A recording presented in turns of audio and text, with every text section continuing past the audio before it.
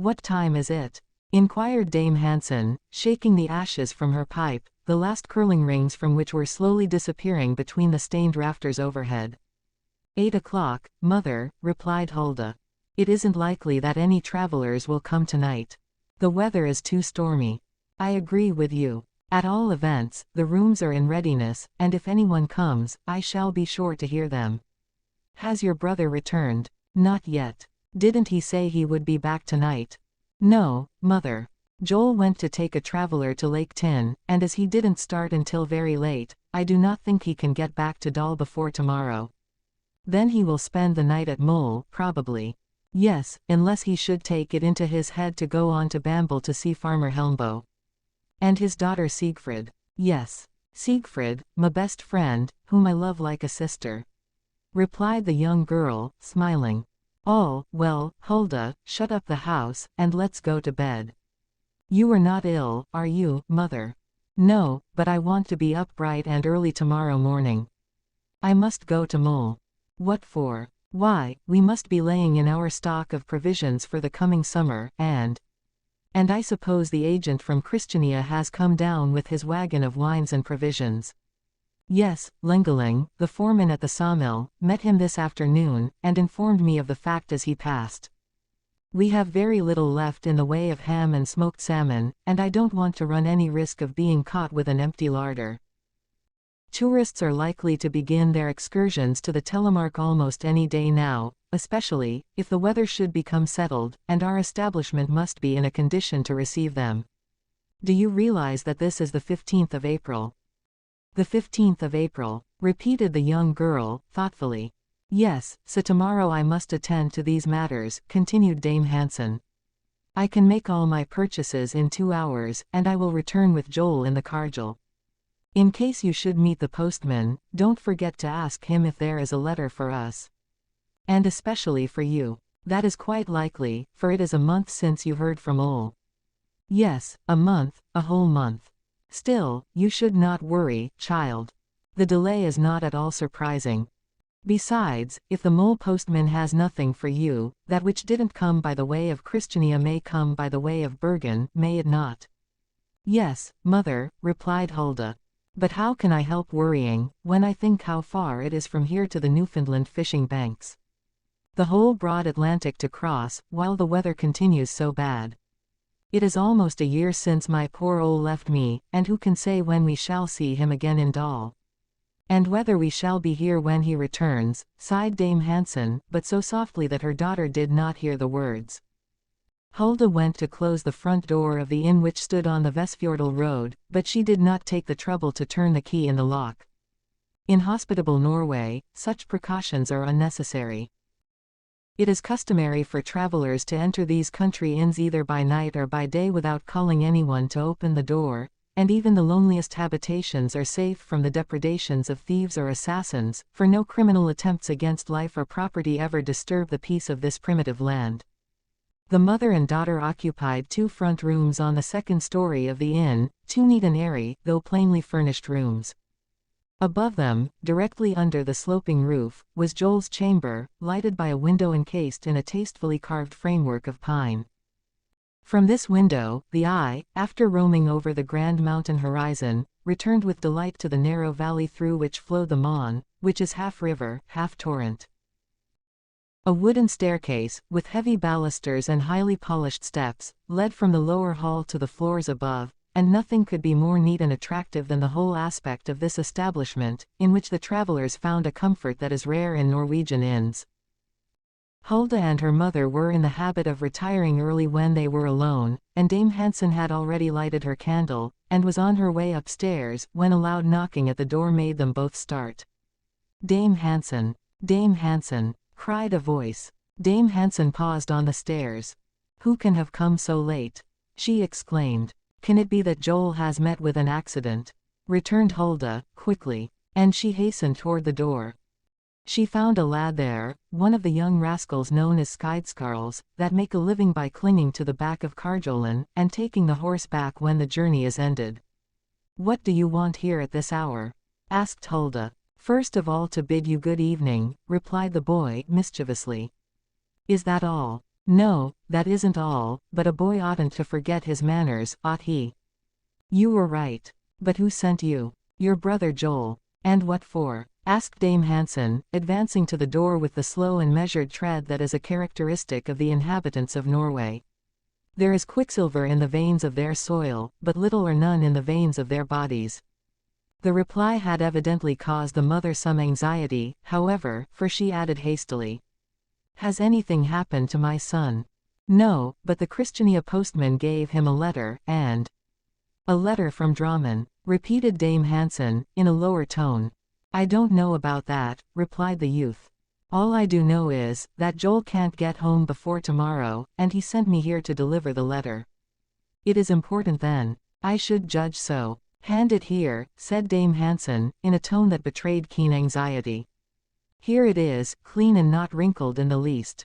But the letter is not for you." Dame Hansen seemed to breathe more freely. "Then who is it for?" she asked. "For your daughter." "For me," cried Hulda. "It is a letter from Moel." "I am sure it is, a letter that came by way of Christiania. My brother did not want me to be kept waiting." Hulda had snatched the letter from the boy's hand, and now taking it to the table upon which her mother had deposited the candle, she examined the address. "Yes, it is from him. It is certainly from him. Heaven grant that he writes to announce the speedy return of the Viking." "Won't you come in?" said Dame Hansen, turning to the boy. "Only for a minute. I must get back home tonight, for I am to go with a cargel tomorrow morning." "Very well. Tell Joel, from me, that I expect to go to Moel tomorrow, and that he must wait for me there." "Tomorrow evening." "No, tomorrow morning, and he must not leave Moel until he sees me." "We will return to Dal together." "Very well, Dame Hansen. Won't you take a drop of brandeven?"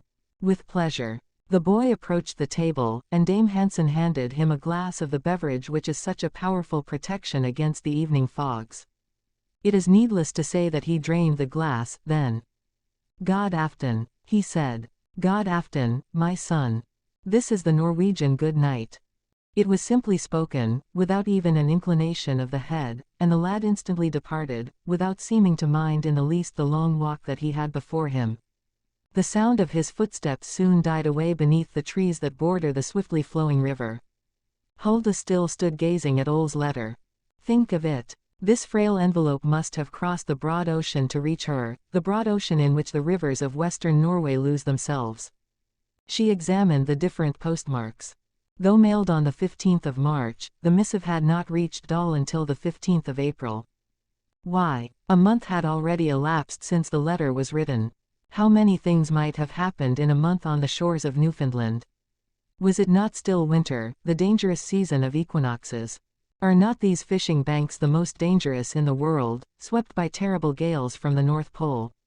A perilous and arduous vocation was this business of fishing which Ole followed. And if he followed it, was it not that she, his betrothed, whom he was to marry on his return, might reap the benefits? Poor Ole! What did he say in this letter? Doubtless that he loved Hulda as faithfully and truly as Hulda loved him, that they were united in thought, in spite of the distance that separated them, and that he longed for the day of his return to Dal. Yes, he said all this, Hulda was sure of it. But perhaps he might add that the day of his return was near at hand, that the fishing cruise which had enticed the inhabitants of Bergen so far from their native land, was nearly at an end. Perhaps Ole would tell her that the Viking had finished taking aboard her cargo, that she was about to sail, and that the last days of April would not pass without a blissful meeting in the pleasant home at Vestfjordal. Perhaps, too, he would assure her, at last, that she might safely appoint the day for the pastor to come to Moel to unite them in the little chapel whose steeple rose from a small grove not 100 yards from Dame Hansen's inn. To learn all this, it might only be necessary to break the seal, draw out Ole's letter, and read it, through the tears of joy or sorrow that its contents would be sure to bring to Hulda's eyes, and doubtless more than one impatient girl of the south, or even of Denmark or Holland, would already have known all.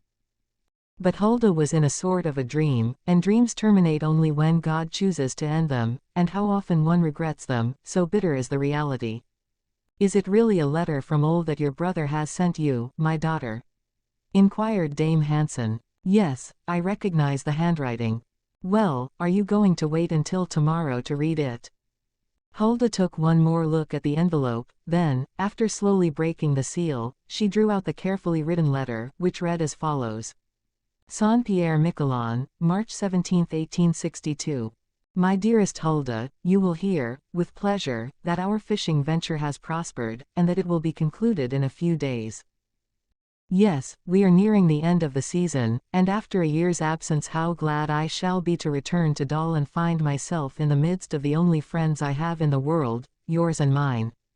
My share in the profits of the expedition amounts to quite a handsome sum, which will start us in housekeeping. Messrs. Help Bros, the owners of the ship, have been informed that the Viking will probably return by the 15th or 20th of May, so you may expect to see me at that time, that is to say, in a few weeks at the very longest.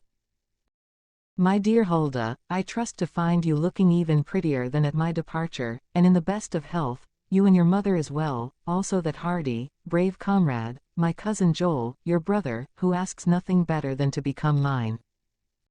On receipt of this, give my very best respects to Dame Hansen. I can see her now, sitting in her wooden armchair by the old stove in the big hall, and tell her I love her with a twofold love, for she is my aunt as well as your mother.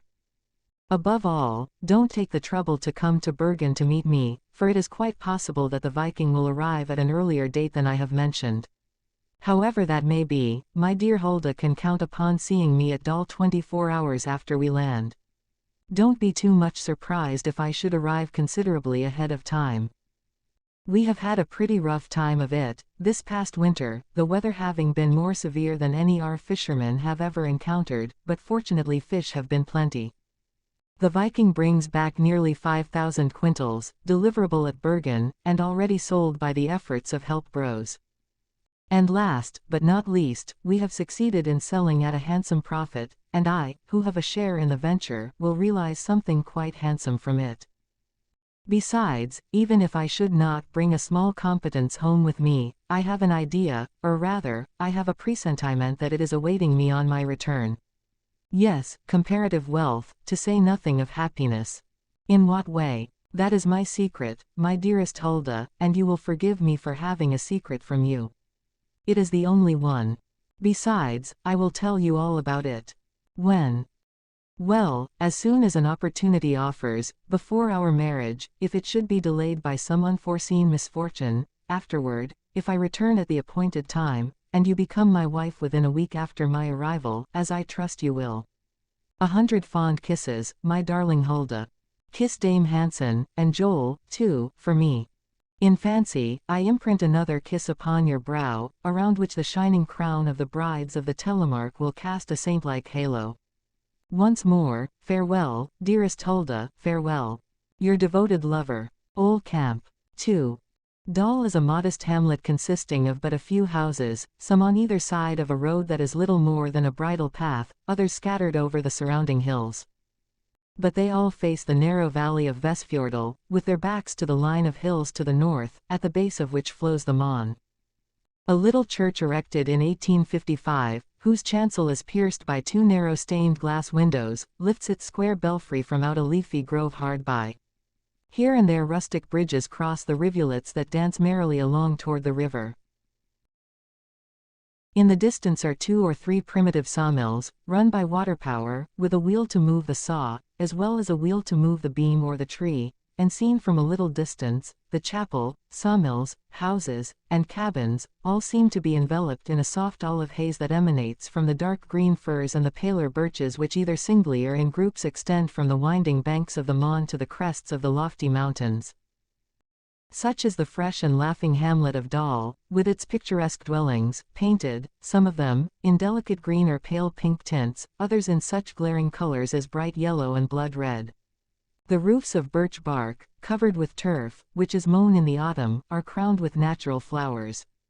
All this is indescribably charming, and eminently characteristic of the most picturesque country in the world. In short, Dal is in the Telemark is in Norway, and Norway is in Switzerland, with thousands of fjords that permit the sea to kiss the feet of its mountains. The Telemark composes the broad portion of the immense horn that Norway forms between Bergen and Christiania. This dependency of the prefecture of Batsberg has the mountains and glaciers of Switzerland, but it is not Switzerland. It has gigantic waterfalls like North America, but it is not America. The landscape is adorned with picturesque cottages, and processions of inhabitants, clad in costumes of a former age, like Holland, but it is not Holland. The Telemark is far better than any or all of these. It is the Telemark, noted above all countries in the world for the beauty of its scenery. The writer has had the pleasure of visiting it. He has explored it thoroughly, in a cargill with relays of post horses, when he could get them, and he brought back with him such a vivid recollection of its manifold charms that he would be glad to convey some idea of it to the reader of this simple narrative. At the date of this story, 1862, Norway was not yet traversed by the railroad that now enables one to go from Stockholm to Trondheim, by way of Christiania. Now, an extensive network of iron rails extends entirely across these two Scandinavian countries, which are so averse to a united existence. But imprisoned in a railroad carriage, the traveler, though he makes much more rapid progress than in a cargill, misses all the originality that formerly pervaded the routes of travel. He misses the journey through southern Sweden on the curious Gotha Canal, in which the steamboats, by rising from lock to lock, manage to reach an elevation of 300 feet. Nor does he have an opportunity to visit the falls of Trollhättan, nor Drammen, nor Kongsberg, nor any of the beauties of the Telemark. In those days the railroad existed only upon paper. 20 years were to elapse before one could traverse the Scandinavian kingdom from one shore to the other in 40 hours, and visit the North Cape on excursion tickets to Spitzberg. In those days Dal was, and may it long remain, the central point for foreign or native tourists, these last being for the most part students from Christiania. From Dal they could wander over the entire Telemark and Hardanger region, explore the valley of Vestfjordal between lakes Meos and Tinn, and visit the wonderful cataracts of the Rjukan Tun. The hamlet boasts of but one inn, but that is certainly the most attractive and comfortable imaginable, and one of the most important also, for it can offer 4 bedchambers for the accommodation of its guests. In a word, it is Dame Hansen's inn. A few benches surround the base of its pink walls, which are separated from the ground by a substantial granite foundation. The spruce rafters and weatherboarding have acquired such hardness and toughness with age that the sharpest hatchet can make little or no impression upon them. Between the roughly hewn rafters, which are placed horizontally one above the other, a mixture of clay and turf forms a staunch roof, through which the hardest winter rains cannot force their way. Upstairs, in the bedrooms, the ceilings are painted in dark red or black tints to contrast with the more cheerful and delicate hues of the woodwork. In one corner of the large hall stands a huge cylinder stove, the pipe of which rises nearly to the ceiling, before it disappears in the kitchen chimney. In another corner stands a tall clock which emits a sonorous tic-tac, as its carved hands travel slowly around its enameled face. Here is a secretary, black with age, side by side with a massive iron tripod. Upon the mantel is an immense terracotta candlestick which can be transformed into a 3-branched candelabrum by turning it upside down. The handsomest furniture in the house adorns this spacious hall: the birch root table, with its spreading feet, the big chest with its richly wrought brass handles, in which the Sunday and holiday clothing is kept, the tall armchair, hard and uncomfortable as a church pew, the painted wooden chairs, and the spinning wheel striped with green, to contrast with the scarlet petticoat of the spinner. Yonder stands the pot in which the butter is kept, and the paddle with which it is worked, and here is the tobacco box, and the grater of elaborately carved bone. And, finally, over the door which opens into the kitchen is a large dresser, with long rows of brass and copper cooking utensils and bright-colored dishes, the little grindstone for sharpening knives, half buried in its varnished case, and the egg dish, old enough to serve as a chalice. And how wonderful and amusing are the walls, hung with linen tapestries representing scenes from the Bible, and brilliant with all the gorgeous coloring of the pictures of Epinal. As for the guests' rooms, though they are less pretentious, they are no less comfortable, with their spotless neatness, their curtains of hanging vines that droop from the turf-covered roof, their huge beds, sheeted with snowy and fragrant linen, and their hangings with verses from the Old Testament, embroidered in yellow upon a red ground. Nor must we forget that the floor of the main hall, and the floors of all the rooms, both upstairs and down, are strewn with little twigs of birch, pine, and juniper, whose leaves fill the house with their healthful and exhilarating odor. Can one imagine a more charming posada in Italy, or a more seductive fonda in Spain? No. And the crowd of English tourists have not yet raised the scale of prices as in Switzerland, at least, they had not at the time of which I write. In Dal, the current coin is not the pound sterling, the sovereign of which the traveller's purse is soon emptied. It is a silver coin, worth about 5 francs, and its subdivisions are the mark, equal in value to about a franc, and the skilling, which must not be confounded with the English shilling, as it is only equivalent to a French sou. Nor will the tourist have any opportunity to use or abuse the pretentious banknote in the telemark. 1-mark notes are white, 5-mark notes are blue, 10-mark notes are yellow, 50-mark notes, green, 100-mark notes, red. 2 more, and we should have all the colors of the rainbow.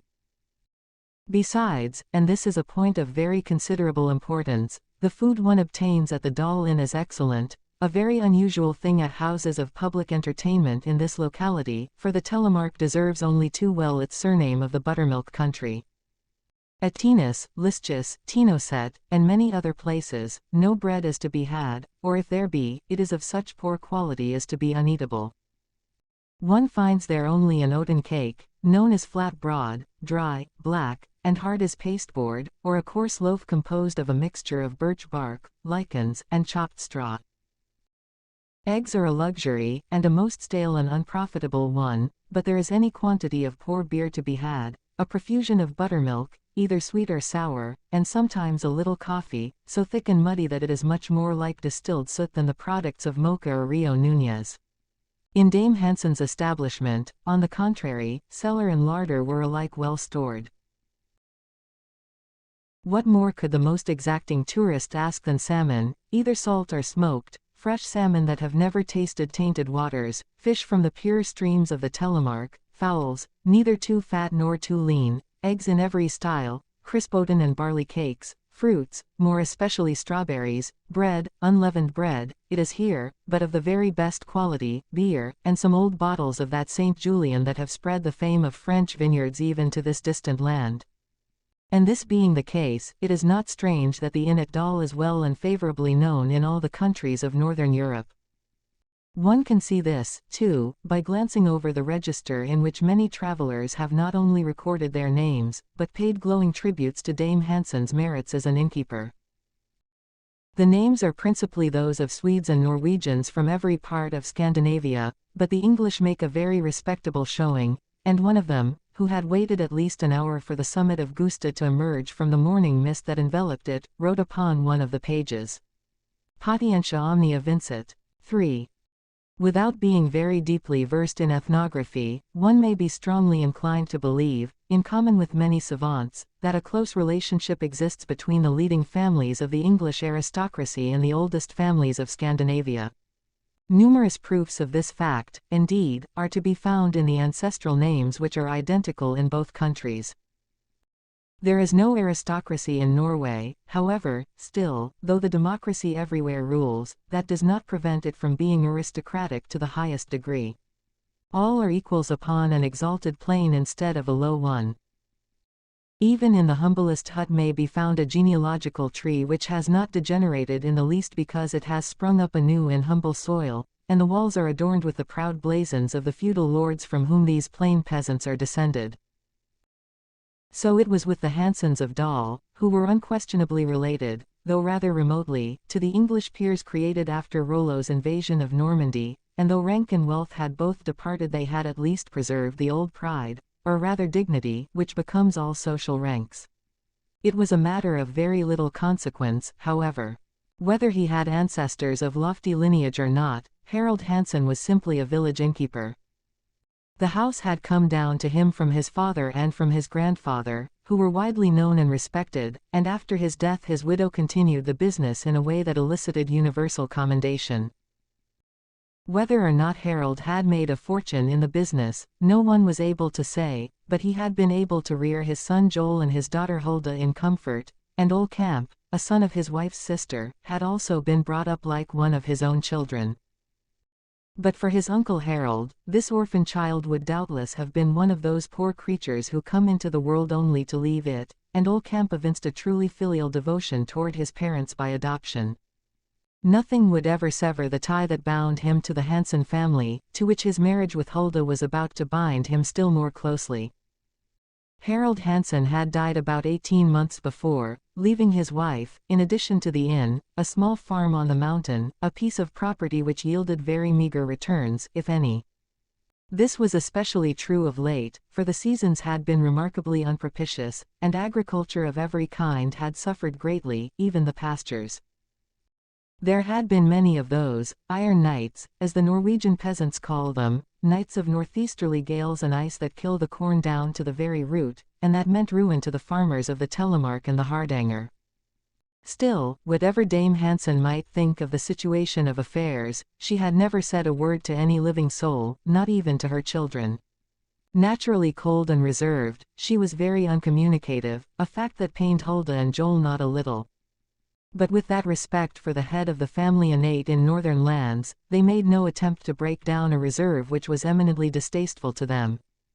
Besides, Dame Hansen never asked aid or counsel, being firmly convinced of the infallibility of her own judgment, for she was a true Norwegian in that respect. Dame Hansen was now about 50 years old. Advancing age had not bowed her tall form, though it had whitened her hair, nor had it dimmed the brightness of her dark blue eyes, whose azure was reflected in the clear orbs of her daughter, but her complexion had taken on the yellow hue of old parchment, and a few wrinkles were beginning to furrow her forehead.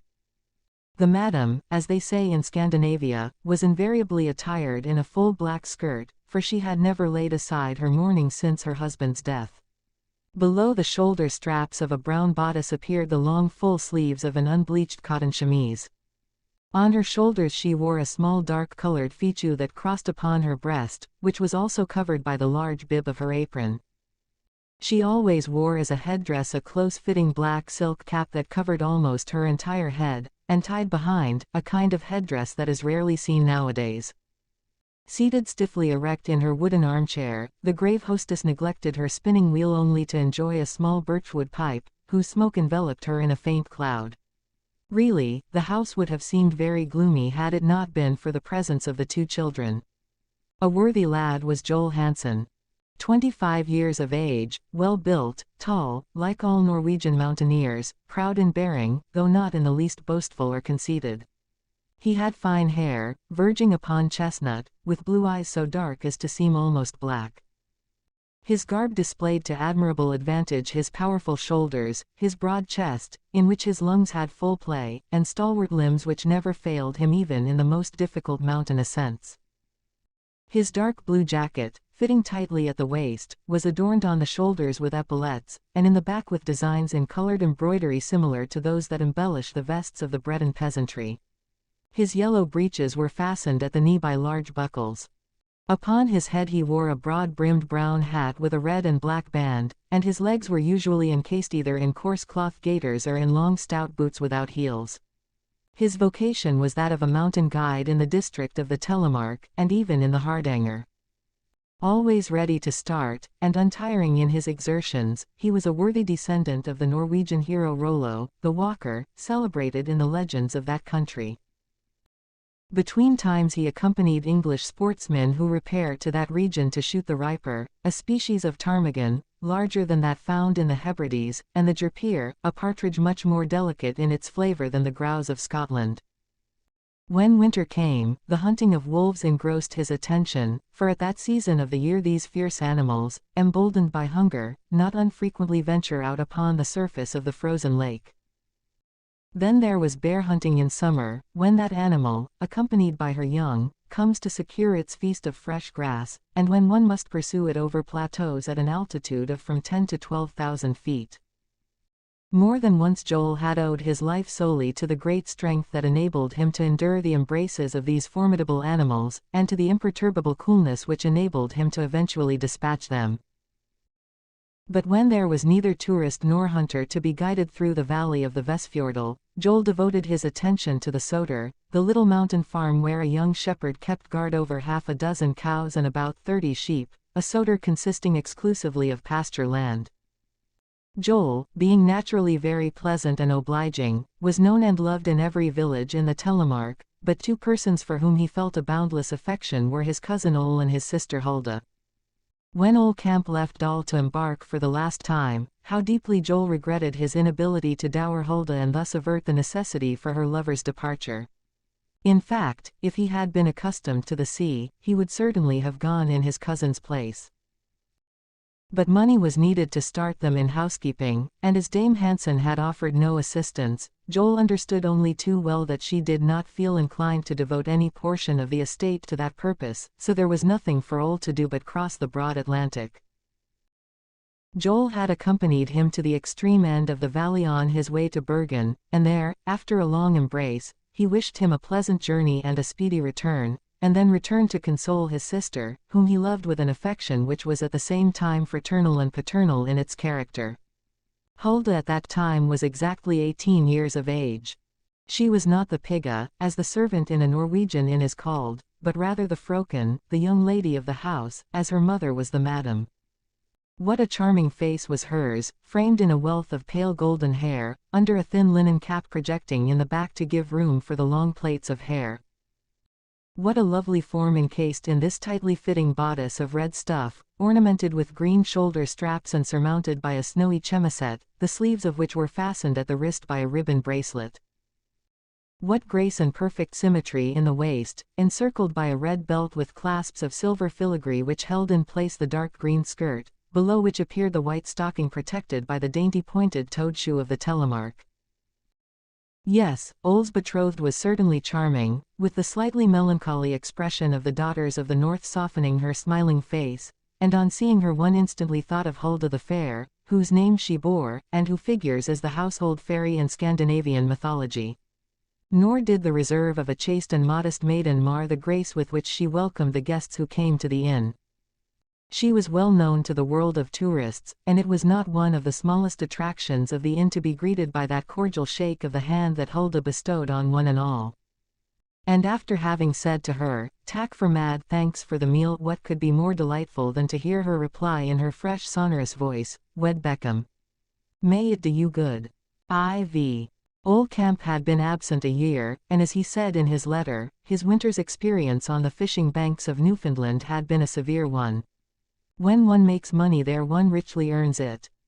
The equinoctial storms that rage there not unfrequently destroy a whole fishing fleet in a few hours, but fish abound, and vessels which escape find ample compensation for the toil and dangers of this home of the tempest. Besides, Norwegians are excellent seamen, and shrink from no danger. In the numberless fjords that extend from Kristiansand to Cape North, among the dangerous reefs of Finland, and in the channels of the Lofoten Islands, opportunities to familiarize themselves with the perils of ocean are not wanting, and from time immemorial they have given abundant proofs of their courage. Their ancestors were intrepid mariners at an epoch when the Hansa monopolized the commerce of northern Europe. Possibly they were a trifle prone to indulge in piracy in days gone by, but piracy was then quite common. Doubtless commerce has reformed since then, though one may perhaps be pardoned for thinking that there is still room for improvement. However that may be, the Norwegians were certainly fearless seamen, they are today, and so they will ever be. Ole Camp was not the man to belie his origin. Besides, he had served his apprenticeship under his father, who was the master of a Bergen coasting vessel. His childhood had been spent in that port, which is one of the most frequented in Scandinavia. Before he ventured out upon the open sea he had been an untiring fisher in the fjords, and a fearless robber of the seabirds' nests, and when he became old enough to serve as cabin boy he made a voyage across the North Sea and even to the waters of the Polar Ocean. Soon afterward his father died, and as he had lost his mother several years before, his uncle Harold Hansen invited him to become a member of his family, which he did, though he continued to follow the same calling. In the intervals between his voyages he invariably spent his time with the friends he loved, but he made regular voyages upon large fishing vessels, and rose to the rank of mate when he was but 21. He was now 23 years of age. When he visited Dal, Joel found him a most congenial companion. He accompanied him on his excursions to the mountains, and across the highest tablelands of the Telemark. The young sailor seemed as much at home in the fields as in the fjords, and never lagged behind unless it was to keep his cousin Hulda company. A close friendship gradually sprung up between Joel and Ole, and quite naturally the same sentiment assumed a different form in respect to the young girl. Joel, of course, encouraged it. Where would his sister ever find a better fellow, a more sympathetic nature, a warmer and more devoted heart? With Ole for a husband, Hulda's happiness was assured. So it was with the entire approval of her mother and brother that the young girl followed the natural promptings of her heart. Though these people of the north are undemonstrative, they must not be accused of a want of sensibility. No, it is only their way, and perhaps their way is as good as any other, after all. So it came to pass that one day, when all four of them were sitting quietly together, Ole remarked, without any preamble whatever. "An idea occurs to me, Hulda." "What is it?" "It seems to me that we ought to marry." "I think so too." "And so do I," added Dame Hansen as coolly as if the matter had been under discussion for some time. "I agree with you," remarked Joel, "and in that case I shall naturally become your brother-in-law." "Yes," said Ole, "but it is probable that I shall only love you the better for it."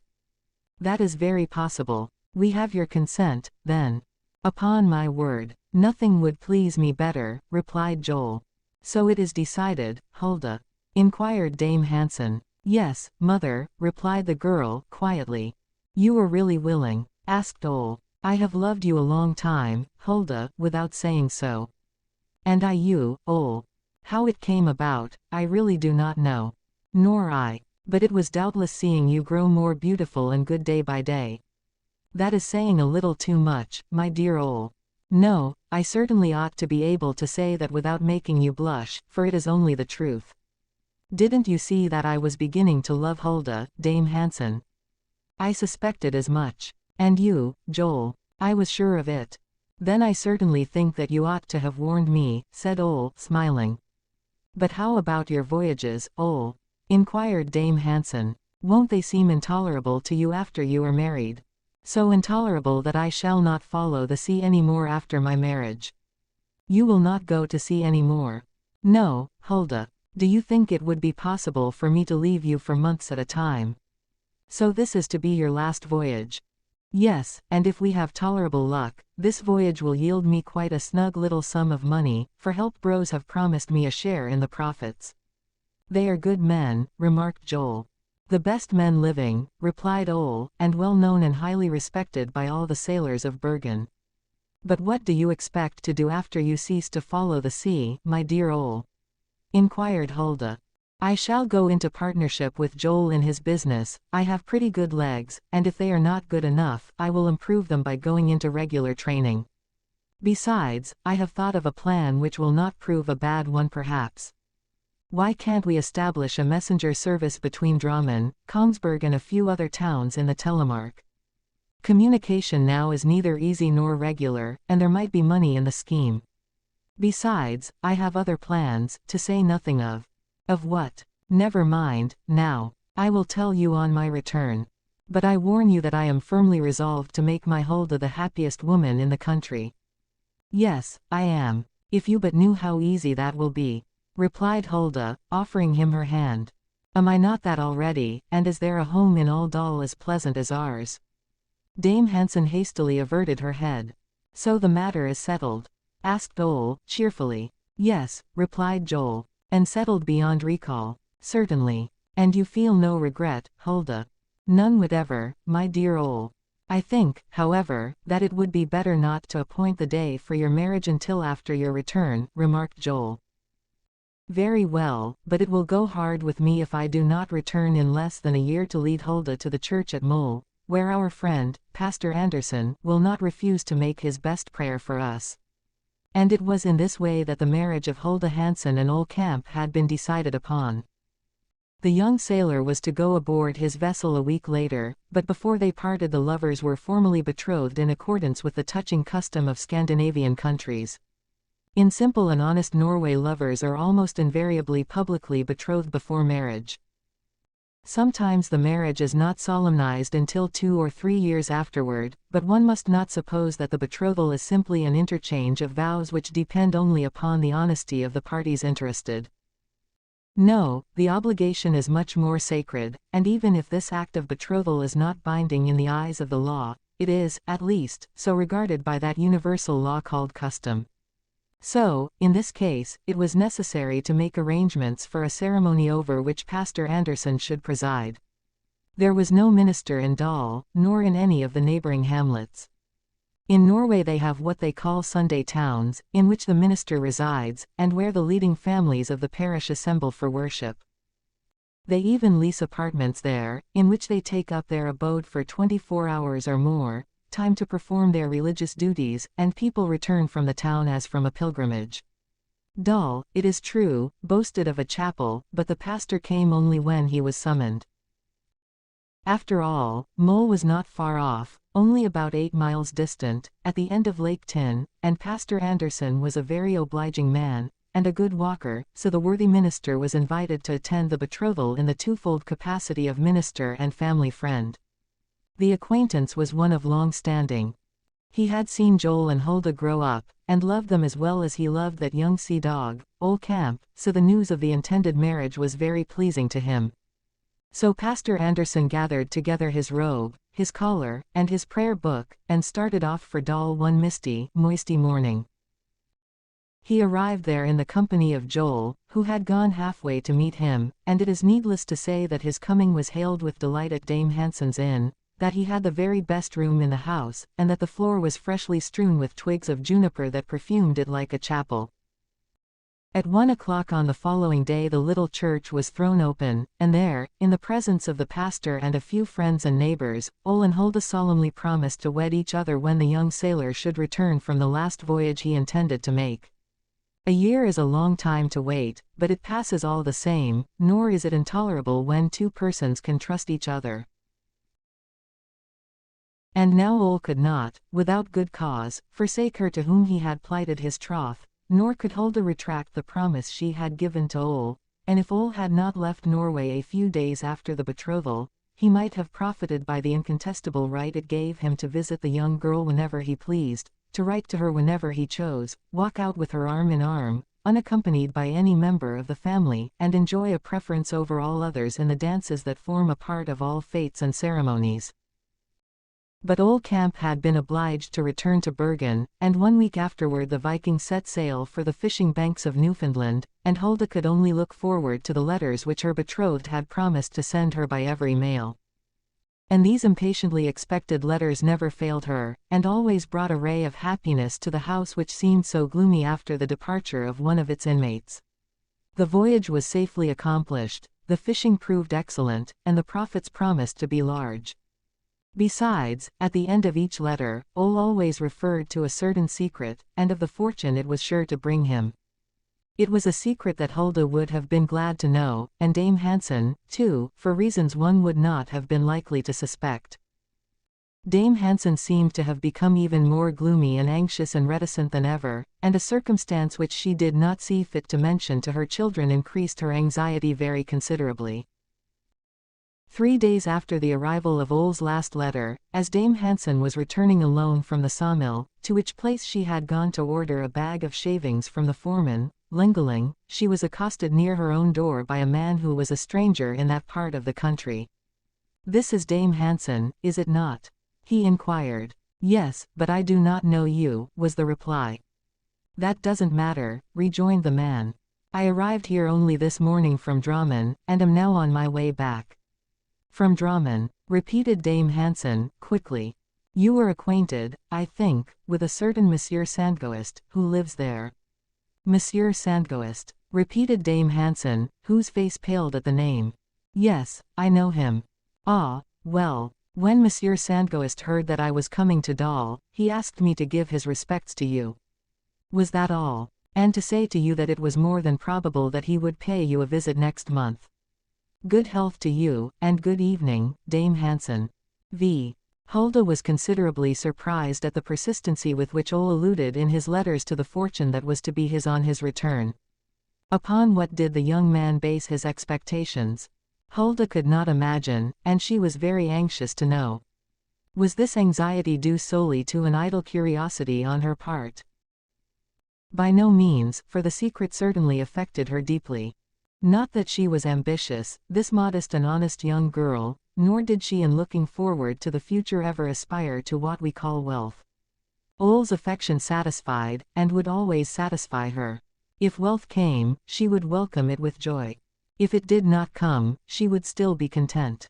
This is precisely what Hulda and Joel said to each other the day after Ole's last letter reached Dal. They agreed perfectly upon this subject, as upon all others, by the way. And then Joel added, "No, it is impossible, little sister. You certainly must be keeping something from me." "Keeping something from you?" "Yes, for I cannot believe that Ole went away without giving you some clue to his secret." "Did he say anything to you about it?" "No, but you and I are not one and the same person."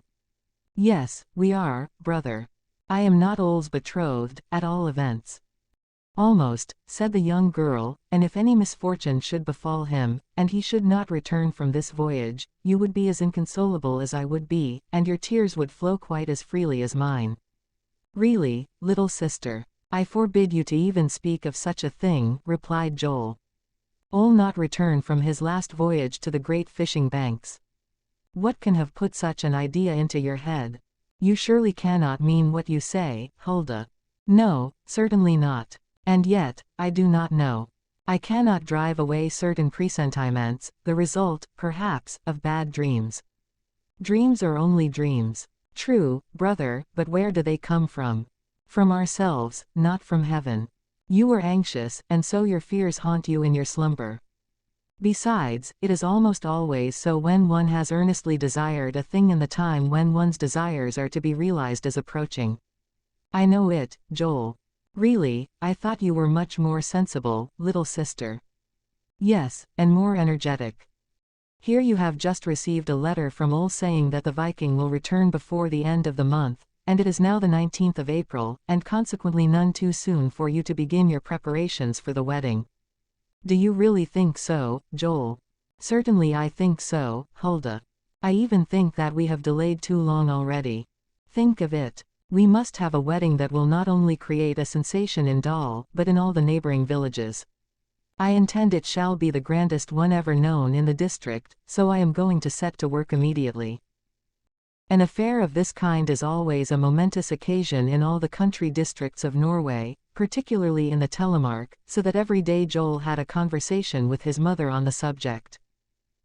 It was only a few moments after Dame Hansen's meeting with the stranger, whose message had so deeply agitated her, and though she had seated herself at her spinning wheel as usual, it would have been plain to a close observer that her thoughts were far away.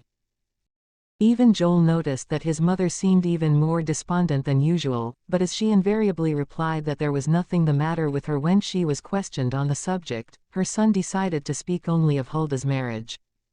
"Mother," he began, "you, of course, recollect that Ole announced in his last letter that he should probably return to Dal in a few weeks." "It is certainly to be hoped that he will," replied Dame Hansen, "and that nothing will occur to occasion any further delay. Do you see any objection to our fixing upon the 25th of May as the day of the marriage?" "None whatever, if Hulda is willing. Her consent is already given. And now I think I had better ask you, mother, if you do not intend to do the handsome thing on that occasion." "What do you mean by the handsome thing?" retorted Dame Hansen, without raising her eyes from her spinning wheel. "Why, I am anxious, if you approve, of course, that the wedding should correspond with the position we hold in the neighborhood. We ought to invite all our friends to it, and if our own house is not large enough to accommodate them, our neighbors, I am sure, will be glad to lodge our guests." "Who will these guests be, Joel?" "Why, I think we ought to invite all our friends from Moel, Tennis and Bamble." "I will attend to that. I think, too, that the presence of help bros, the shipowners, would be an honor to the family, and with your consent, I repeat, I will invite them to spend a day with us at Dal."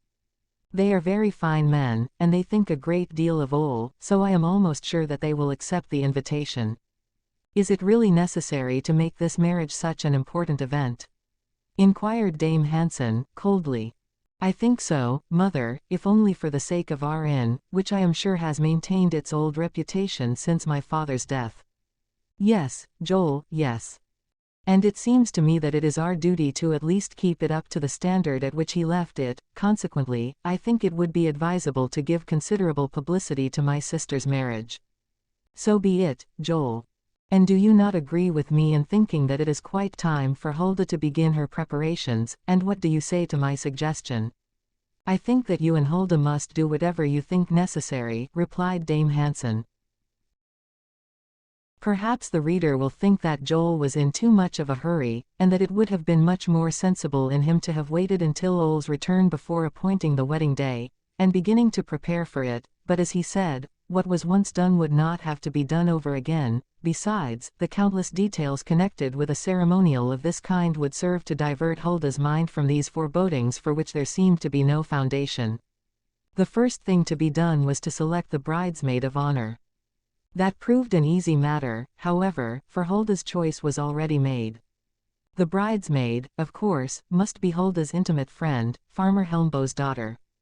Her father was a prominent man, and the possessor of a very comfortable fortune. For a long time he had fully appreciated Joel's sterling worth, and his daughter Siegfried's appreciation, though of a rather different nature, was certainly no less profound, so it was quite probable that at no very distant day after Siegfried had served as Hulda's maid of honor, Hulda, in turn, would act in the same capacity for her friend. This is the custom in Norway, where these pleasant duties are generally reserved for married women, so it was rather on Joel's account that Siegfried Helmbo was to serve Hulda Hansen in this capacity. A question of vital importance to the bridesmaid as well as to the bride, is the toilet to be worn on the day of the wedding. Siegfried, a pretty blonde of 18 summers, was firmly resolved to appear to the best possible advantage on the occasion. Warned by a short note from her friend Hulda, Joel had kindly made himself responsible for its safe delivery. She immediately proceeded to devote her closest attention to this important work. In the first place, an elaborately embroidered bodice must be made to encase Siegfried's charming figure as if in a coat of enamel. There was also much talk about a skirt composed of a series of jupons which should correspond in number with the wearer's fortune, but in no way detract from her charms of person. As for jewelry, it was no easy matter to select the design of the collar of silver filigree, set with pearls, the heart-shaped earrings, the double buttons to fasten the neck of the chemisette, the belt of red silk or woolen stuff from which depend 4 rows of small chains, the finger rings studded with tiny bangles that tinkle musically, the bracelets of fretted silver, in short, all the wealth of country finery in which gold appears only in the shape of the thinnest plating, silver in the guise of tin and pearls, and diamonds in the shape of wax and crystal beads. But what does that matter so long as the tout ensemble is pleasing to the eye? Besides, if necessary, Siegfried would not hesitate to go to the elegant stores of Mr. Bennett, in Christiania, to make her purchases. Her father would not object, far from it. The kind-hearted man allowed his daughter full liberty in such matters. Besides, Siegfried was sensible enough not to draw too heavily upon her father's purse, though everything else was of secondary importance provided Joel would see her at her very best on that particular day. As for Hulda, her anxiety on the subject was no less serious, for fashions are pitiless, and give, besides, not a little trouble in the selection of their wedding toilet.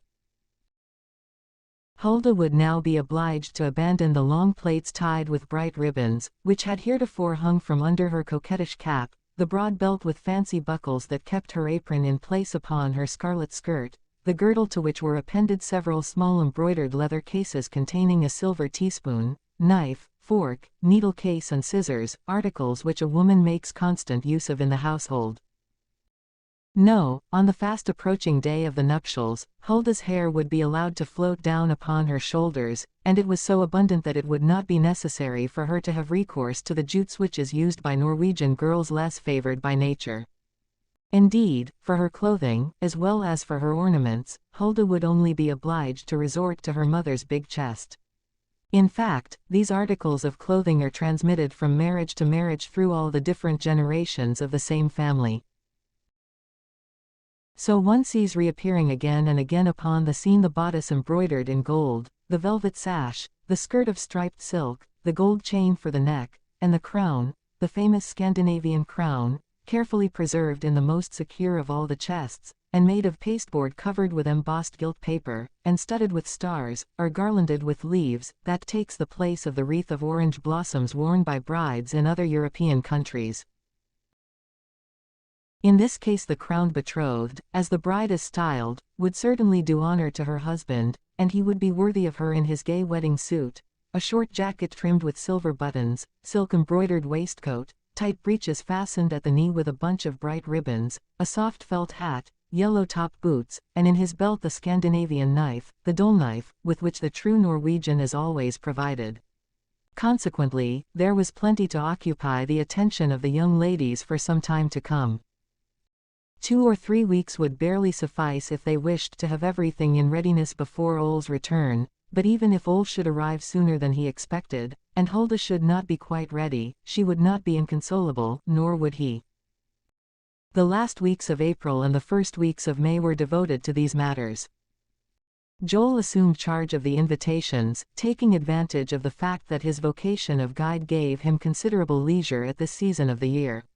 One would have supposed that he had a large number of friends in Bamble, for he went there very often.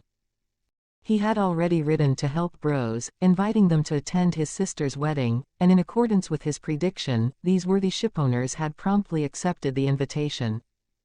The 15th of May came, and any day now they might expect Ole to alight from his cargel, throw open the door, and shout in his hearty, cheerful voice, "It is I. Here I am." A little patience was all that was needed now, for everything was in readiness, and Siegfried needed only a word to appear before them in all her splendor. The 16th and 17th passed, and still no Ole, nor did the postman bring any letter from Newfoundland. "There is no cause for anxiety, little sister," Joel said, again and again. "A sailing vessel is always subject to delays. It is a long way from St. Pierre Miquelon to Bergen. How I wish the Viking were a steamer and I the engine. How I would drive along against wind and tide, even if I should burst my boiler on coming into port."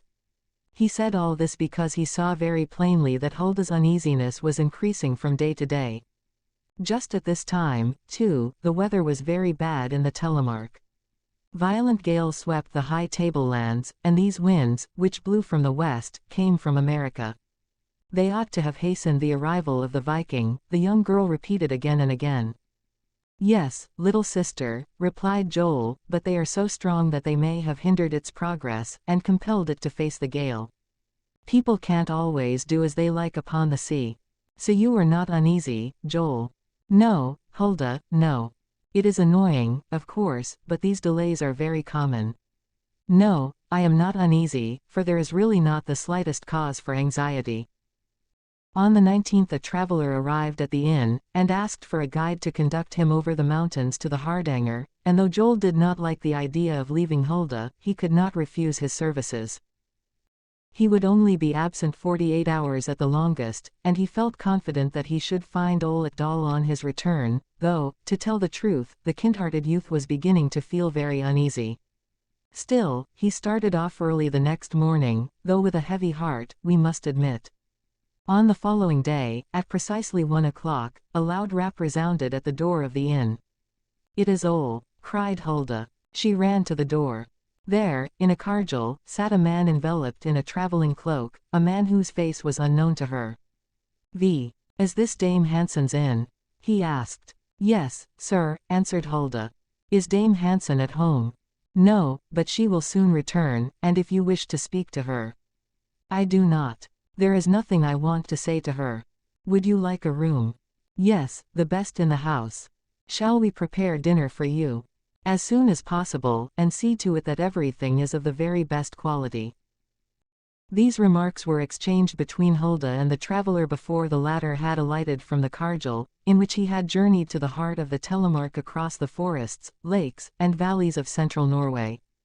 Everyone who has visited Scandinavia is familiar with the cargil, the means of locomotion so dear to the hearts of her people. Two long shafts, between which trots a horse wearing a square wooden collar, painted yellow and striped with black, and guided with a simple rope passed, not through his mouth, but around his nose, two large, slender wheels, whose springless axle supports a small gay-colored, shell-shaped wagon body, scarcely large enough to hold one person, no covering, no dashboard, no step, but behind, a board upon which the skidskjarl perches himself. The whole vehicle strongly reminds one of an enormous spider between two huge cobwebs represented by the wheels of the vehicle. At a sign from the traveler the skidskjarl sprung to the horse's head, and the stranger rose, straightened himself out, and finally alighted, though not without some difficulty, judging from 2 or 3 muttered curses. "Will they put my cargil under shelter?" he asked, curtly, pausing upon the threshold. "Yes, sir," replied Hulda. "And find my horse. I will have him put in the stable immediately. Have him well cared for." "Certainly, sir. May I ask if you intend to remain in Dal several days?" "I don't know yet." The cargil and horse were taken to a small barn built under the shelter of some trees at the foot of the mountain. It was the only stable connected with the inn, but it sufficed for the requirements of its guests. In a few moments the traveler was duly installed in the best chamber, where, after removing his cloak, he proceeded to warm himself before the fire he had ordered lighted. In the meantime, Hulda, to satisfy this exacting guest, bade the pigga, a sturdy peasant girl, who helped in the kitchen, and did the rough work of the inn during the summer, prepare the best dinner possible. A strong, hardy man was this newcomer, though he had already passed his 60th year. Thin, slightly round-shouldered, of medium stature, with an angular head, smoothly shaven face, thin, pointed nose, small eyes that looked you through and through from behind large spectacles, a forehead generally contracted by a frown, lips too thin for a pleasant word ever to escape them, and long, crooked fingers, he was the very personification of an avaricious usurer or miser, and Hulda felt a presentiment that this stranger would bring no good fortune to Dame Hansen's house. He was a Norwegian unquestionably, but one of the very worst type. His traveling costume consisted of a broad-brimmed, low-crowned hat, a snuff-colored suit, the breeches fastened at the knee with a leather strap, and over all a large brown cloak, lined with sheepskin to protect its wearer from the chilly night air. Hulda did not ask him his name, but she would soon learn it, as he would have to enter it upon the inn register. Just then Dame Hansen returned, and her daughter announced the arrival of a guest who demanded the best room and the best food that the inn afforded, but who vouchsafed no information in regard to the probable length of his stay. "And he did not give his name?" asked Dame Hansen. "No, mother. Nor say whence he came?"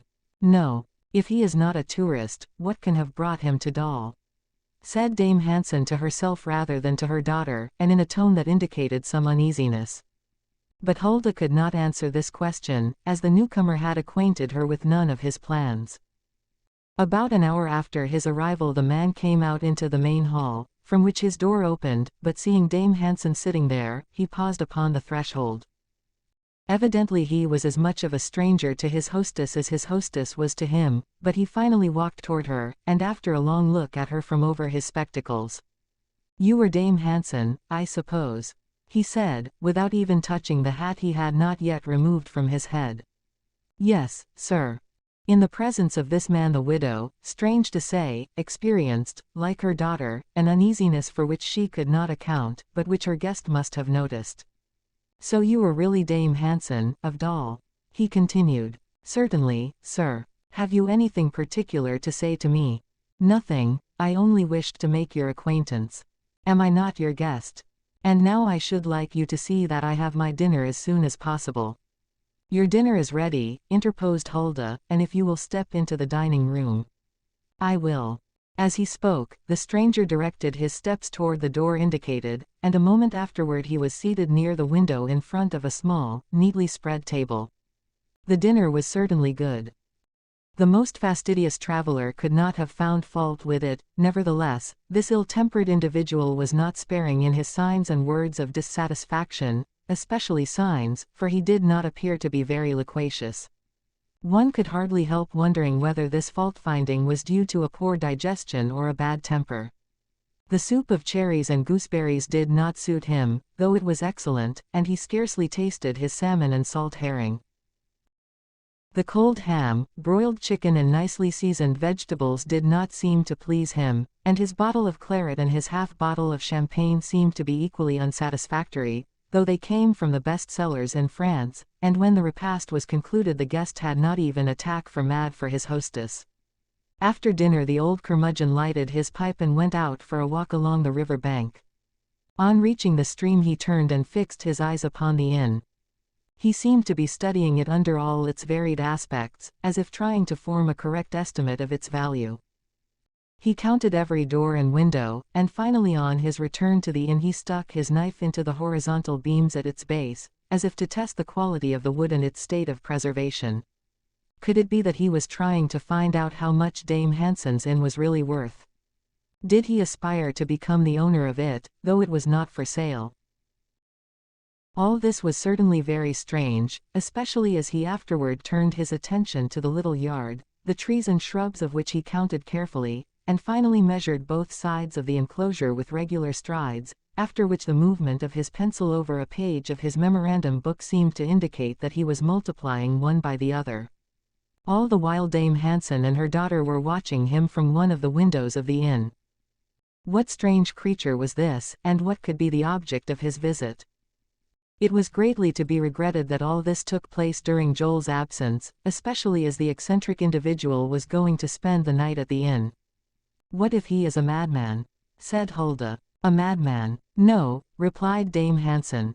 "But he is a very eccentric person, to say the least. It is always unpleasant to be ignorant of the name of the person you are entertaining," remarked the young girl. "Before he re-enters the house, Hulda, be sure that you carry the register into his room. Perhaps he will conclude to write his name in it." "Yes, mother." Just at dusk a fine rain began to fall, so the stranger returned to the inn.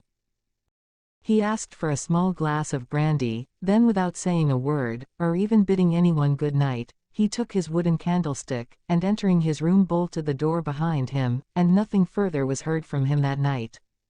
The Skidescarl had taken refuge in the barn, where he was already sound asleep in company with the sorrel horse. Dame Hansen and her daughter rose with the sun the next morning, but no sound came from the room of their guest, who was probably still sleeping. A little after 9 o'clock he made his appearance even more glum and ill-tempered than the evening before, complaining that his bed had been hard, and that the noise in the house had kept him awake. Then he opened the door and looked out at the sky. The prospect was not very cheering, certainly, for the wind was blowing a gale, and the stranger concluded not to venture out. Still he did not waste his time. With his pipe in his mouth he walked about the inn as if trying to familiarize himself with the arrangement of the interior. He visited all the different rooms, examined the furniture, and peered into cupboards and sideboards with as much coolness as if he had been in his own house. Though the man was singular in appearance, his actions were certainly even more singular. Finally he seated himself in the big armchair, and proceeded to question Dame Hansen in a curt, almost rude tone. How long had the inn been built? Was it her husband that built it, or did he inherit it? How much land was there around it, and what was the extent of the adjoining soter? Was the inn well patronized, and did it pay well? How many tourists came there on an average during the summer? Did they usually spend 1 or several days there? Etc., etc. It was evident that the stranger had not looked at the register that had been placed in his room, for that would have given him all the information he desired upon this last point. In fact, the book was still on the table where Hulda had placed it the evening before, and the traveler's name was not in it. "I do not understand how and why these matters can interest you, sir," said Dame Hansen at last, "but if you wish to know the state of our business, nothing could be easier. You have only to examine the register, in which you would greatly oblige me by entering your name according to custom." "My name? I will write my name in it, certainly.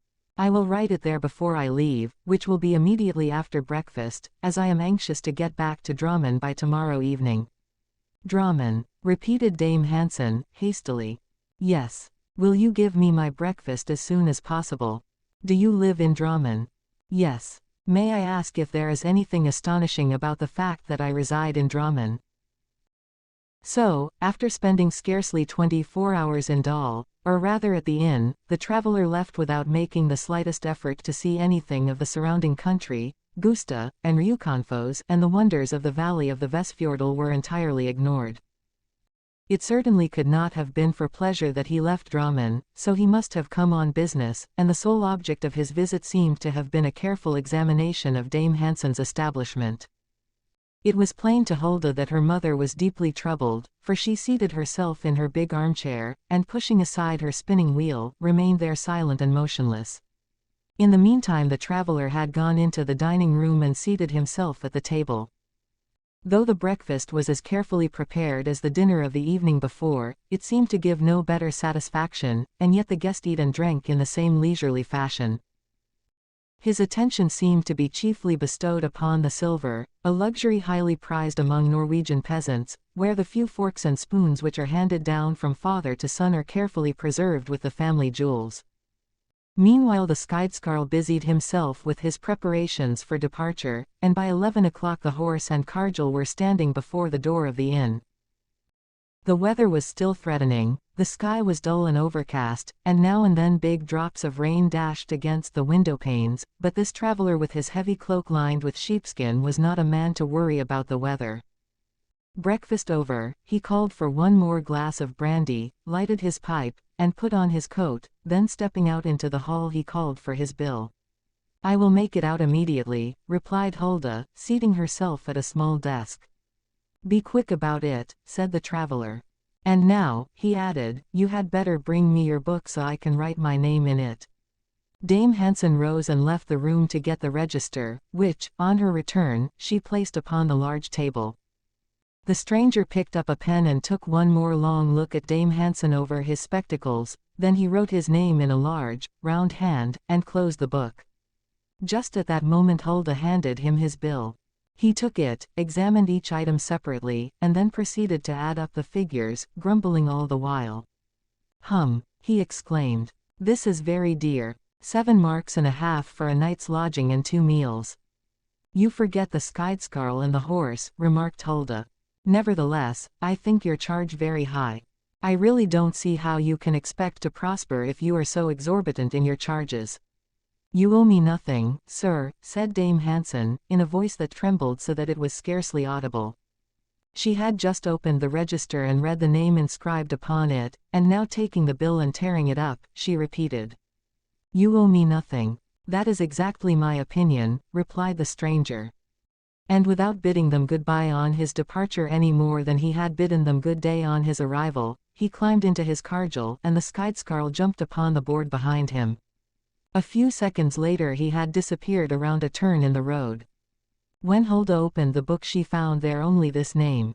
Sandgoest, from Drammen. 7. It was on the afternoon of the following day that Joel was to return home, and Hulda, who knew that her brother would come back by the tablelands of the Gusta and along the left bank of the Moel, went to meet him at the ferry across that impetuous stream.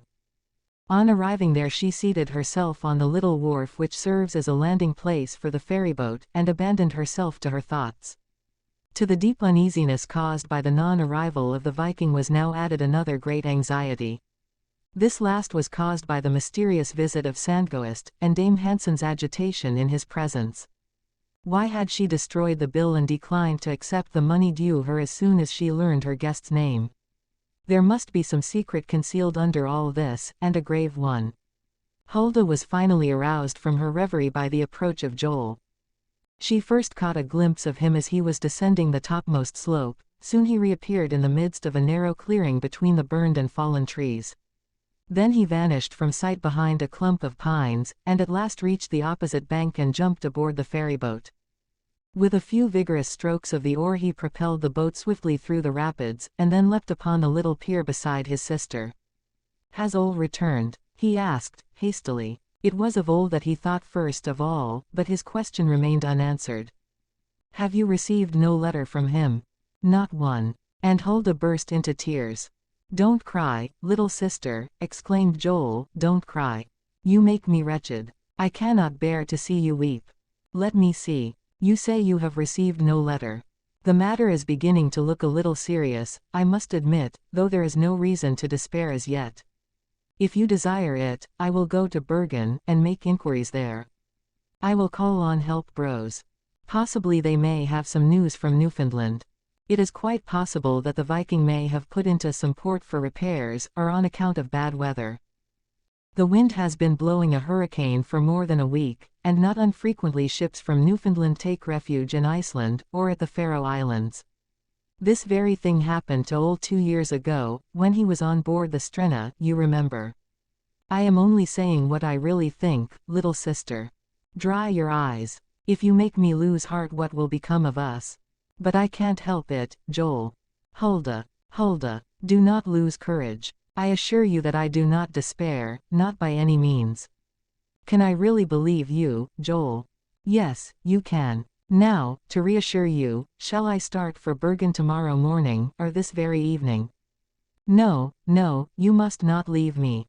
No, you must not, sobbed Hulda, clinging to her brother as if he was the only friend she had left in the world. They started toward the inn. Joel sheltered his sister from the rain as well as he could, but the wind soon became so violent that they were obliged to take refuge in the hut of the ferryman, which stood a few hundred yards from the bank of the Mon. There they were obliged to remain until the wind abated a little, and Joel was glad of an opportunity to have a longer conversation with his sister.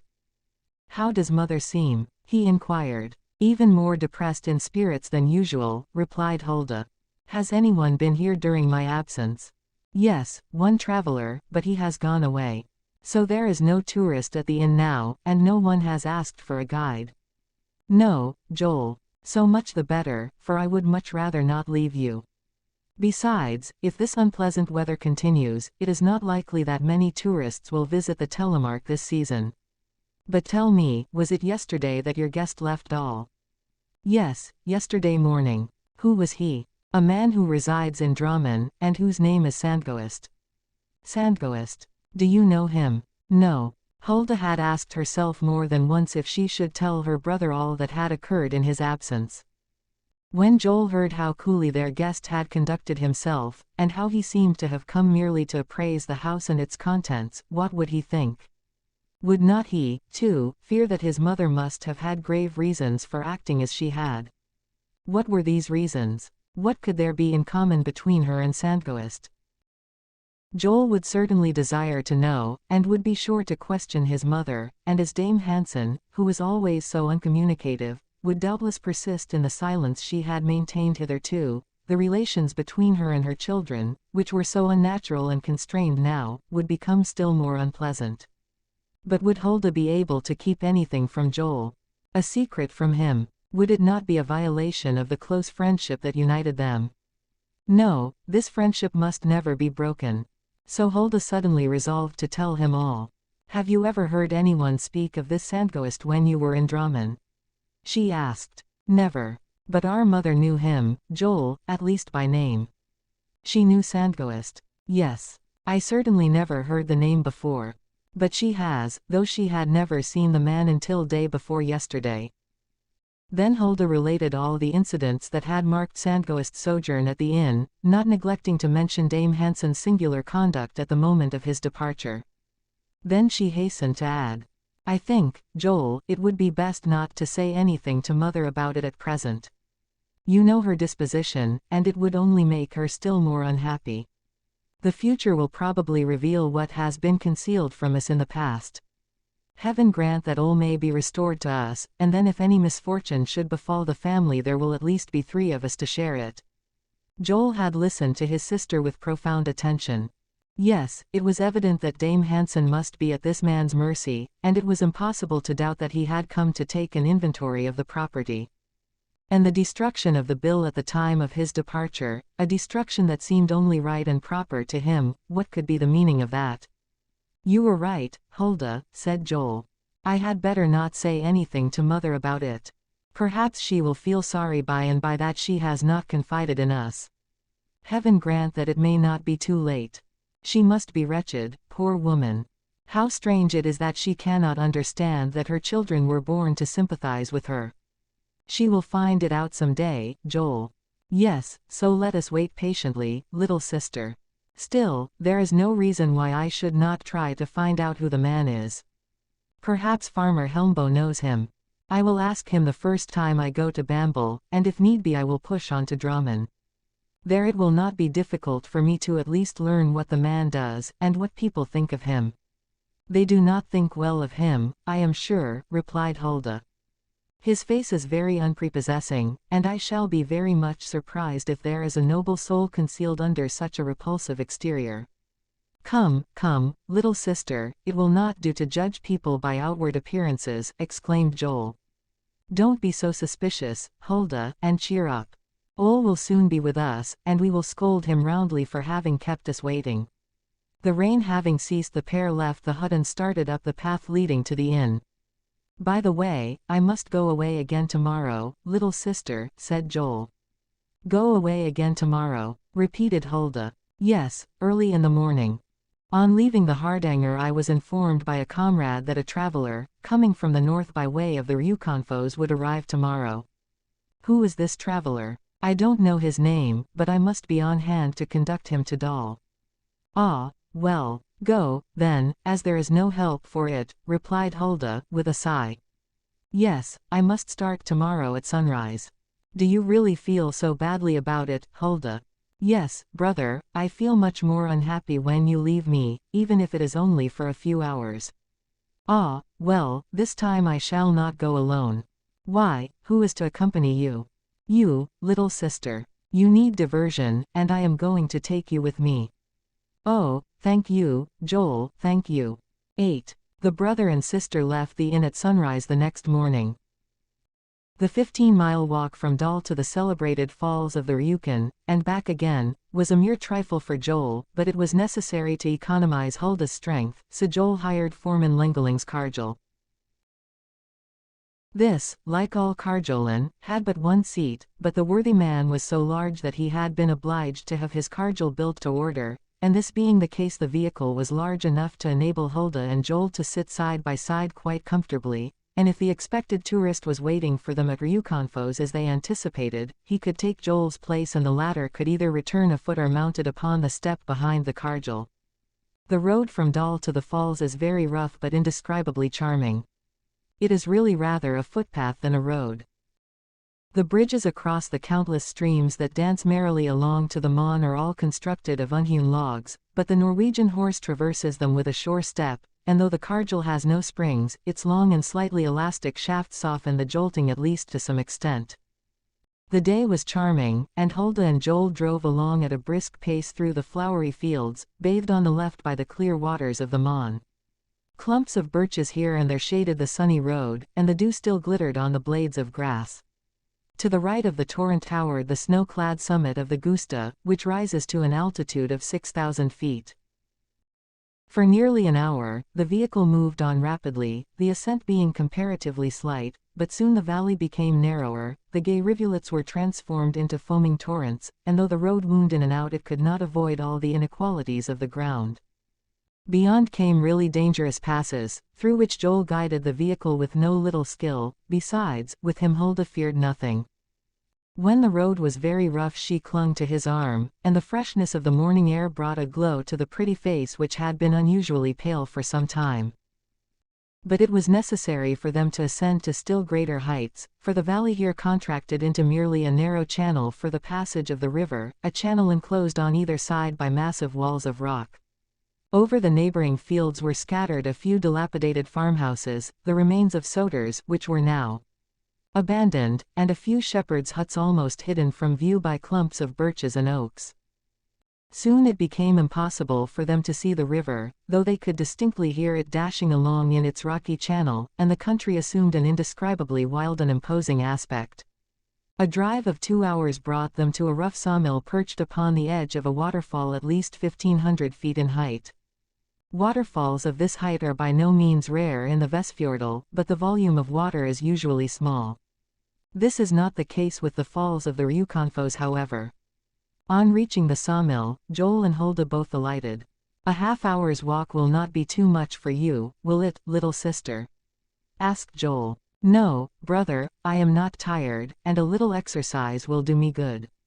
It will be a good deal instead of a little, for you will have some pretty hard climbing to do. I can cling to your arm, Joel.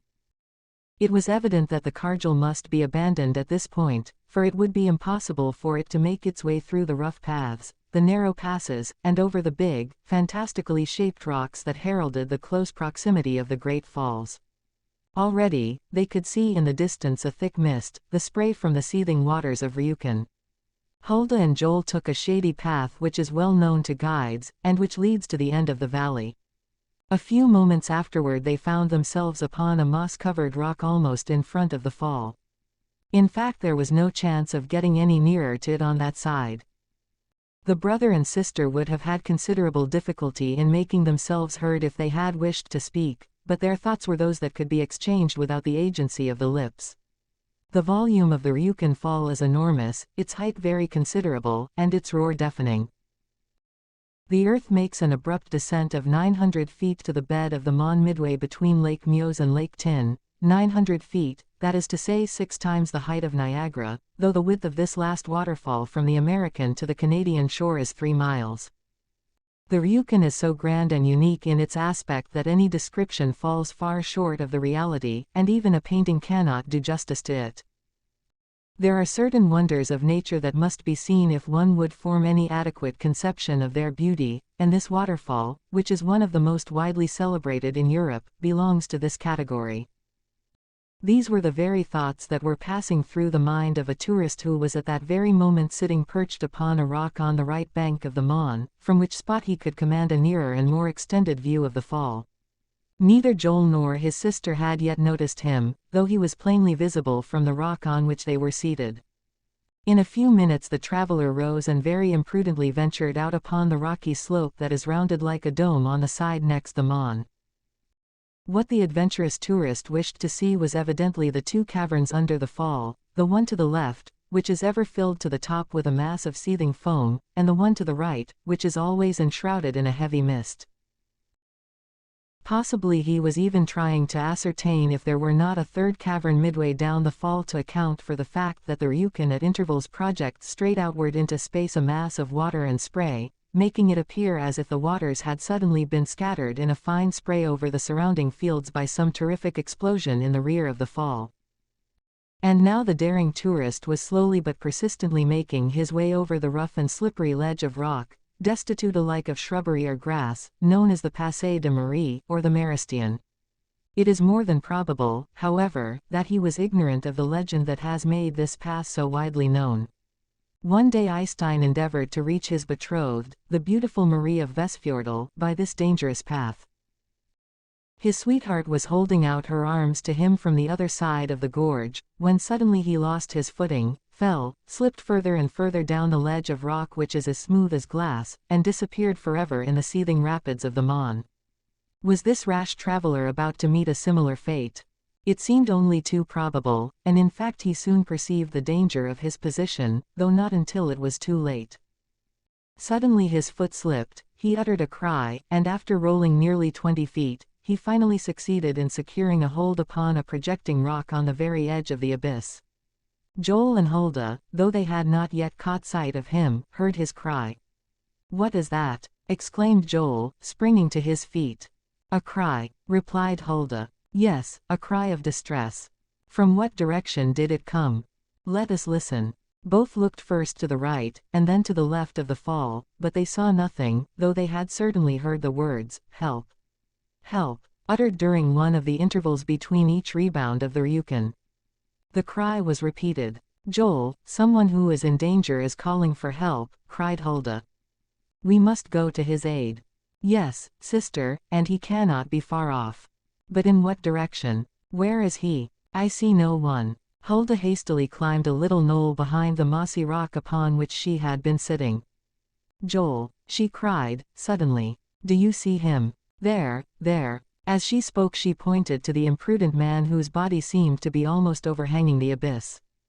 If his foothold upon a tiny ledge of rock failed him, or he was seized with dizziness, he was lost. "We must save him," said Hulda. "Yes," replied Joel, "if we can keep our wits about us we shall perhaps be able to reach him." Joel gave a loud shout to attract the attention of the traveler, who immediately turned his head toward the spot from which the sound proceeded. Then the worthy fellow devoted a few moments to deciding how he could best rescue the stranger from his dangerous position. "You are not afraid, are you, Hulda?"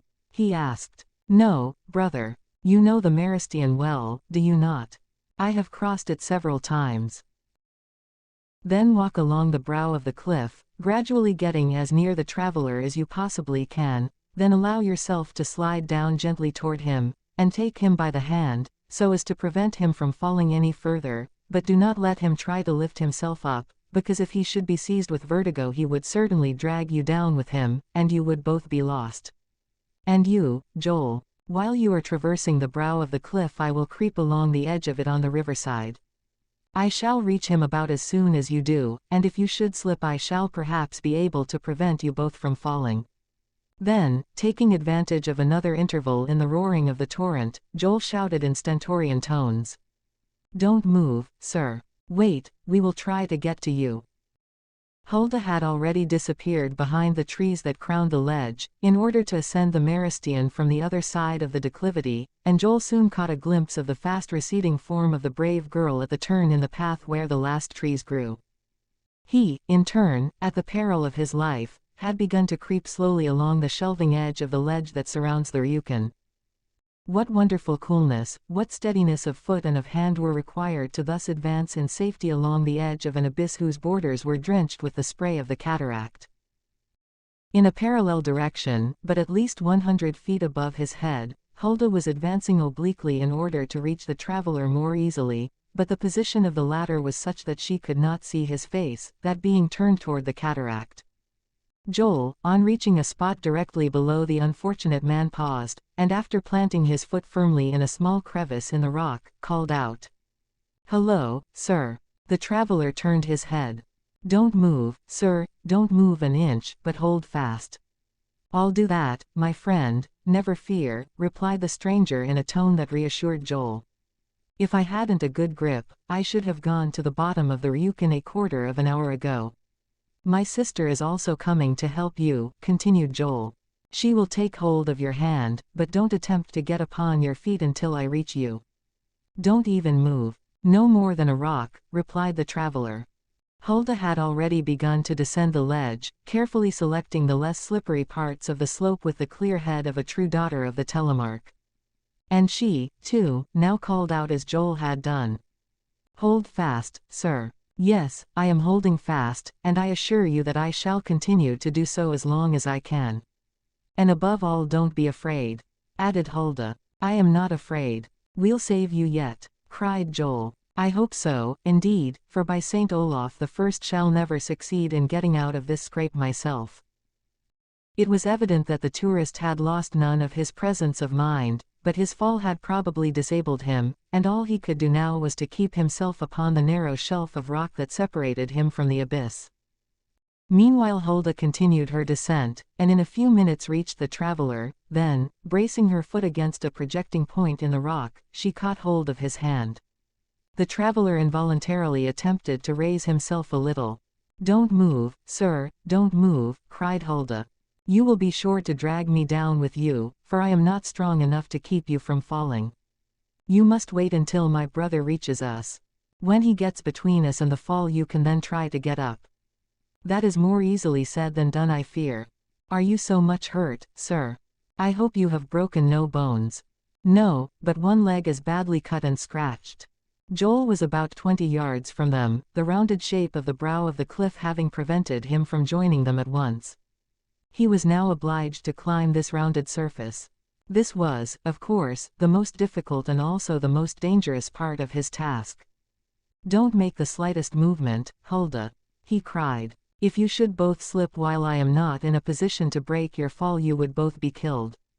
"You need not fear that, Joel," replied Hulda. "Think only of yourself, and may God help you." Joel began to crawl slowly up the rock, dragging himself along on his belly like a veritable reptile. 2 or 3 times he narrowly escaped sliding down into the abyss below, but finally he succeeded in reaching the traveler's side.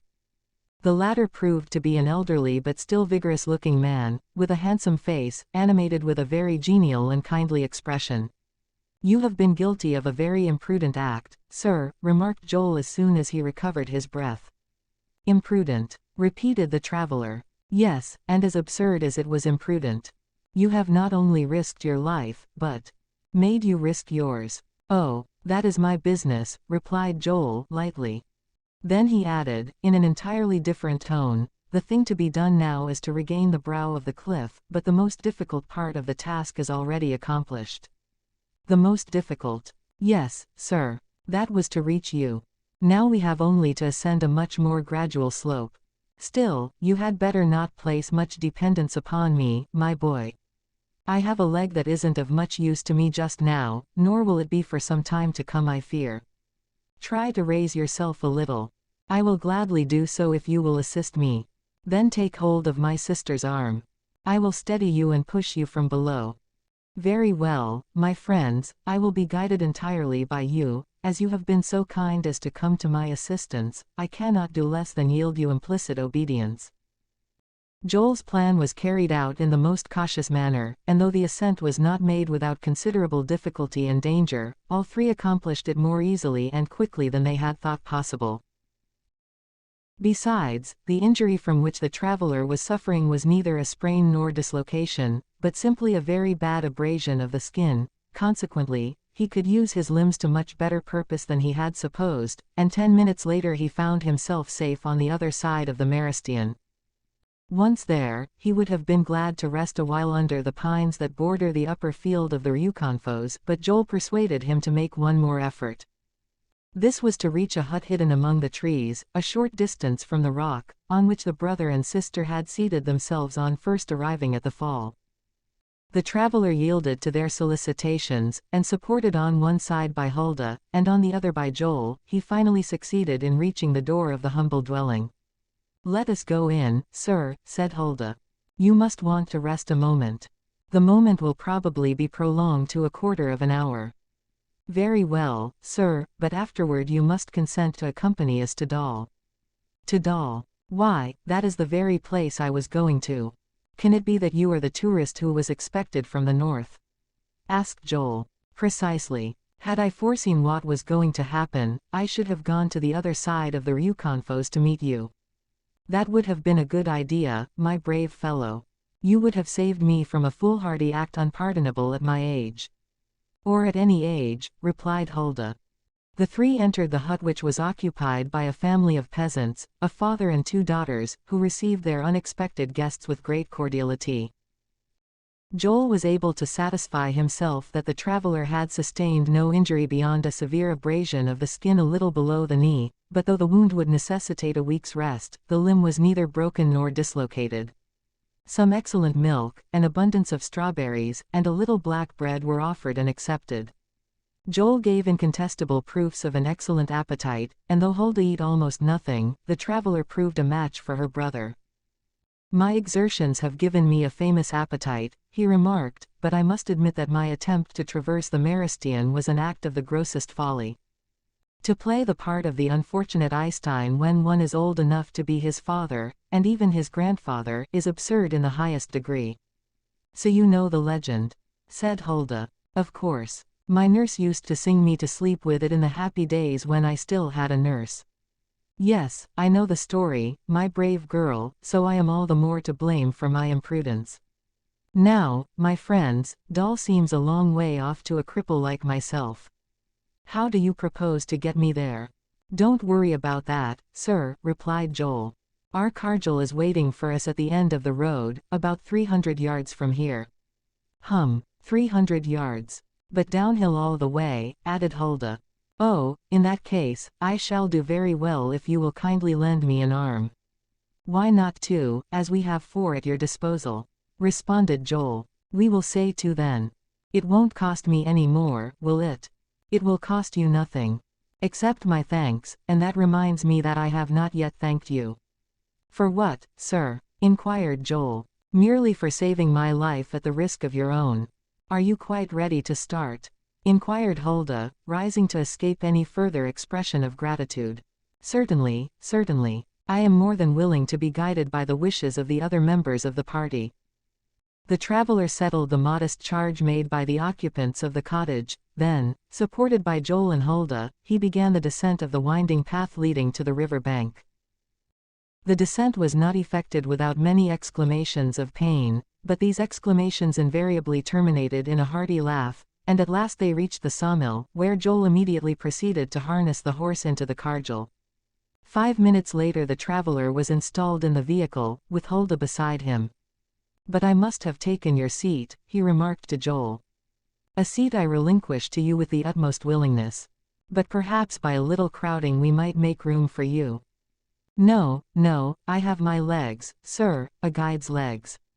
They are as good as any wheels." Joel placed himself at the horse's head, and the little party started for Dal. The return trip was a gay one, at least on the part of the traveler, who already seemed to consider himself an old friend of the Hansen family. Before they reached their destination they found themselves calling their companion Mr. Silvius, and that gentleman unceremoniously called them Hulda and Joel, as if their acquaintance had been one of long standing. About 4 o'clock the little belfry of Dal became visible through the trees, and a few minutes afterward the horse stopped in front of the inn. The traveler alighted from the cargill, though not without considerable difficulty. Dame Hansen hastened to the door to receive him, and though he did not ask for the best room in the house, it was given to him all the same. Ix. Silvius Hogg was the name that the stranger inscribed upon the inn register, that same evening, directly underneath the name of Sandgoist, and there was as great a contrast between the two names as between the men that bore them. Between them there was nothing whatever in common, either mentally, morally, or physically. One was generous to a fault, the other was miserly and parsimonious, one was genial and kind-hearted, in the arid soul of the other every noble and humane sentiment seemed to have withered and died. Silvius Hogg was nearly 60 years of age, though he did not appear nearly so old. Tall, erect, and well-built, healthy alike in mind and in body, he pleased at first sight with his handsome genial face, upon which he wore no beard, but around which clustered curling locks of silvery hair, eyes which were as smiling as his lips, a broad forehead that bore the impress of noble thoughts, and a full chest in which the heart beat untrammeled. To all these charms were added an inexhaustible fund of good humor, a refined and liberal nature, and a generous and self-sacrificing disposition. Silvius Hogg, of Christiania, no further recommendation was needed. That told the whole story. And he was not only known, appreciated, loved and honored in the Norwegian capital, but throughout the entire country, though the sentiments he inspired in the other half of the Scandinavian kingdom, that is to say in Sweden, were of an entirely different character. This fact can easily be explained. Silvius Hogg was a professor of law at Christiania. In some lands to be a barrister, civil engineer, physician, or merchant, entitles one to a place on the upper rounds of the social ladder. It is different in Norway, however. To be a professor there is to be at the top of the ladder. Though there are 4 distinct classes in Sweden, the nobility, the clergy, the gentry, and the peasantry, there are but 3 in Norway, the nobility being utterly wanting. No aristocracy is acknowledged, not even that of the officeholder, for in this favored country where privileged persons are unknown, the officeholder is only the humble servant of the public. In fact, perfect social equality prevails without any political distinctions whatever. Silvius Hogg being one of the most influential men in the country, the reader will not be surprised to learn that he was also a member of the Storthing, and in this august body, by the well-known probity of his public and private life even more than by his mighty intellect, he wielded a powerful influence even over the peasant deputies elected in such large numbers in the rural districts. Ever since the adoption of the Constitution of 1814, it may be truly said that Norway is a republic with the King of Sweden for its president, for Norway, ever jealous of her rights, has carefully guarded her individuality. The Storthing will have nothing whatever to do with the Swedish Parliament, hence it is only natural that the most prominent and patriotic members of the Storthing should be regarded with distrust on the other side of the imaginary frontier that separates Sweden from Norway. This was the case with Silvius Hogg. Being extremely independent in character, and utterly devoid of ambition, he had repeatedly declined a position in the cabinet, and a staunch defender of all the rights of his native land, he had constantly and unflinchingly opposed any threatened encroachment on the part of Sweden. Such is the moral and political gulf between the two countries that the King of Sweden, then Oscar XV, after being crowned at Stockholm, was obliged to go through a similar ceremony at Trondheim, the ancient capital of Norway. Such too is the suspicious reserve of Norwegian men of business, that the Bank of Christiania is unwilling to accept the notes of the Bank of Stockholm. Such too is the clearly defined line of demarcation between the two nations that the Swedish flag floats neither over the public buildings of Norway, nor from the masts of Norwegian vessels. The one has its blue bunting, bearing a yellow cross, the other a blue cross upon a crimson ground.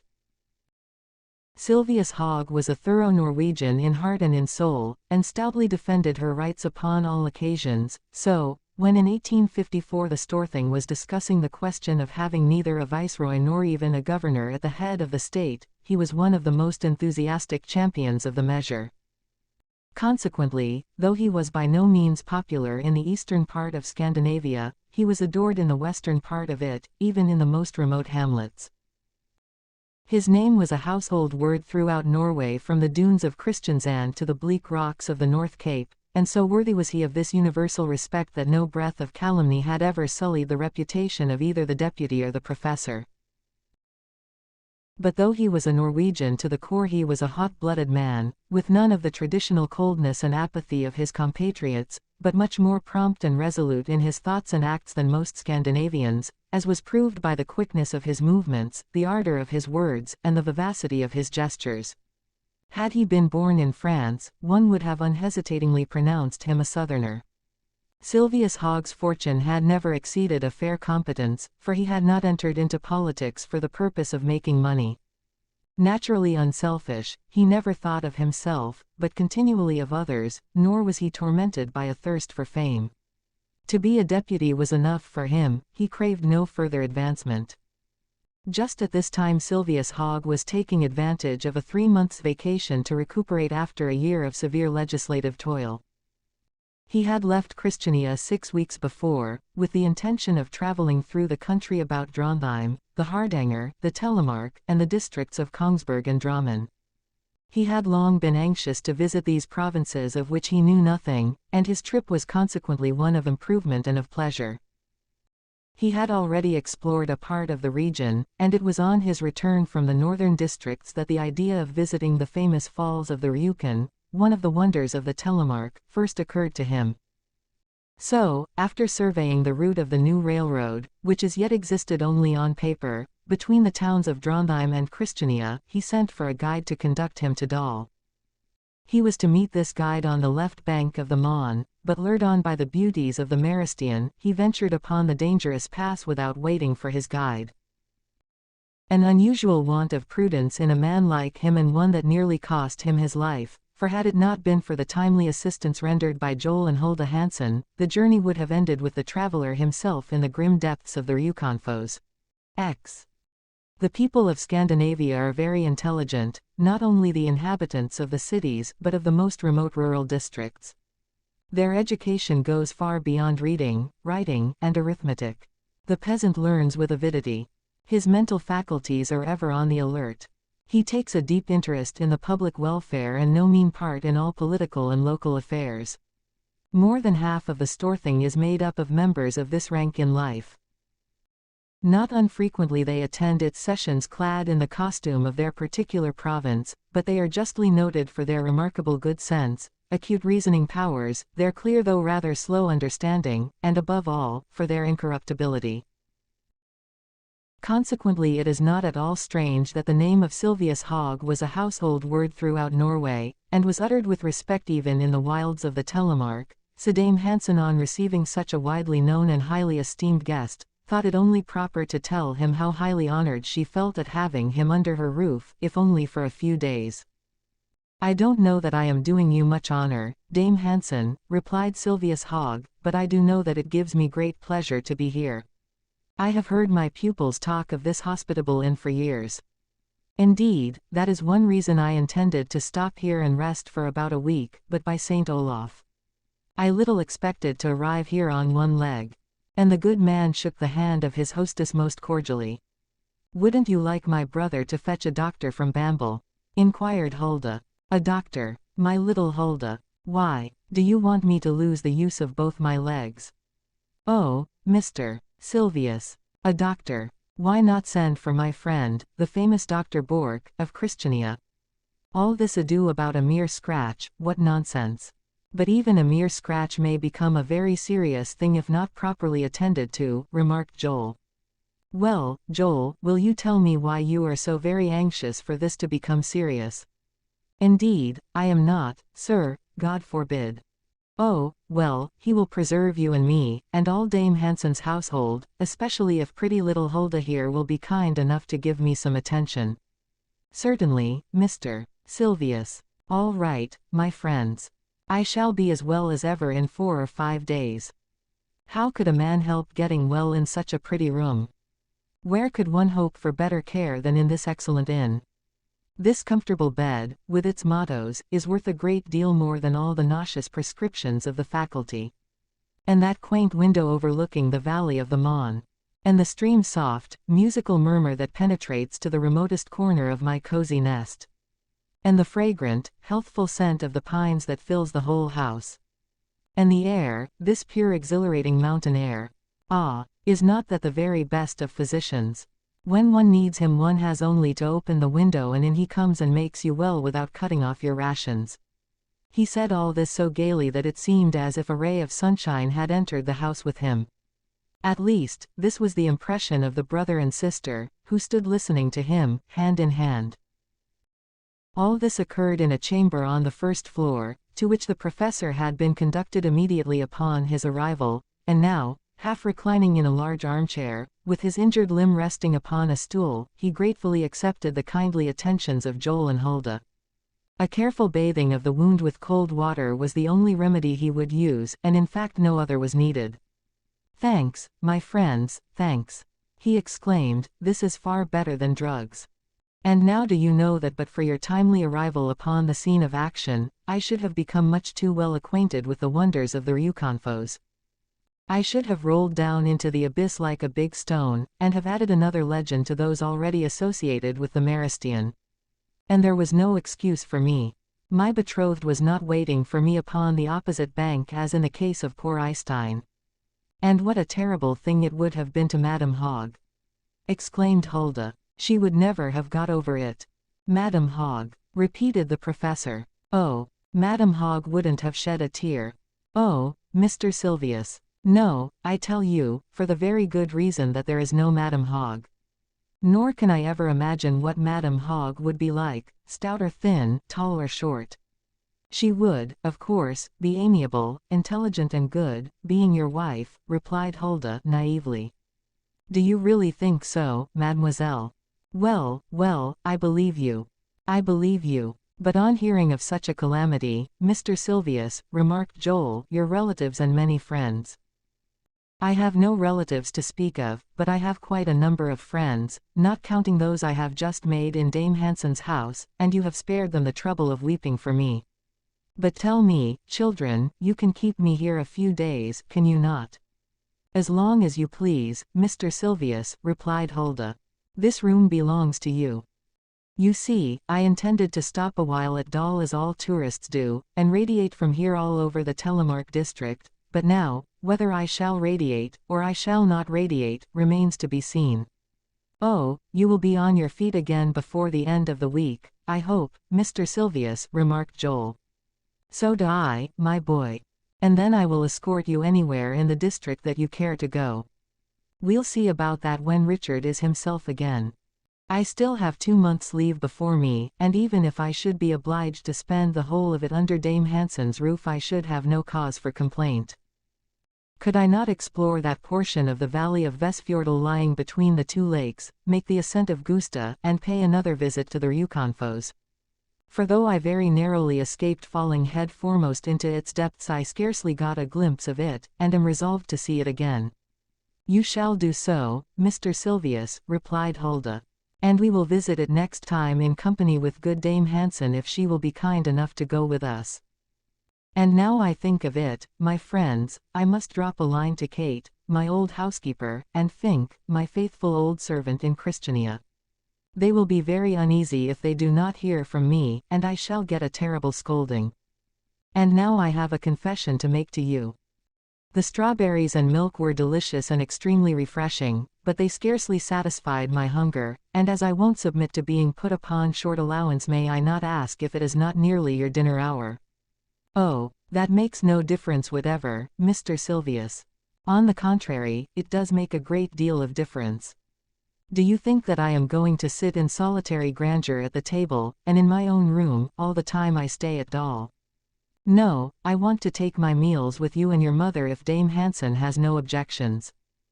Of course Dame Hansen could but assent when she was apprised of the professor's request, especially as it would be a great honor to her and hers to have a member of the Storthing at her table. It is settled, then, that we are to eat together in the living room, remarked Silvius Hogg. Yes, Mr. Silvius, replied Joel. I shall only have to wheel you out in your armchair when dinner is ready. Indeed, Mr. Joel, why don't you propose a cardinal? No, with the aid of a friendly arm, I shall be able to reach the table. I haven't had my leg amputated yet, that I am aware of. As you please, Mr. Silvius, replied Hulda. But don't be guilty of any imprudence, I beg of you, or Joel will have to hurry off in search of a doctor. More threats. Oh, well, I will be as prudent and docile as possible, provided you do not put me on short allowance. You will find me the most tractable of patient. Can it be that you are not hungry, my friends? Give us only a quarter of an hour, replied Hulda, and we will set before you a nice trout from the Mon, a grouse that Joel shot in the Hardanger yesterday, and a bottle of French wine. Thank you, my dear child, thank you. Hulda left the room to superintend the dinner and set the table, while Joel took the cardinal back to Lingeling's stable. Silvius Hogg was left alone, and his thoughts very naturally reverted to the honest family whose guest and debtor he was. What could he do to repay Hulda and Joel for the inestimable service they had rendered him? He had not much time for reflection, however, for scarcely 10 minutes had elapsed before he was seated in the place of honor at the family table. The dinner was excellent. It corresponded with the reputation of the inn, and the professor ate very heartily. The rest of the evening was spent in conversation in which Silvius Hogg took the leading part. As Dame Hansen found it well nigh impossible to overcome her habitual reserve, Joel and Hulda were obliged to respond to their genial host's advances, and the sincere liking the professor had taken to them from the very first naturally increased. When night came, he returned to his room with the assistance of Joel and Hulda, gave and received a friendly good night, and had scarcely stretched himself out upon the big bed before he was sound asleep. The next morning he woke with the sun, and began to review the situation. I really don't know how I shall get out of the scrape, he said to himself. One cannot allow oneself to be saved from death, nursed and cured without any other return than a mere thank you. I am under deep obligations to Hulda and Joel, that is undeniable, but the services they have rendered me are not of a kind that can be repaid with money. On the other hand, these worthy people appear to be perfectly happy, and I can do nothing to add to their happiness. Still, we shall probably have many talks together, and while we are talking, perhaps. During the 3 or 4 days the professor was obliged to keep his leg upon a stool. He and the young Hansens had many pleasant chats together, but unfortunately it was with some reserve on the brothers' and sisters' part. Neither of them had much to say about their mother, whose cold and preoccupied manner had not escaped Silvius Hogg's notice, and from a feeling of prudence they hesitated to reveal to their guest the uneasiness excited by old Camp's delay, for might they not impair his good humor by telling him their troubles? And yet we perhaps make a great mistake in not confiding in Mr. Silvius, Joel remarked to her sister, one day. He is a very clever man, and through his influential acquaintances he might perhaps be able to find out whether the Naval Department is making any effort to ascertain what has become of the Viking. You were right, Joel, replied Hulda. I think we had better tell him all, but let us wait until he has entirely recovered from his hurt. That will be very soon, rejoined Joel.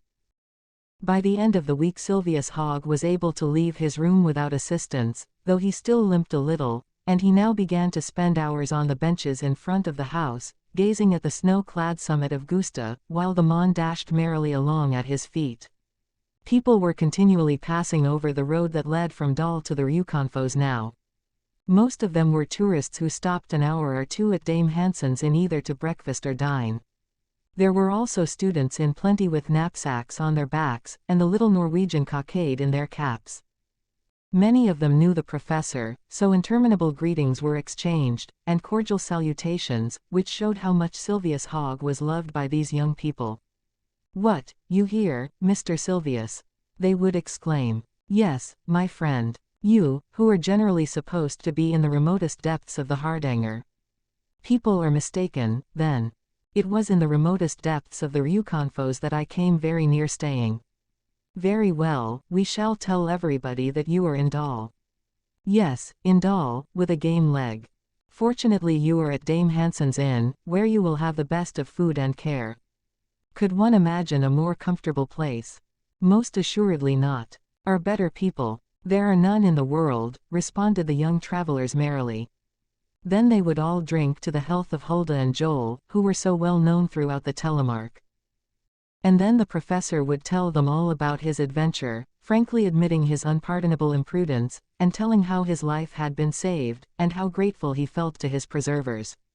"And I shall remain here until I have paid my debt," he would add. "My course of lectures on legislation will not be resumed for a long time, I fear, and you can enjoy an extended holiday." "Good, good, Mr. Silvius," cried the light-hearted band. "Oh, you can't fool us. It is pretty Hulda that keeps you here at Dal. A sweet girl she is, my friends, and as pretty as a picture, besides, and by St. Olaf. I'm only 60. Here's to the health of Mr. Silvius. And to yours, my dear boys. Roam about the country, gather wisdom, and yet be merry. Life is all sunshine at your age. But keep away from the Maristian. Joel and Hulda may not be on hand to rescue such of you as are imprudent enough to venture there." Then they would resume their journey, making the whole valley ring with their joyful God afton. Once or twice Joel was obliged to act as guide to some tourists who wished to make the ascent of Gusta. Silvius Hogg was anxious to accompany them. He declared that he was all right again. In fact, the wound on his leg was nearly healed, but Hulda positively forbade him to undertake a trip which would certainly prove too fatiguing for him, and Hulda's word was law. A wonderful mountain, though, is this Gusta, whose lofty summit traversed by deep snow-covered ravines, rises out of a forest of pines that form a thick green ruff about its snowy throat. And what a superb view one enjoys from its summit. To the east lies the bailiwick of Numedal, on the west, the Hardanger and its magnificent glaciers, down at the base of the mountain, the winding valley of Vestfjordal between Lakes Tinn and Mjøs, Dal, and its miniature houses, and the bright waters of the Mon leaping and dancing merrily along through the verdant meadows to the music of its own voice. To make the ascent Joel was obliged to leave Dal at 5 o'clock in the morning.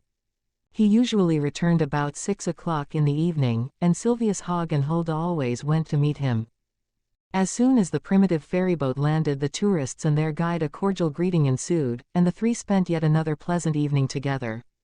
The professor still limped a little, but he did not complain.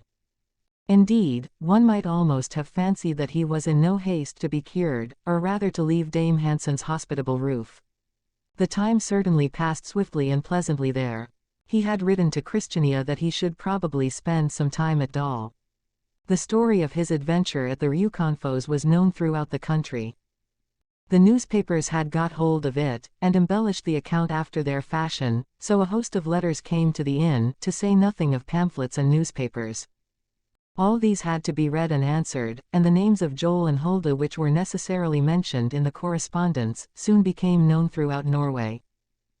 Nevertheless, this sojourn at Dame Hansen's inn could not be prolonged indefinitely, though Silvius Hogg was still as much in doubt as ever, in regard to the manner in which he should pay his debt of gratitude. Of late, however, he had begun to suspect that this family was not as happy as he had at first supposed. The impatience with which the brother and sister awaited the arrival of the daily mail from Christiania and Bergen, their disappointment and even chagrin on finding no letters for them, all this was only too significant. It was already the 9th of June, and still no news from the Viking. The vessel was now more than a fortnight overdue, and not a single line from Moel. No news to assuage Hulda's anxiety. The poor girl was beginning to despair, and Sylvius Hogg saw that her eyes were red with weeping when he met her in the morning. "What can be the matter?" he said to himself, more than once. "They seem to be concealing some misfortunes from me. Is it a family secret, I wonder, with which a stranger cannot be allowed to meddle?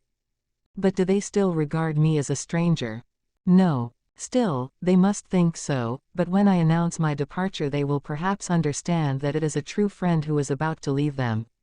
So that very day he remarked, "My friends, the hour is fast approaching when, to my great regret, I shall be obliged to bid you goodbye." "So soon, Mr. Sylvius, so soon?" exclaimed Joel, with a dismay he could not conceal. "The time has passed very quickly in your company, but it is now 17 days since I came to Dal." "What, 17 days?" repeated Hulda. "Yes, my dear child, and the end of my vacation is approaching. I have only a week at my disposal if I should extend my journey to Drammen and Kongsberg. And though the Storthing is indebted to you for not being obliged to elect another deputy in my place, the Storthing will know no better how to compensate you than I do." "Oh, Mr. Sylvius," cried Hulda, placing her little hand upon his lips to silence him. "Oh, I understand, Hulda. That is a forbidden subject, at least here." "Here and everywhere," replied the girl, gaily. "So be it. I am not my own master, and I must obey. But you and Joel must come and pay me a visit at Christiania." "Pay you a visit?" "Yes, pay me a visit, spend several weeks at my house in company with your mother, of course. And if we should leave the inn, who will attend to things in our absence?" replied Joel. "But your presence here is not necessary after the excursion season is over, I imagine, so I have fully made up my mind to come for you late in the autumn." "It will be impossible, my dear Mr. Sylvius, for us to accept." "On the contrary, it will be perfectly possible. Don't say no. I shall not be content with such an answer. Besides, when I get you there in the very best room in my house, in the care of my old Kate and faithful Fink, you will be my own children, and then you can certainly tell me what I can do for you."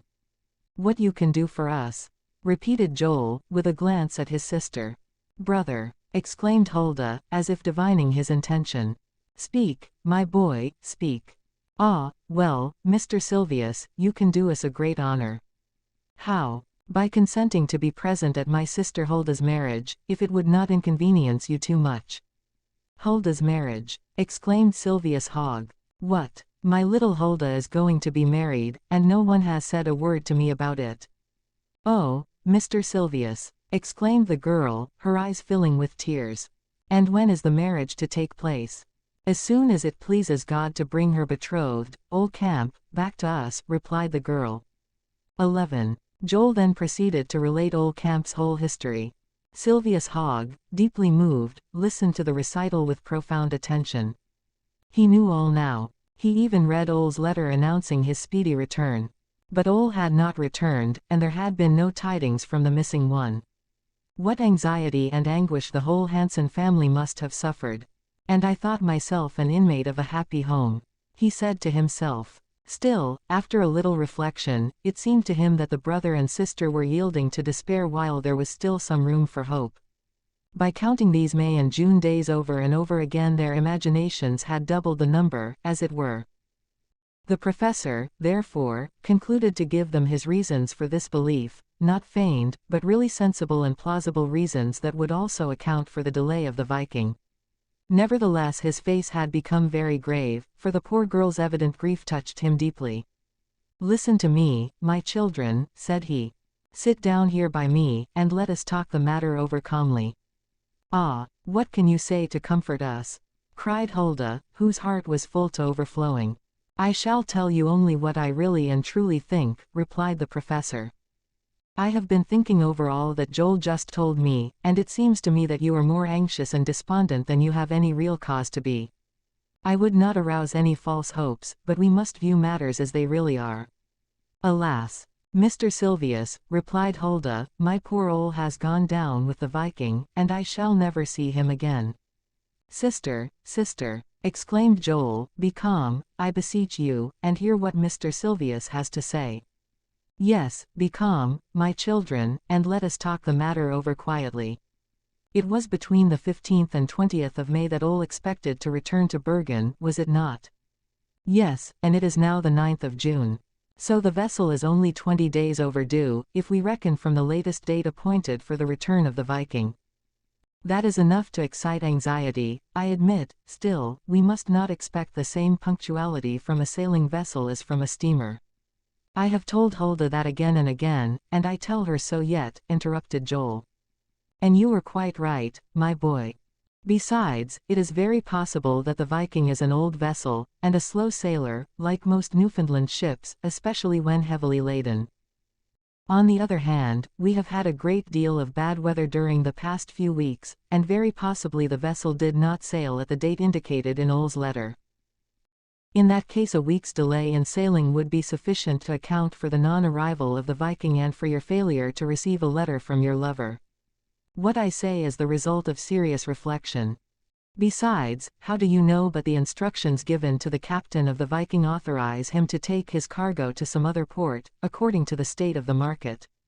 In that case, Ole would have written, replied Hulda, who could not even be cheered by this hope. What is there to prove that he did not write? Retorted the professor. If he did, it is not the Viking that is behind time, but the American mail.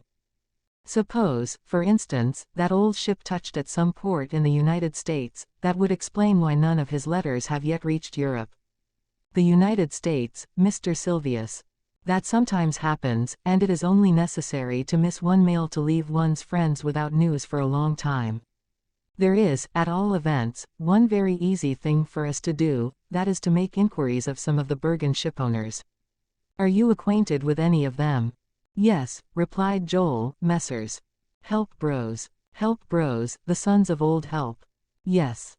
Why, I know them, too, at least, the younger brother, Help, Junior, they call him, though he is not far from my own age, and one of my particular friends. He has often dined with me in Christiania. Ah, well, my children, I can soon learn through him all that can be ascertained about the Viking. I'll write him this very day, and if need be I'll go and see him. How kind you are, Mr. Silvius, cried Hulda and Joel in the same breath. No thanks, if you please, I won't allow them. Did I ever thank you for what you did for me up there? And now I find an opportunity to do you a good turn, and here you are all in a flutter. But you were just talking of returning to Christiania, remarked Joel. Well, I shall go to Bergen instead, if I find it necessary to go to Bergen.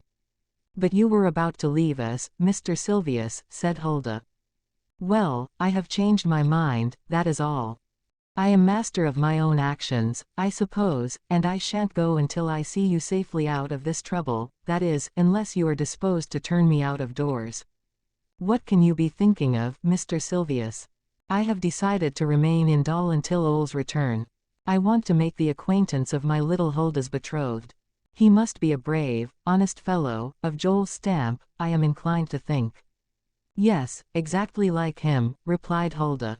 I was sure of it, exclaimed the professor, whose cheerfulness had returned, at least apparently. Ole is Ole, Mr. Silvius, said Joel, and that is equivalent to saying that he is the best-hearted fellow in the world. I believe you, my dear Joel, and what you say only makes me the more anxious to see him.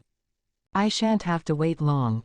Something tells me that the Viking will soon come safely into port. God grant it. And why should he not hear your prayer? Yes, I shall certainly attend Hulda's wedding, as you have been kind enough to invite me to it.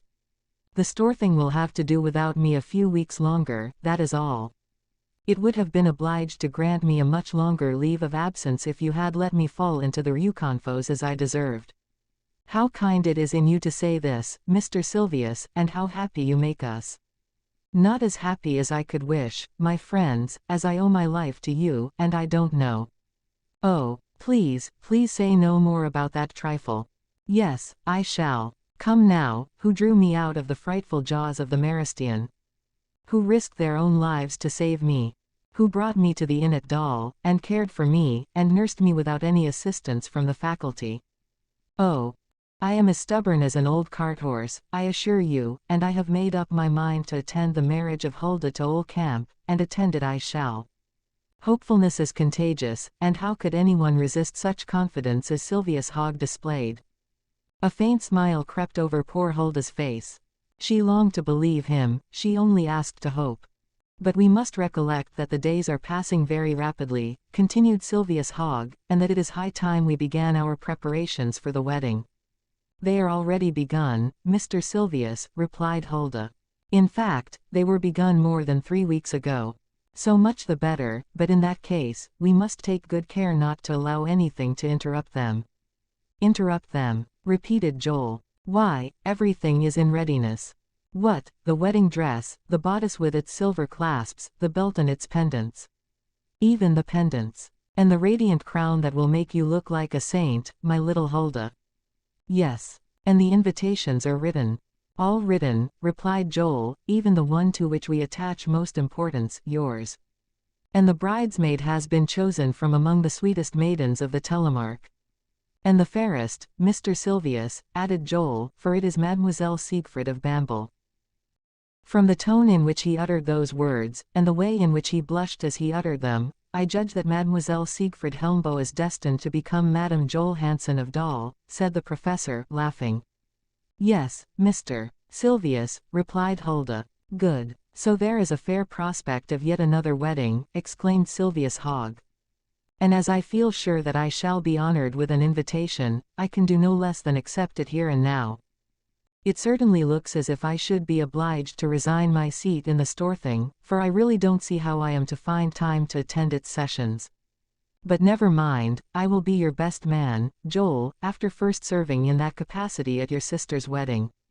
You certainly are making me do just what you like, or rather what I like. Kiss me, little Hulda. Give me your hand, my boy, and now let me write to my friend Help, Jr., of Bergen. The brother and sister left the apartment of which the professor had threatened to take permanent possession, and returned to their daily tasks with rather more hopeful hearts. Sylvius Hogg was left alone. Poor child, he murmured. Yes, I have made her forget her sorrow for a few moments.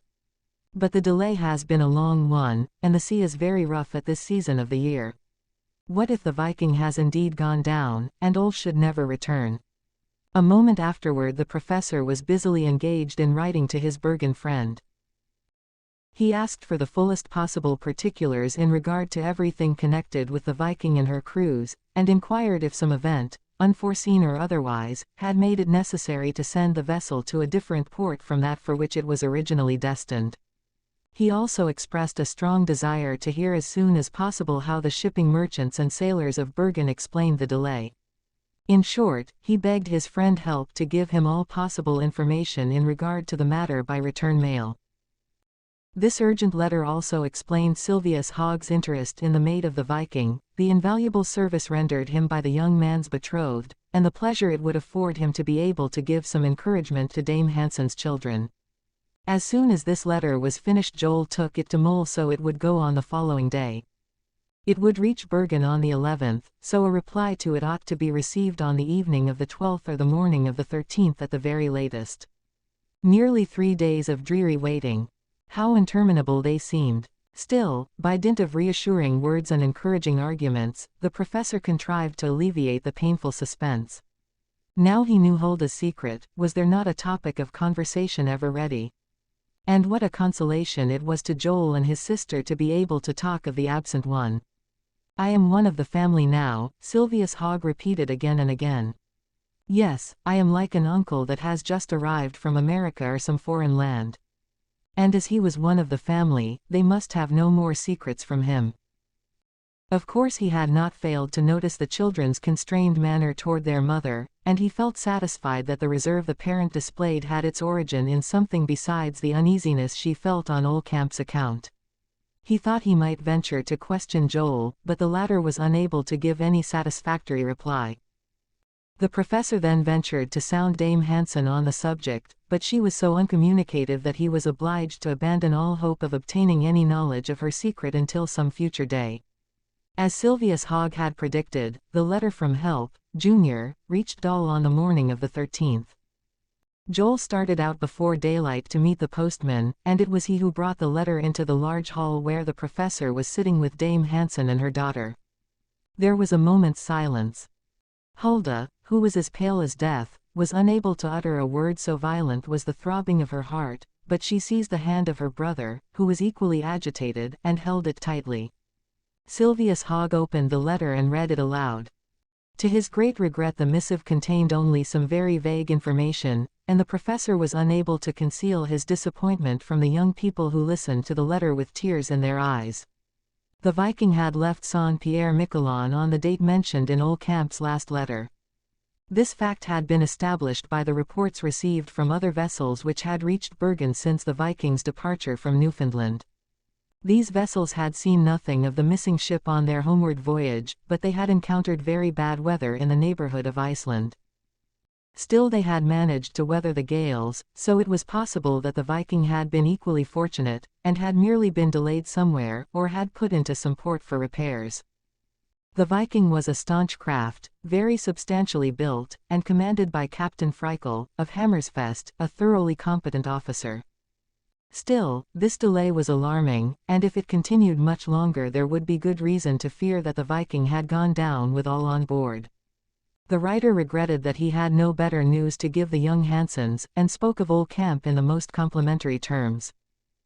He concluded his letter by assuring the professor of his sincere friendship, and that of his family, and by promising to send him without delay any intelligence that might be received at any Norwegian port, in relation to the Viking. Poor Hulda sunk half fainting into a chair while Silvius Hogg was reading this letter, and she was sobbing violently when he concluded its perusal. Joel, with his arms folded tightly upon his breast, listened in silence, without daring to glance at his sister. Dame Hansen, as soon as the reading was concluded, went up to her room. She seemed to have been expecting the blow. The professor beckoned Hulda and her brother to his side. He wanted to talk with them calmly and sensibly on the subject, and he expressed a confidence that was singular, to say the least, after Help, Junior's letter. They had no reason to despair. Were there not countless examples of protracted delays while navigating the seas that lie between Norway and Newfoundland? Yes, unquestionably. And was not the Viking a strong craft, well office-read, and manned by an excellent crew, and consequently in a much better condition than many of the vessels that had come safely into port? Most assuredly. So let us continue to hope, he added, and wait. If the Viking had been wrecked between Iceland and Newfoundland, the numerous vessels that follow the same route to reach Europe would certainly have seen some trace of the disaster. But no, not a single floating plank or spar did they meet on the whole of this route, which is so much frequented at the conclusion of the fishing season. Still, we must take measures to secure information of a more positive nature. If we receive no further news of the Viking during the coming week, nor any letter from Ole, I shall return to Christiania and ask the Naval Department to make careful inquiries, and I feel sure that the result will prove eminently satisfactory to all concerned. In spite of the hopeful manner assumed by the professor, Joel and Hulda both felt that he did not speak as confidently as he had spoken before the receipt of the letter from Bergen, a letter whose contents gave them little if any grounds for hope. In fact, Silvius Hogg no longer dared to venture any allusion to the approaching marriage of Hulda and Ole Camp, though he said to himself again and again, "No, no, it is impossible. Ole Camp never cross the threshold of Dame Hansen's house again. Ole not marry Hulda. Nothing will ever make me believe such a misfortune possible." He was perfectly sincere in this conviction. It was due to the energy of his character, to a spirit of hopefulness that nothing could crush. But how could he hope to convince others, especially those whom the fate of the Viking affected so directly? A few days were allowed to elapse.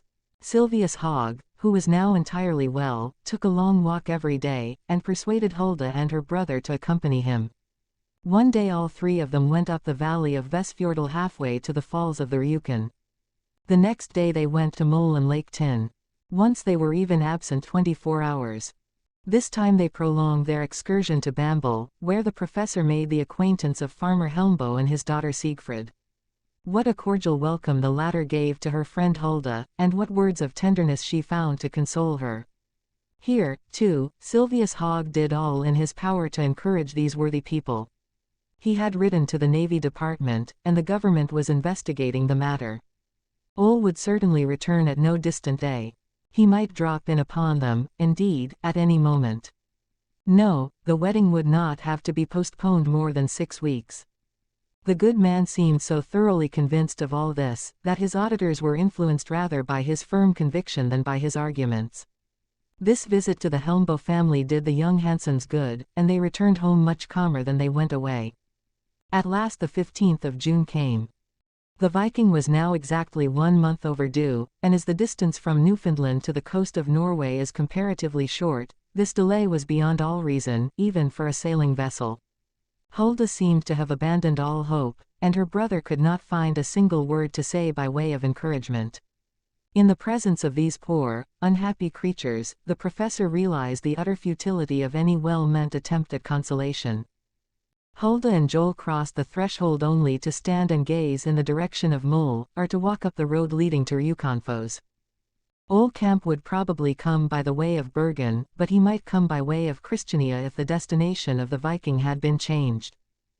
The sound of an approaching cargel, a hasty cry, the form of a man suddenly rounding a curve in the road made their hearts beat wildly, but all for naught. The good people of Dal were also eagerly watching. Not unfrequently they went halfway to meet the postman.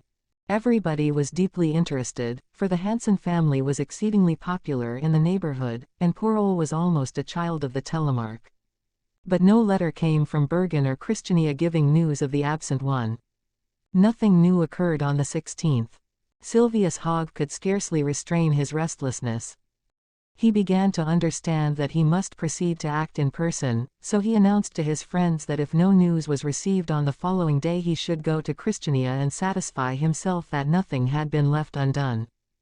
Of course, it was hard for him to leave Hulda and Joel, but there was no help for it, and he would return as soon as his task was accomplished. On the 17th a greater part of the most wretched day they had ever spent together passed without bringing any new developments. It had rained incessantly since early morning, the wind was blowing a gale, and the rain dashed fiercely against the window on the side of the house nearest the Mon.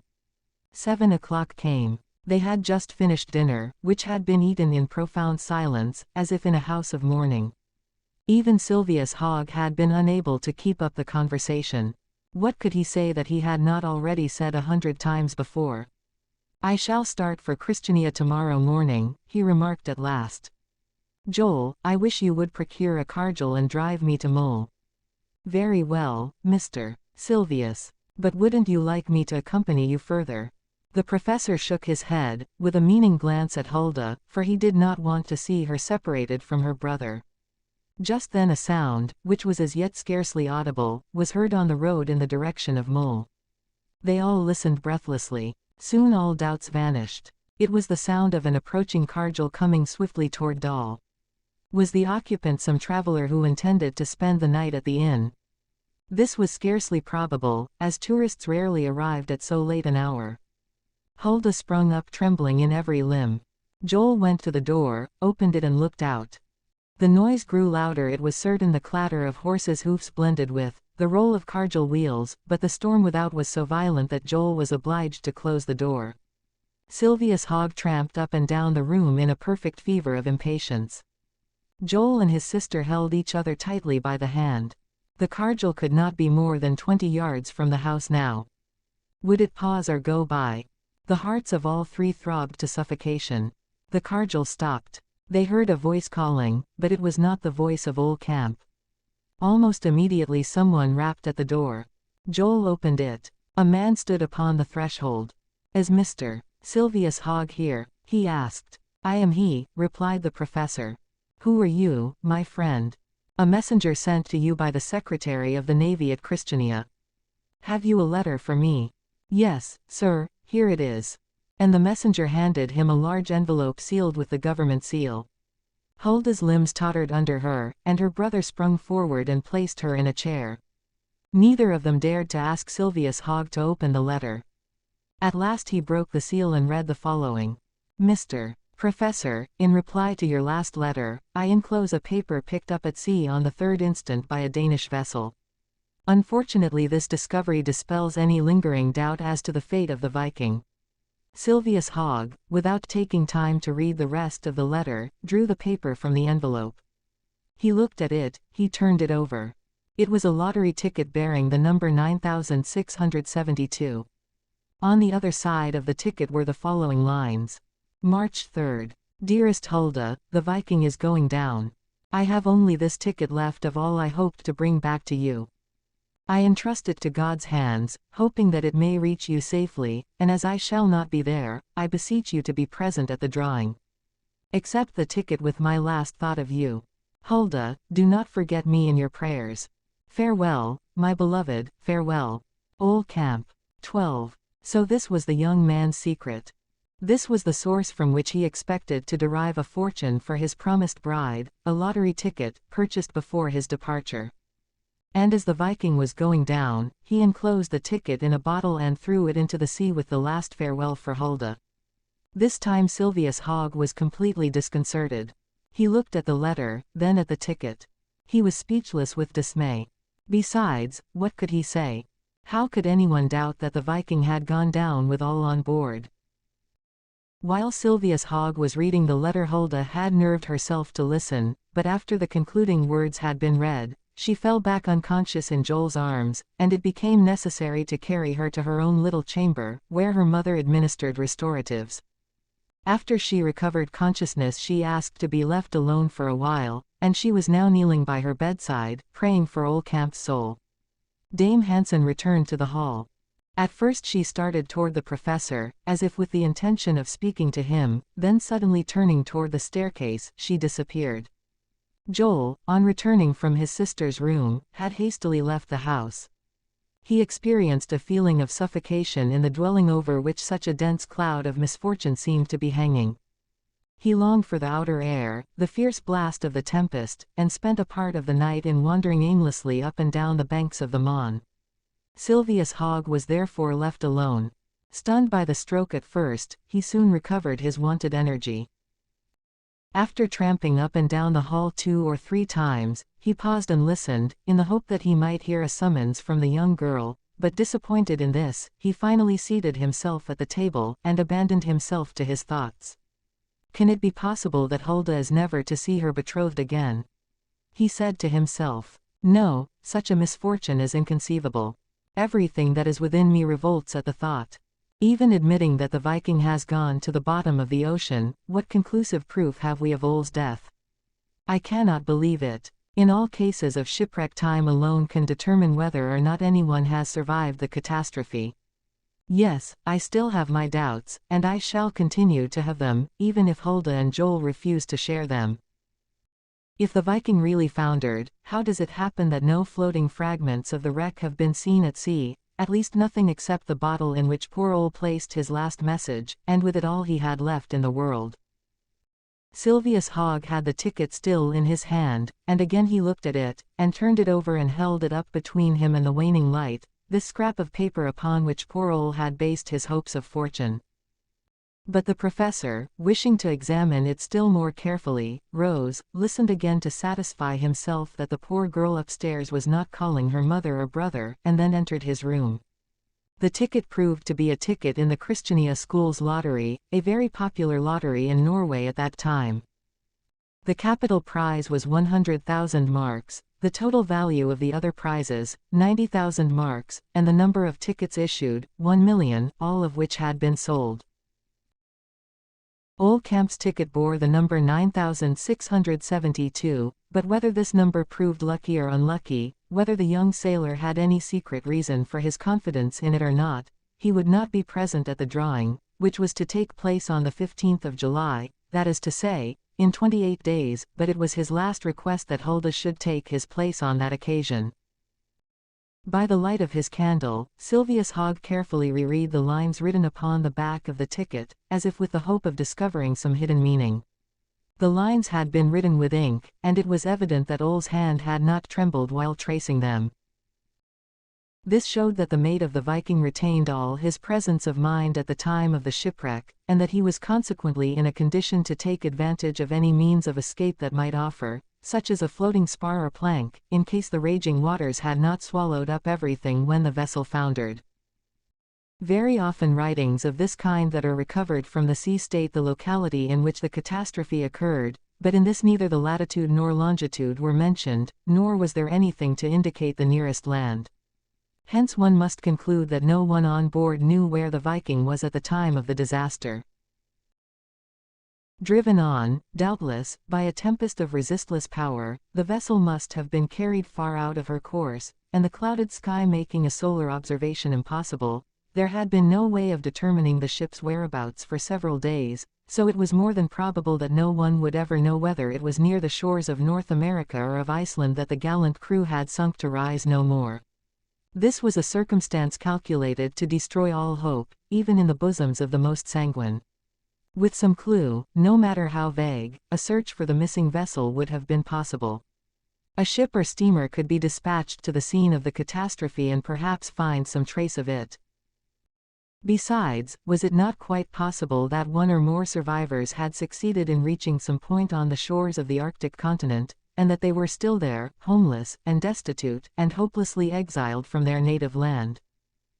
Such was the theory that gradually assumed shape in Silvius Hogg's mind, a theory that it would scarcely do to advance to Joel and Hulda, so painful would the disappointment prove if it should be without foundation.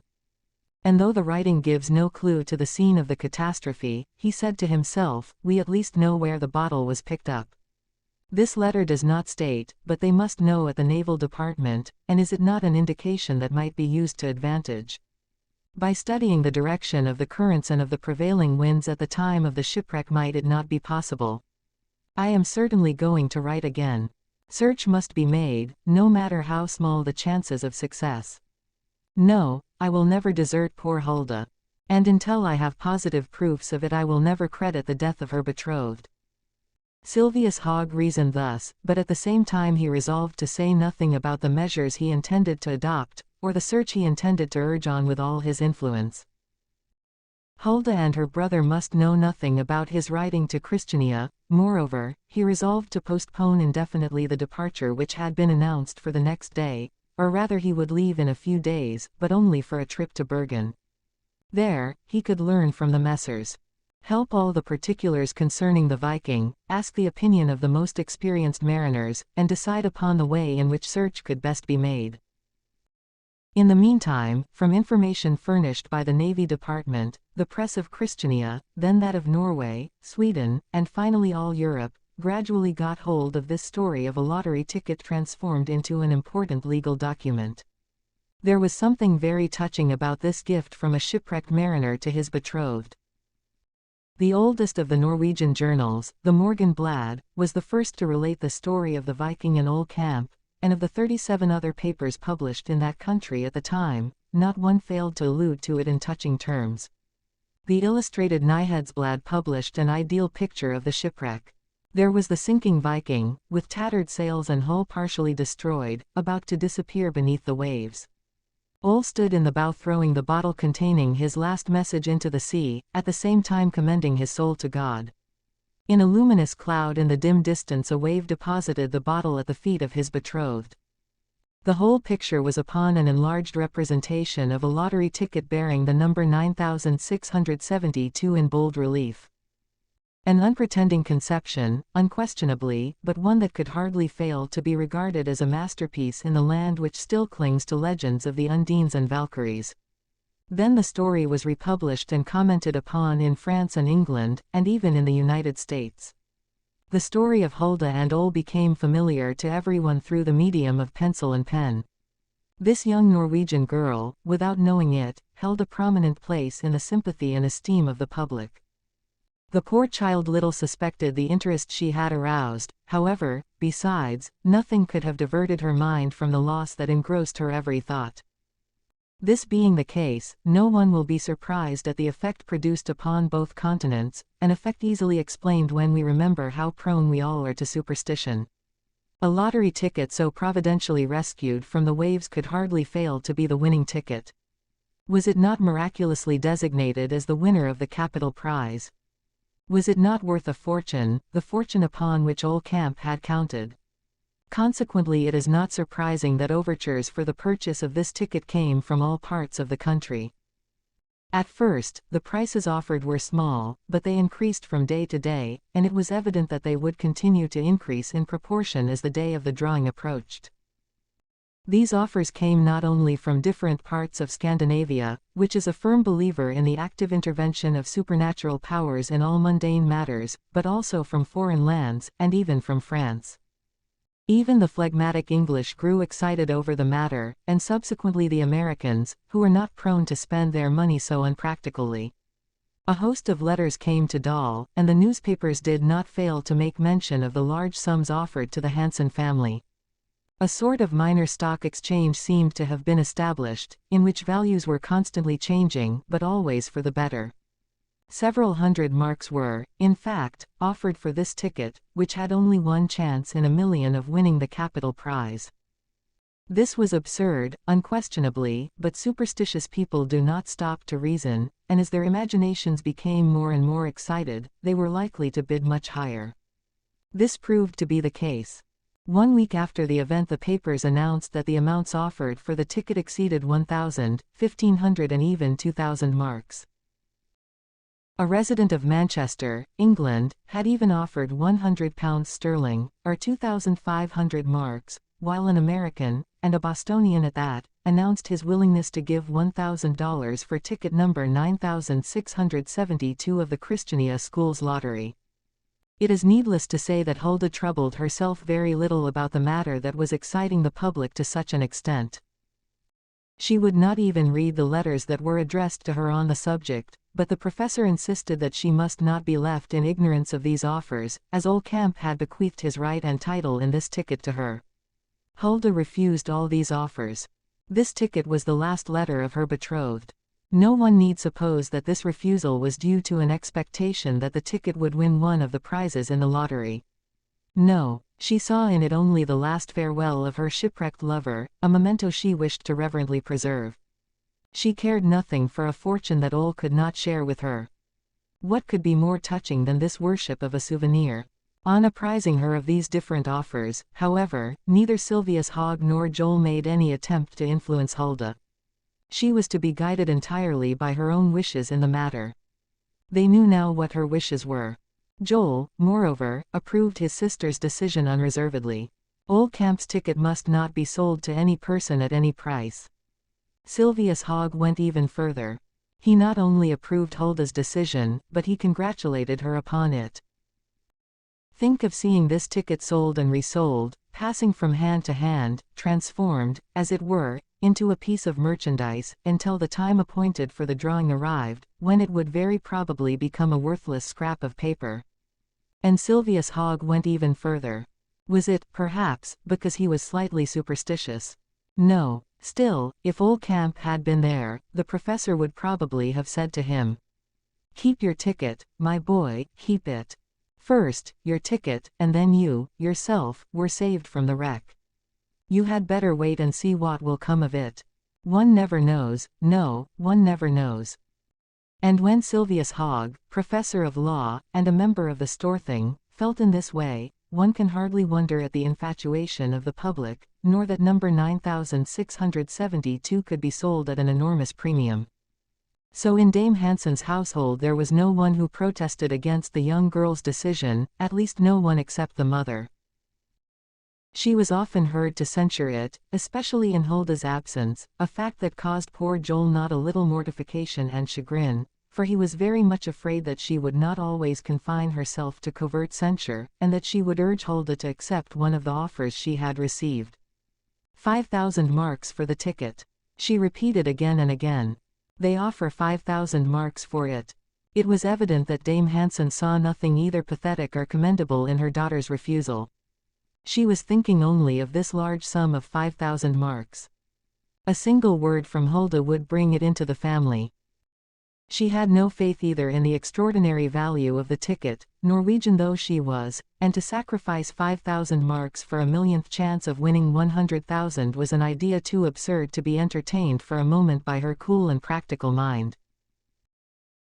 All superstition aside, it is undeniable that the sacrifice of a certainty, under such conditions, was not an act of worldly wisdom, but as we said before, the ticket was not a lottery ticket in Hulda's eyes, it was Ol's last farewell, and it would have broken her heart to part with it. Nevertheless, Dame Hansen certainly disapproved her daughter's resolve. It was evident, too, that her dissatisfaction was constantly increasing, and it seemed more than likely that at no very distant day she would endeavor to make Hulda change her decision. Indeed, she had already intimated as much to Joel, who had promptly taken his sister's part. Sylvius Hogg was, of course, kept informed of what was going on. Such an attempt on the mother's part would only be another trial added to those Hulda was already obliged to endure, and he was anxious to avert it if possible. Joel mentioned the subject to him sometimes. "Isn't my sister right in refusing?" he asked. "And am I not justified in upholding her in her refusal?" "Unquestionably," replied Sylvius Hogg. "And yet, from a mathematical point of view, your mother is a million times right. But the science of mathematics does not govern everything in this world. Calculation has nothing to do with the promptings of the heart." During the next 2 weeks they were obliged to watch Hulda very closely, for the state of her health was such as to excite serious anxiety. Fortunately, loving care and attention were not wanting.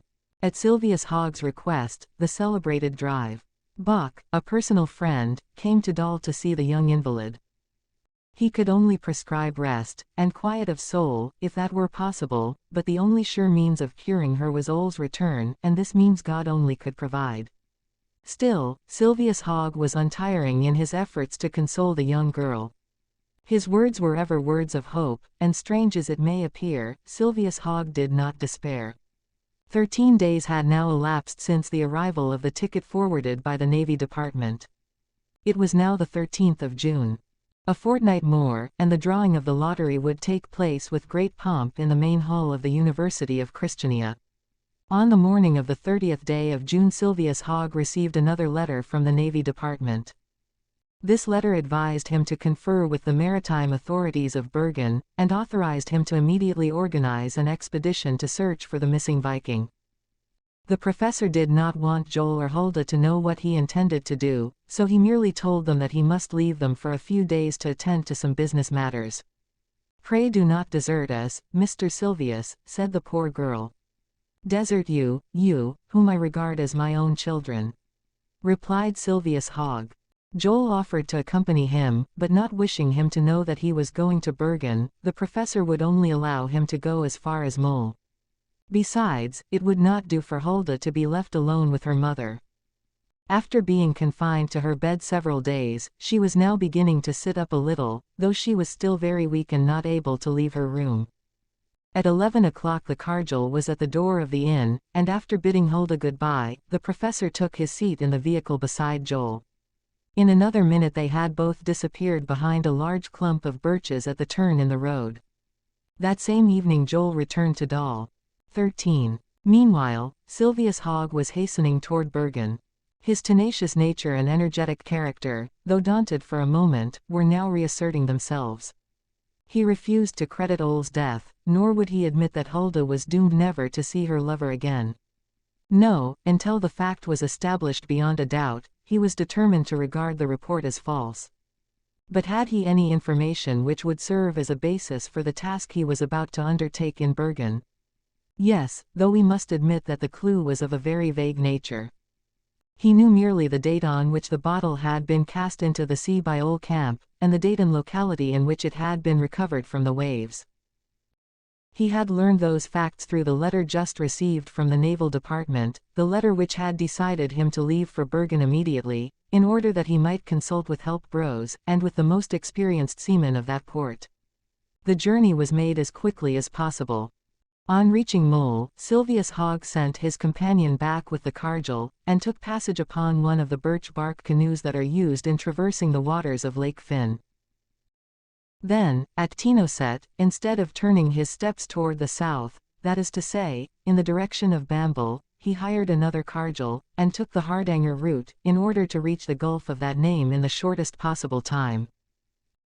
From there, a little steamer called the Run transported him to the mouth of the Gulf, and finally, after crossing a network of fjords and inlets, between the islands and islets that stud the Norwegian coast, he landed at Bergen on the morning of the 2nd of July. This old city, laved by the waters of both the Lone and Hardanger, is delightfully situated in a picturesque region which would bear a striking resemblance to Switzerland if an artificial arm of the sea should ever conduct the waters of the blue Mediterranean to the foot of the Alps. A magnificent avenue of ash trees leads to the town.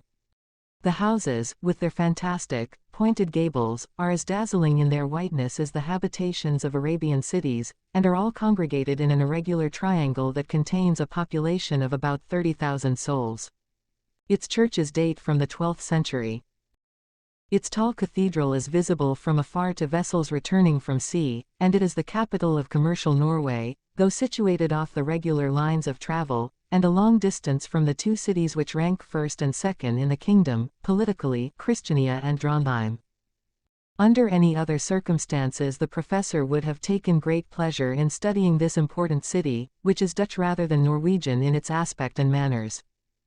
It had been one of the cities included in his original route, but since his adventure on the Marestian and his subsequent sojourn at Dal, his plans had undergone important changes. Silvius Hogg was no longer the traveling deputy, anxious to ascertain the exact condition of the country from a commercial as well as a political point of view. He was the guest of the Hansens, the debtor of Joel and Hulda, whose interests now outweighed all else in his estimation, a debtor who was resolved to pay his debt of gratitude at any cost, though he felt that what he was about to attempt for them was but a trifle. On his arrival in Bergen, Silvius Hogg landed at the lower end of the town, on the wharf used as a fish market, but he lost no time in repairing to the part of the town known as the Tysk Bodrun quarter, where Help, Jr., of the House of Help Bros, resided. It was raining, of course, for rain falls in Bergen on at least 360 days of every year, but it would be impossible to find a house better protected against the wind and rain than the hospitable mansion of Help, Jr., and nowhere could Silvius Hogg have received a warmer and more cordial welcome. His friend took possession of him very much as if he had been some precious bale of merchandise which had been consigned to his care, and which would be delivered up only upon the presentation of a formal order. Silvius Hogg immediately made known the object of his visit to Help, Jr. He inquired if any news had yet been received of the Viking, and if Bergen mariners were really of the opinion that she had gone down with all on board. He also inquired if this probable shipwreck, which had plunged so many homes into mourning, had not led the maritime authorities to make some search for the missing vessel. But where were they to begin? Replied Help, Jr. They do not even know where the shipwreck occurred. True, my dear Help, and for that very reason they should endeavor to ascertain. But how? Why, though they do not know where the Viking foundered, they certainly know where the bottle was picked up by the Danish vessel. So we have one valuable clue which it would be very wrong to ignore. Where was it? Listen, my dear Help, and I will tell you. Silvius Hogg then apprised his friend of the important information which had just been received through the Naval Department, and the full permission given him to utilize it. The bottle containing Ole Kamp's lottery ticket had been picked up on the 3rd of June, about 200 miles south of Iceland, by the schooner Christian, of Elsinore, Captain Mosselman, and the wind was blowing strong from the southeast at the time. The captain had immediately examined the contents of the bottle, as it was certainly his duty to do, inasmuch as he might have rendered very effectual aid to the survivors of the Viking had he known where the catastrophe occurred, but the lines scrawled upon the back of the lottery ticket gave no clue, so the Christian could not direct her course to the scene of the shipwreck. This Captain Mosselman was an honest man. Very possibly some less scrupulous person would have kept the ticket, but he had only one thought, to transmit the ticket to the person to whom it was addressed as soon as he entered port. Hulda Hansen, of Dal, that was enough. It was not necessary to know any more. But on reaching Copenhagen, Captain Mosselman said to himself that it would perhaps be better to transmit the document through the hands of the Danish authorities, instead of sending it straight to the person for whom it was intended. This would be the safest, as well as the regular way. He did so, and the Naval Department at Copenhagen promptly notified the Naval Department at Christiania. Silvius Hogg's letter, asking for information in regard to the Viking, had already been received, and the deep interest he took in the Hansen family was well known. It was known, too, that he intended to remain in Dal some time longer, so it was there that the ticket found by the Danish sea captain was sent, to be delivered into Hulda Hansen's hands by the famous deputy. And ever since that time the public had taken a deep interest in the affair, which had not been forgotten, thanks to the touching details given by the newspapers of both continents. Silvius Hogg stated the case briefly to his friend Help, who listened to him with the deepest interest, and without once interrupting him. He concluded his recital by saying, "There is certainly one point about which there can be no possible doubt. This is, that on the 3rd day of June, about 1 month after the departure from Saint-Pierre-Miquelon, the ticket was picked up 200 miles southwest of Iceland. And that is all you know." "Yes, my dear Help, but by consulting some of the most experienced mariners of Bergen, men who are familiar with that locality, with the general direction of its winds, and, above all, with its currents, will it not be a comparatively easy matter to decide upon the route followed by the bottle? Then, by calculating its probable speed, and the time that elapsed before it was picked up, it certainly would not be impossible to discover the spot at which it was cast into the sea by Old Camp, that is to say, the scene of the shipwreck." Help, Jr., shook his head with a doubting air. Would not any search that was based upon such vague indications as these be sure to prove a failure? The shipowner, being of a decided, cool and practical turn of mind, certainly thought so, and felt it his duty to say as much to Silvius Hogg.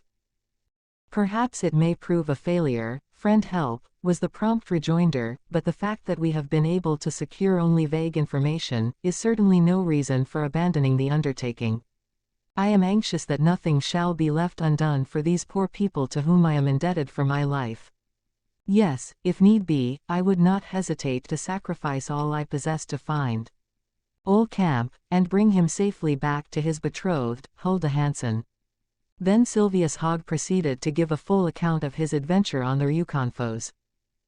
He related the intrepid manner in which Joel and his sister had risked their own lives to save him, and how, but for their timely assistance, he would not have had the pleasure of being the guest of his friend Help that day. His friend Help, as we said before, was an eminently practical man, but he was not opposed to useless and even impossible efforts when a question of humanity was involved, and he finally approved what Silvius Hogg wished to attempt. "Silvius," he said, "I will assist you by every means in my power. Yes, you were right. However small the chance of finding some survivor of the Viking may be, and especially of finding this brave Ole whose betrothed saved your life, it must not be neglected." "No, Help, no," interrupted the professor, "not if it were but one chance in 100,000. So this very day, Silvius, I will assemble all the most experienced seamen of Bergen in my office. I will send for all who have navigated or who are now navigating the ocean between Iceland and Newfoundland, and we will see what they advise us to do." "And what they advise us to do we will do," added Silvius Hogg, without an instant's hesitation. "I have the approval of the government. In fact, I am authorized to send one of its dispatch boats in search of the Viking, and I feel sure that no one will hesitate to take part in such a work. I will pay a visit to the Marine Bureau, and see what I can learn there," remarked Help, Jr. "Would you like me to accompany you?" "It is not necessary, and you must be fatigued." "Fatigued? I, at my age? Nevertheless, you had better rest until my return, my dear and ever young Silvius." That same day there was a large meeting of captains of merchant and whaling vessels, as well as pilots, in the office of Help Bros, an assemblage of men who were still navigating the seas, as well as of those who had retired from active service. Silvius Hogg explained the situation briefly but clearly. He told them the date, May 3rd, on which the bottle had been cast into the sea by Old Camp, and the date, June 3rd, on which it had been picked up by the Danish captain, 200 miles southwest of Iceland.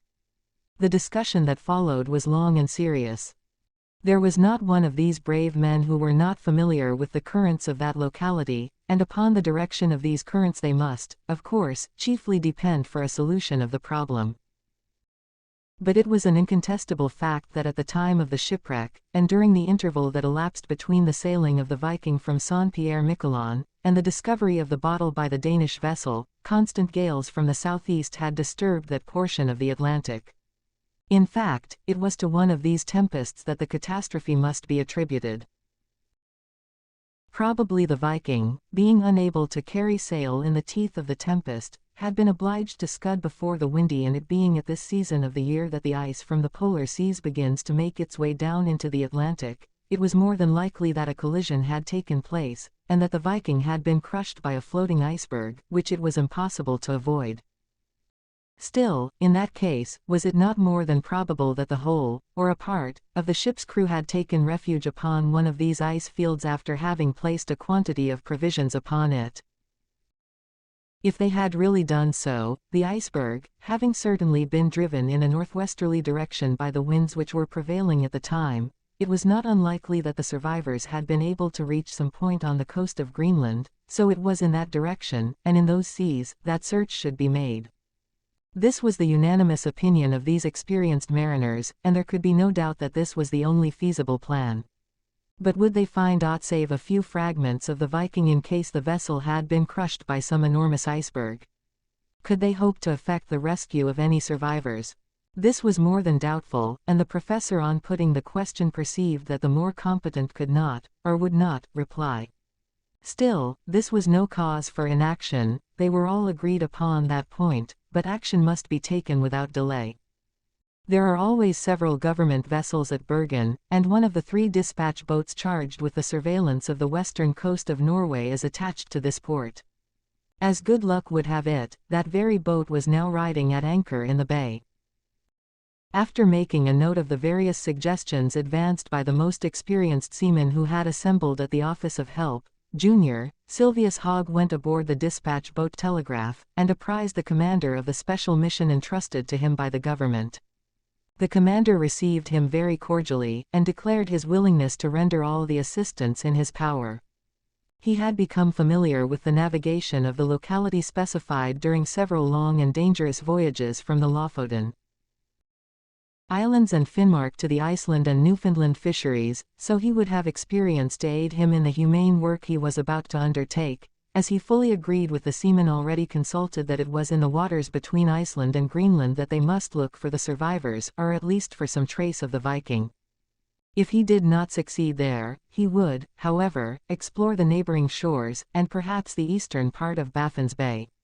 "I am all ready to start, sir," he added. "My coal and provisions are on board, my crew has been selected, and I can set sail this very day."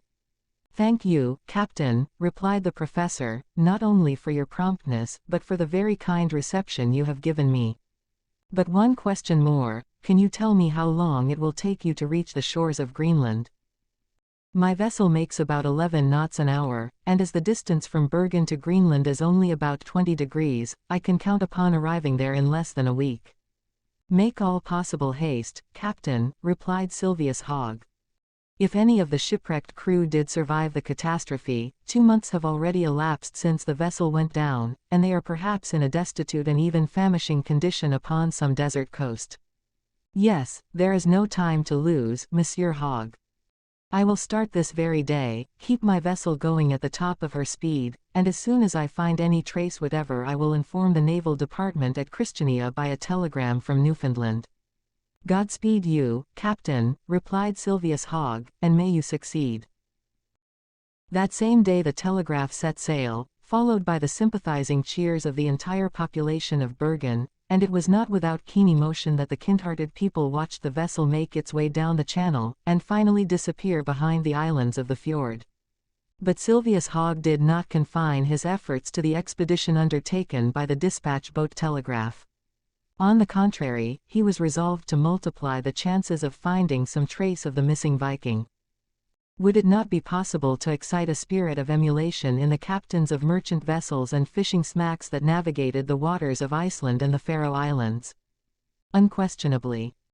So a reward of 2,000 marks was promised in the name of the government to any vessel that would furnish any information in regard to the missing Viking, and one of 5,000 marks to any vessel that would bring one of the survivors of the shipwreck back to his native land.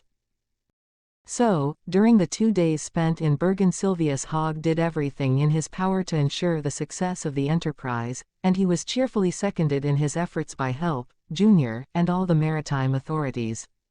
Mr. Help would have been glad to have the worthy deputy as a guest some time longer, but though Sylvius Hogg thanked him cordially, he declined to prolong his stay. He was anxious to rejoin Hulda and Joel, being afraid to leave them to themselves too long, but Help, Jr., promised him that any news that might be received should be promptly transmitted to Dahl. So, on the morning of the 4th, after taking leave of his friend Help, Sylvius Hogg re-embarked on the run to cross the fjord of the Hardanger, and if nothing unforeseen occurred he counted on reaching the Telemark by the evening of the 5th. 14. The day that Sylvius Hogg left Bergen proved an eventful one at the inn. After the professor's departure the house seemed deserted. It almost seemed as if the kind friend of the young Hansens had taken away with him, not only the last hope, but the life of the family, and left only a charnel house behind him. During the 2 days that followed no guests presented themselves at the inn. Joel had no occasion to absent himself, consequently, but could remain with Hulda, whom he was very unwilling to leave alone with her own thoughts. Dame Hansen seemed to become more and more a prey to secret anxiety. She seemed to feel no interest in anything connected with her children, not even in the loss of the Viking. She lived a life apart, remaining shut up in her own room, and appearing only at mealtime. When she did address a word to Hulda or Joel it was only to reproach them directly or indirectly on the subject of the lottery ticket, which neither of them felt willing to dispose of at any price. Offers for the ticket continued to pour in from every corner of the globe. A positive mania seemed to have seized certain brains.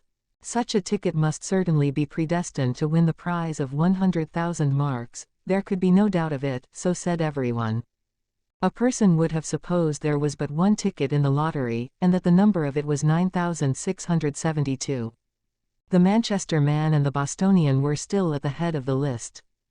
The Englishman had outbid his rival by a few pounds, but he, in turn, was soon distanced by an advance of several $100s. The last bid was one of 8,000 marks, and it could be explained only as the result of positive madness, unless it was a question of national pride on this part of an American and an Englishman. However this may have been, Hulda refused all these offers, and her conduct excited the bitter disapproval of Dame Hansen. "What if I should order you to sell this ticket?" "Yes, order you to sell it," she said to her daughter one day. "I should be very sorry, mother, but I should be obliged to refuse." "But if it should become absolutely necessary, what then?" "But how can that be possible?" asked Joel. Dame Hansen made no reply. She had turned very pale on hearing this straightforward question, and now withdrew, muttering some incoherent words. "There is certainly something wrong," remarked Joel. "There must be some difficulty between mother and Sandghost. Yes, brother, we must be prepared for some serious complications in the future. Have we not suffered enough during the past few weeks, my poor Hulda? What fresh catastrophe threatens us? How long Monsieur Sylvius stays?" exclaimed Hulda, without paying any apparent heed to the question. "When he is here I feel less despondent." "And yet, what can he do for us?" replied Joel. What could there have been in Dame Hansen's past that she was unwilling to confide to her children? What foolish pride prevented her from revealing to them the cause of her disquietude? Had she any real cause to reproach herself? And on the other hand, why did she endeavor to influence her daughter in regard to Old Camp's ticket, and the price that was to be set upon it?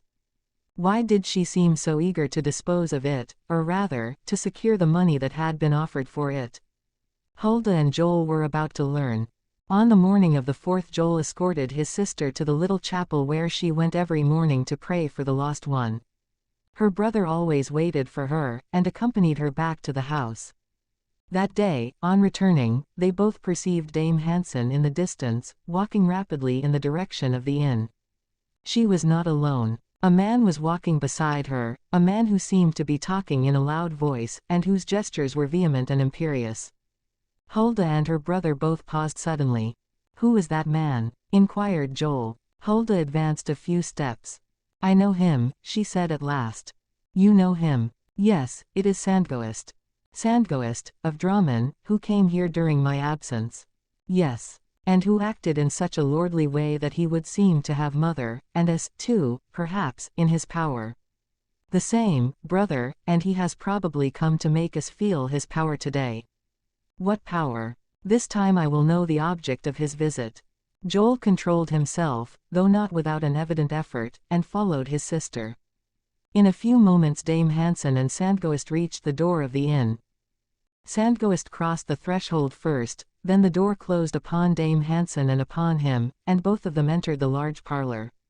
As Joel and Hulda approached the house, the threatening voice of Sandghost became distinctly audible. They paused and listened. Dame Hansen was speaking now, but in entreating tones.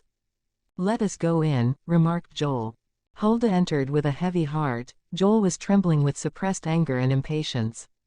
Sandghost sat enthroned in the big armchair. He did not even take the trouble to rise on the entrance of the brother and sister. He merely turned his head and stared at them over his spectacles. "Ah, here is the charming Hulda, if I'm not mistaken," he exclaimed in a tone that incensed Joel even more deeply. Dame Hansen was standing in front of the man in an humble, almost cringing attitude, but she instantly straightened herself up, and seemed greatly annoyed at the sight of her children. "And this is her brother, I suppose?" added Sandghost. "Yes, her brother," retorted Joel. Then, advancing until within a few steps of the armchair, he asked, brusquely, "What do you want here?" Sandghost gave him a withering look, then, in a harsh voice, and without rising, he replied, "You will soon learn, young man. You happen in just at the right time. I was anxious to see you, and if your sister is a sensible girl we shall soon come to an understanding. But sit down, and you, too, young woman, had better do the same."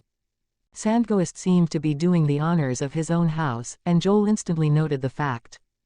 "Ah, ha, you were displeased. What a touchy young man you seem to be." "I am not particularly touchy that I know of, but I don't feel inclined to accept civilities from those who have no right to offer them." "Joel," cried Dame Hansen. "Brother, brother," exclaimed Hulda, with an imploring look. Joel made a violent effort to control himself, and to prevent himself from yielding to his desire to throw this coarse wretch out of the window. He retired to a corner of the room. "Can I speak now?" inquired Sandghost. An affirmative sign from Dame Hansen was all the answer he obtained, but it seemed to be sufficient. "What I have to say is this," he began, "and I would like all three of you to listen attentively, for I don't fancy being obliged to repeat my words." That he spoke like a person who had an indisputable right to his own way was only too evident to each and every member of the party. "I have learned through the newspapers," he continued, "of the misfortune which has befallen a certain old camp, a young seaman of Bergen, and of a lottery ticket that he bequeathed to his betrothed, Hulda Hansen, just as his ship, the Viking, was going down. I have also learned that the public at large feels convinced that this will prove the fortunate ticket by reason of the peculiar circumstances under which it was found. I have also learned that some very liberal offers for the purchase of this ticket have been received by Hulda Hansen." He was silent for a moment, then, "Is this true?" he added. He was obliged to wait some time for an answer to this question. "Yes, it is true," replied Joel, at last. "And what of it, if you please?" "These offers are, in my opinion, the result of a most absurd and senseless superstition," continued Sandghost, "but for all that, they will continue to be made, and to increase in amount, as the day appointed for the drawing approaches. Now, I am a businessman myself, and I have taken it into my head that I should like to have a hand in this little speculation myself, so I left Drammen yesterday to come to Dal to arrange for the transfer of this ticket, and to beg Dame Hansen to give me the preference over all other would-be purchasers."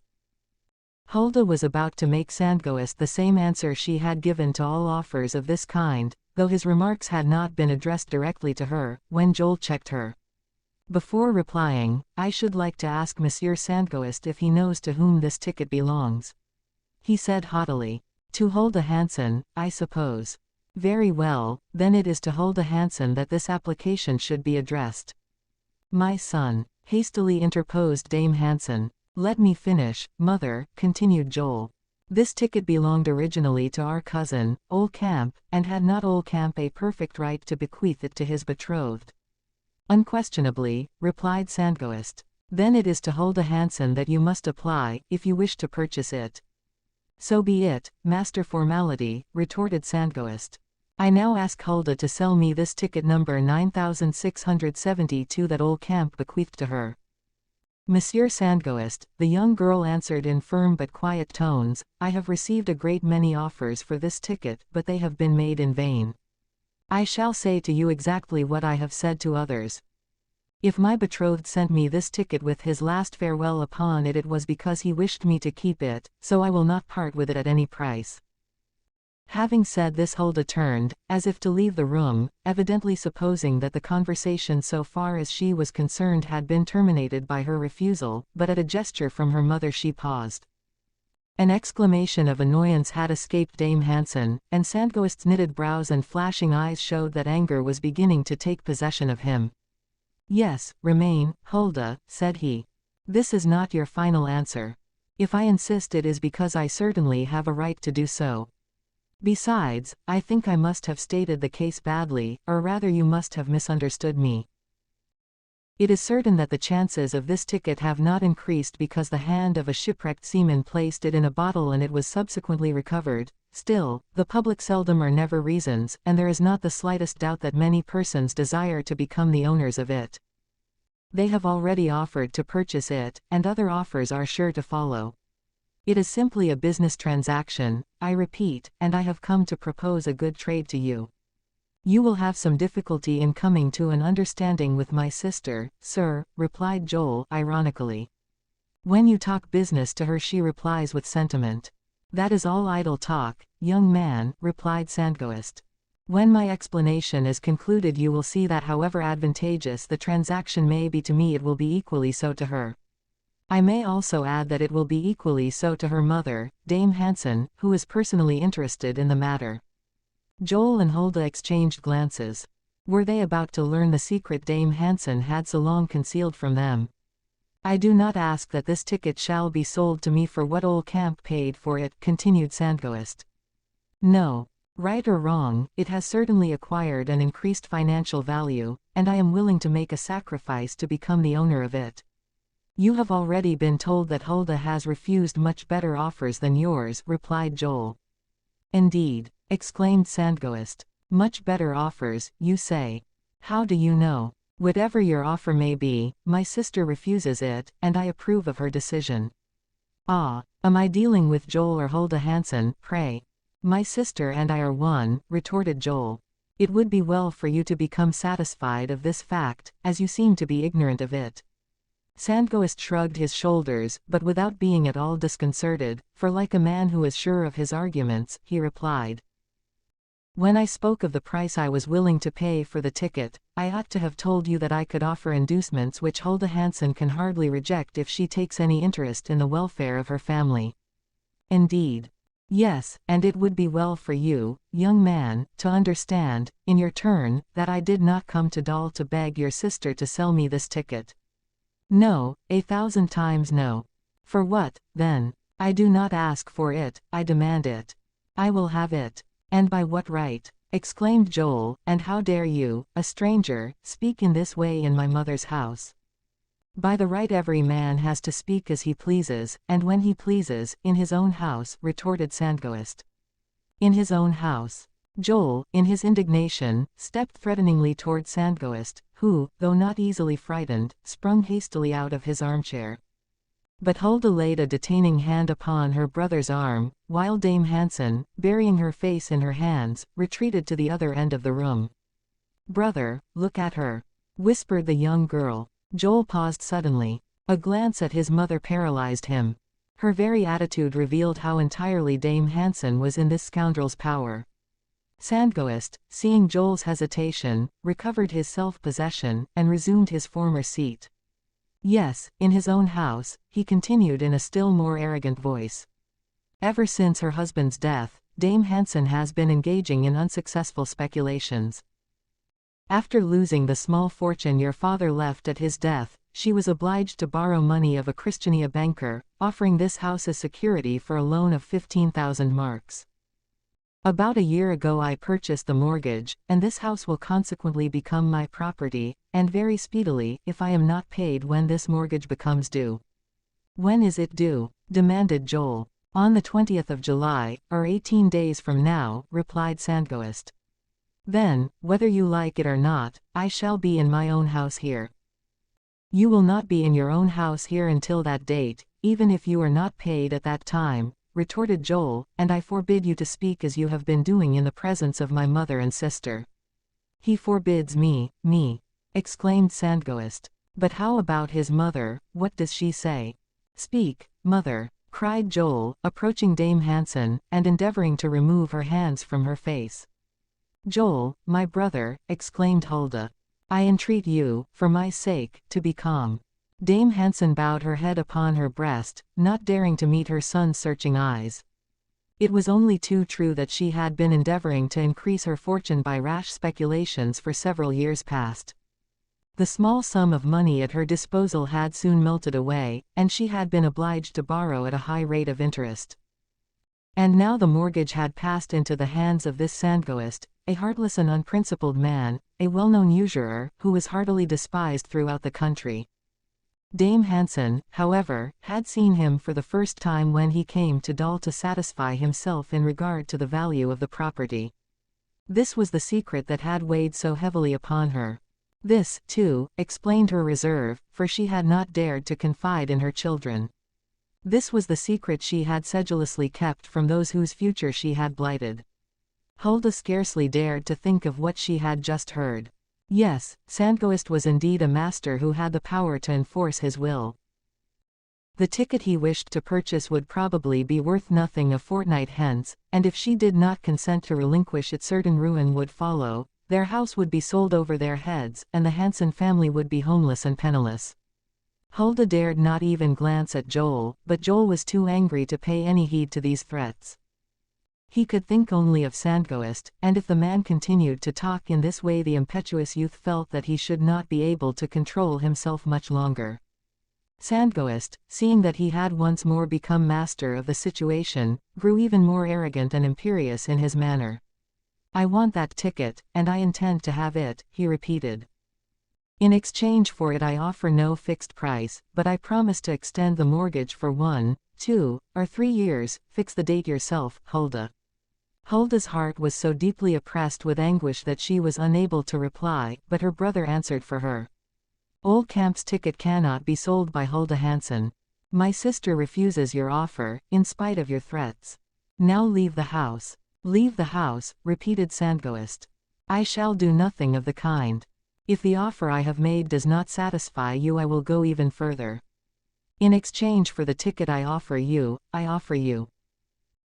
Sandghost must certainly have felt an irresistible desire to possess this ticket, or at least he must have been convinced that the purchase would prove a most advantageous one to him, for he seated himself at a table upon which lay pen, ink, and paper, and a moment afterward he added, Here is what I offer. It was a receipt for the amount of Dame Hansen's indebtedness, a receipt for the amount of the mortgage on the Dal property. Dame Hansen cowered in her corner, with hands outstretched, and eyes fixed imploringly on her daughter. And now give me the ticket, cried Sandghost. I want it today, this very instant. I will not leave Dal without it. As he spoke he stepped hastily toward the poor girl as if with the intention of searching her pockets, and wresting the ticket from her. This was more than Joel could endure, especially when he heard Hulda's startled cry of, Brother! Brother! Get out of here! He shouted, roughly. And seeing that Sandghost showed no intention of obeying, the young man was about to spring upon him, when Hulda hastily interposed. Here is the ticket, mother, she cried. Dame Hansen seized it, and as she exchanged it for Sandghost's receipt her daughter sunk, almost fainting, into an armchair. Hulda! Hulda! Oh, what have you done? Cried Joel. What has she done? Replied Dame Hansen. Yes, I am guilty. For my children's sake I wished to increase the property left by their father, but instead I have reduced them to poverty.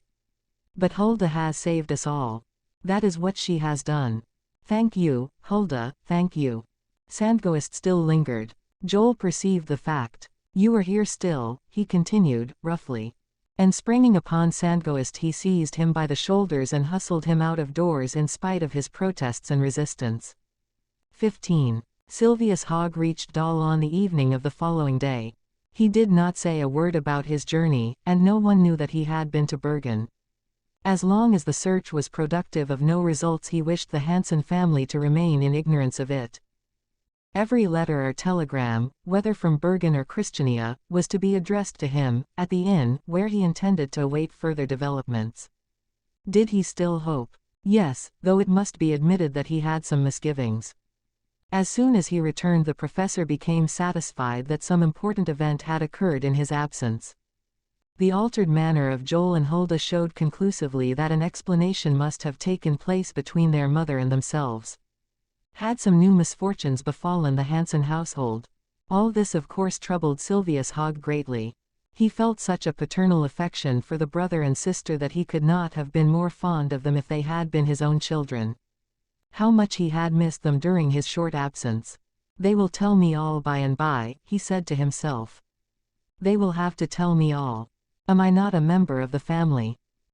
Yes, Silvius Hogg felt now that he had an undoubted right to be consulted in regard to everything connected with the private life of his young friends, and to know why Joel and Hulda seemed even more unhappy than at the time of his departure. The mystery was soon solved. In fact, both the young people were anxious to confide in the excellent man whom they loved with a truly filial devotion, but they were waiting for him to question them.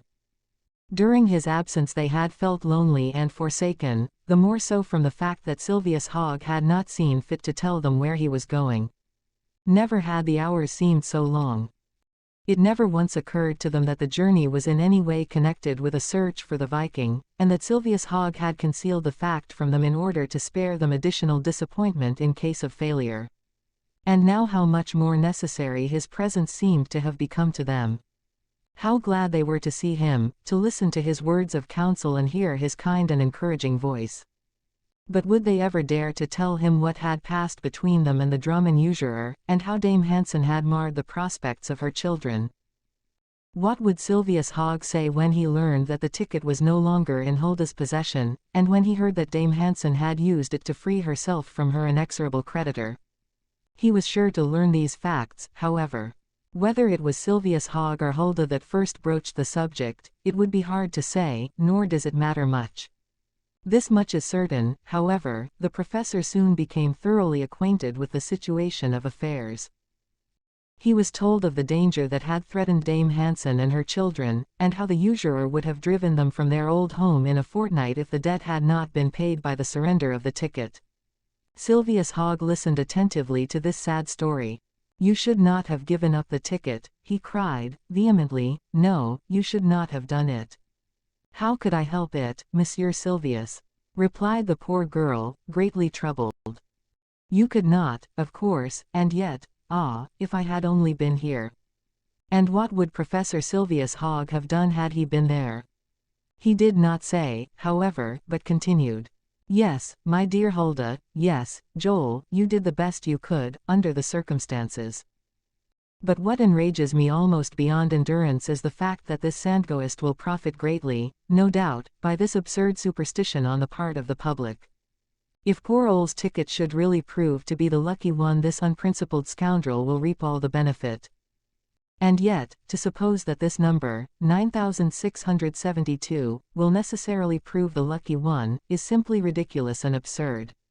Still, I would not have given up the ticket, I think. After once refusing to surrender it to Sandgoist, Hulda would have done better to turn a deaf ear to her mother's entreaties."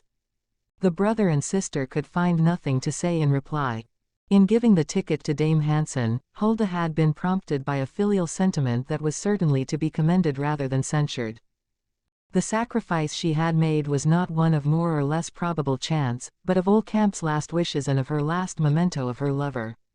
But it was too late to think of this now. Sandgoist had the ticket. It belonged to him, and he would sell it to the highest bidder. A heartless usurer would thus coin money out of the touching farewell of the shipwrecked mariner. Silvius Hogg could not bear the thought. It was intolerable to him. He resolved to have a talk with Dame Hansen on the subject that very day. This conversation could effect no change in the state of affairs, but it had become almost necessary. "So you think I did wrong, Monsieur Hogg?" she asked, after allowing the professor to say all he had to say on the subject. "Certainly, Dame Hansen.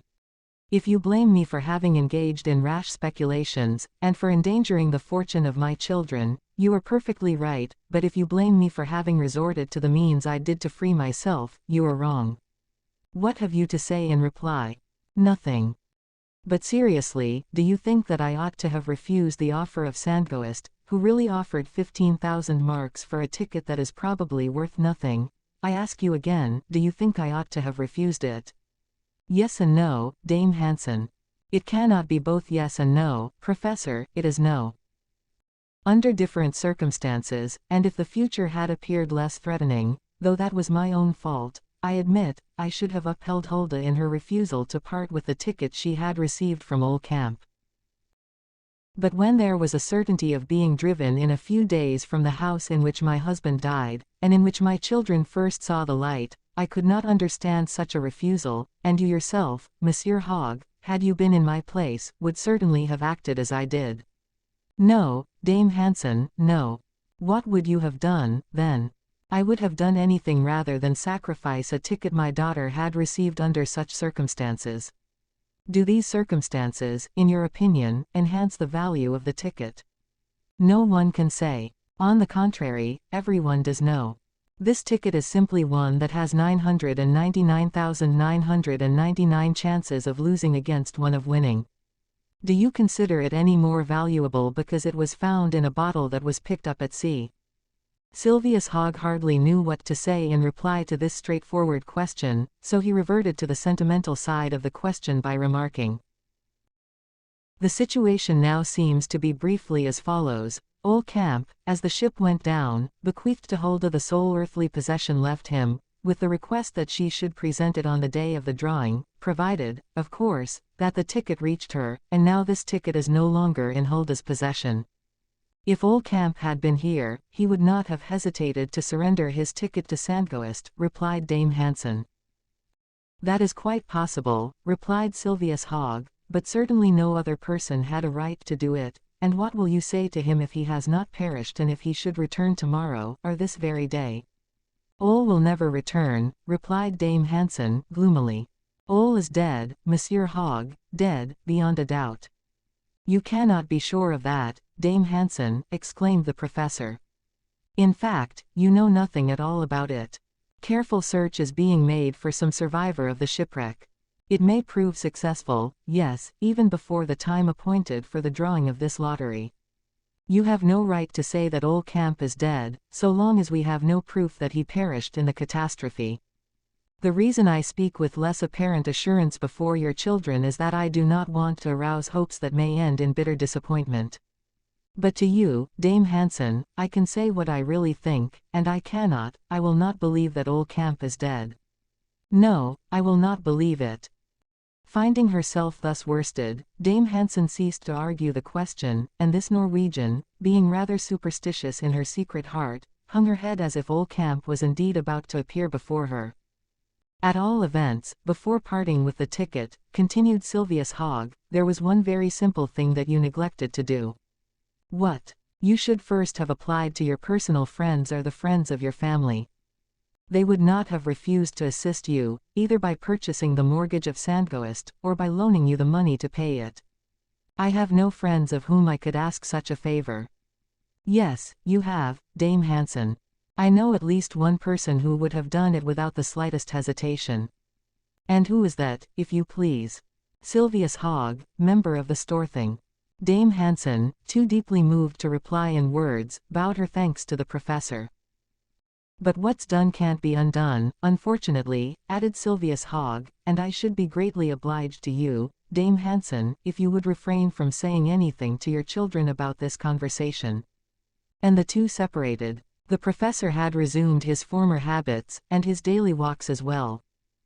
In company with Joel and Hulda, he spent several hours every day in visiting the points of interest in and about Dal, not going too far, however, for fear of wearying the young girl. Much of his time, too, was devoted to his extensive correspondence. He wrote letter after letter to Bergen and Christiania, stimulating the zeal all who were engaged in the good work of searching for the Viking. To find Ole seemed to be his sole aim in life now. He even felt it his duty to again absent himself for 24 hours, doubtless for an object in some way connected with the affair in which Dame Hansen's family was so deeply interested, but, as before, he maintained absolute silence in regard to what he was doing or having done in this matter. In the meantime Hulda regained strength but slowly. The poor girl lived only upon the recollection of Moel, and her hope of seeing him again grew fainter from day to day. It is true, she had near her the two beings she loved best in the world, and one of them never ceased to encourage her, but would that suffice? Was it not necessary to divert her mind at any cost? But how was her mind to be diverted from the gloomy thoughts that bound her, as it were, to the shipwrecked Viking? The 12th of July came. The drawing of the Christiania School's lottery was to take place in 3 days. It is needless to say that Sandghoist's purchase had come to the knowledge of the public. The papers announced that the famous ticket bearing the number 9672 was now in the possession of Mr. Sandghoist, of Drammen, and that this ticket would be sold to the highest bidder, so, if Mr. Sandghoist was now the owner of the aforesaid ticket, he must have purchased it for a round sum of Hulda Hansen. Of course this announcement lowered the young girl very decidedly in public estimation. What? Hulda Hansen had consented to sell the ticket belonging to her lost lover. She had turned this last memento of him into money. But a timely paragraph that appeared in the Morgenblad gave the readers a true account of what had taken place. It described the real nature of Sandghoist's interference, and how the ticket had come into his hands. And now it was upon the Drammen usurer that public odium fell, upon the heartless creditor who had not hesitated to take advantage of the misfortunes of the Hansen family, and as if by common consent the offers which had been made while Hulda held the ticket were not renewed. The ticket seemed to have lost its supernatural value since it had been defiled by Sandghoist's touch, so that worthy had made but a bad bargain, after all, and the famous ticket, number 9672, appeared likely to be left on his hands.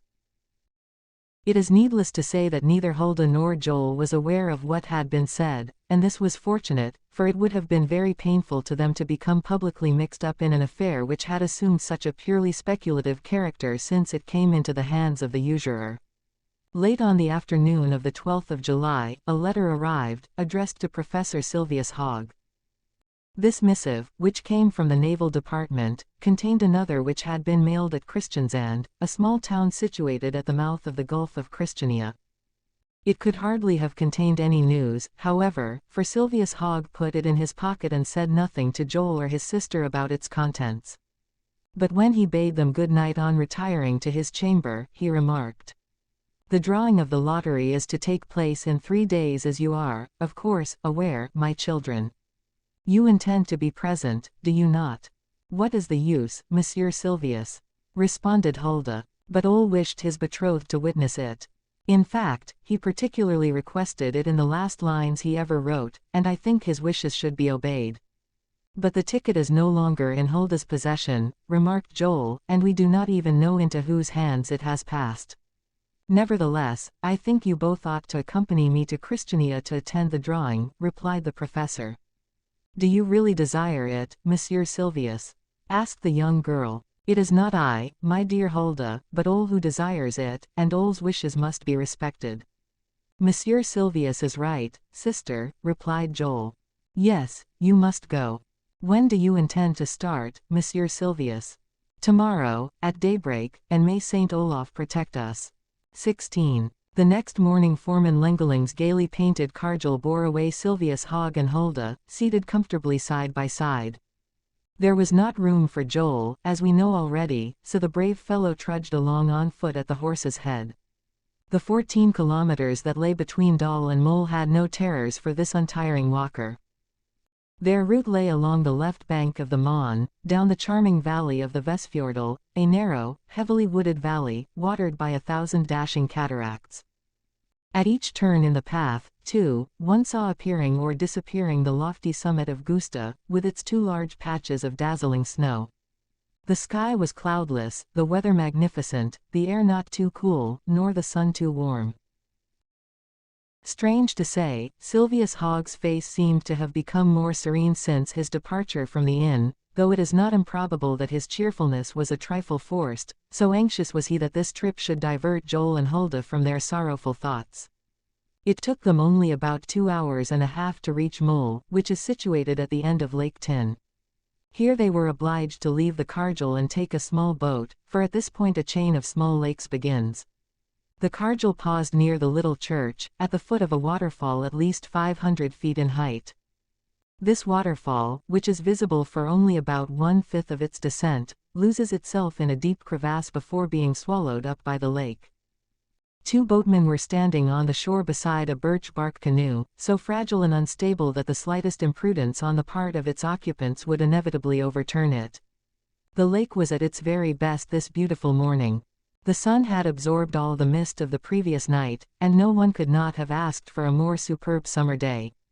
"You are not tired, my good Joel?" inquired the professor, as he alighted from the cargill. "No, Monsieur Silvius. You forget that I am accustomed to long tramps through the Telemark." "That is true. Tell me, do you know the most direct route from Moel to Christiania?" "Perfectly, sir. But I fear when we reach Tinoset, at the further end of the lake, we shall have some difficulty in procuring a cargill, as we have not warned them of our intended arrival, as is customary in this country." "Have no fears, my boy," replied the professor, "I attended to that. You needn't be afraid that I have any intention of making you foot it from Dal to Christiania." "I could easily do it if necessary," remarked Joel. "But it will not be necessary, fortunately. Now suppose we go over our route again. Well, once at Tinoset, Monsieur Silvius, we for a time follow the shores of Lake Foel, passing through Vik and Bolsko, so as to reach Moes, and afterward Kongsberg, Hengsund, and Drammen. If we travel both night and day it will be possible for us to reach Christiania tomorrow afternoon." "Very well, Joel. I see that you are familiar with the country, and the route you propose is certainly a very pleasant one. It is also the shortest. But I am not at all particular about taking the shortest route," replied Silvius Hogg, laughing. "I know another and even more agreeable route that prolongs the journey only a few hours, and you, too, are familiar with it, my boy, though you failed to mention it." "What route do you refer to?" "To the one that passes through Bamble." "Through Bamble?" "Yes, through Bamble. Don't feign ignorance. Yes, through Bamble, where Farmer Helmbo and his daughter Siegfried reside." "Monsieur Silvius." "Yes, and that is the route we are going to take, following the northern shore of Lake Foel instead of the southern, but finally reaching Kongsberg all the same." "Yes, quite as well, and even better," answered Joel smiling. "I must thank you in behalf of my brother, Monsieur Silvius," said Hulda archly. "And for yourself as well, for I am sure that you too will be glad to see your friend Siegfried." The boat being ready, all three seated themselves upon a pile of leaves in the stern, and the vigorous strokes of the boatsmen soon carried the frail bark a long way from the shore. After passing Hakkenos, a tiny hamlet of 2 or 3 houses, built upon a rocky promontory laved by the narrow fjord into which the Mon empties, the lake begins to widen rapidly.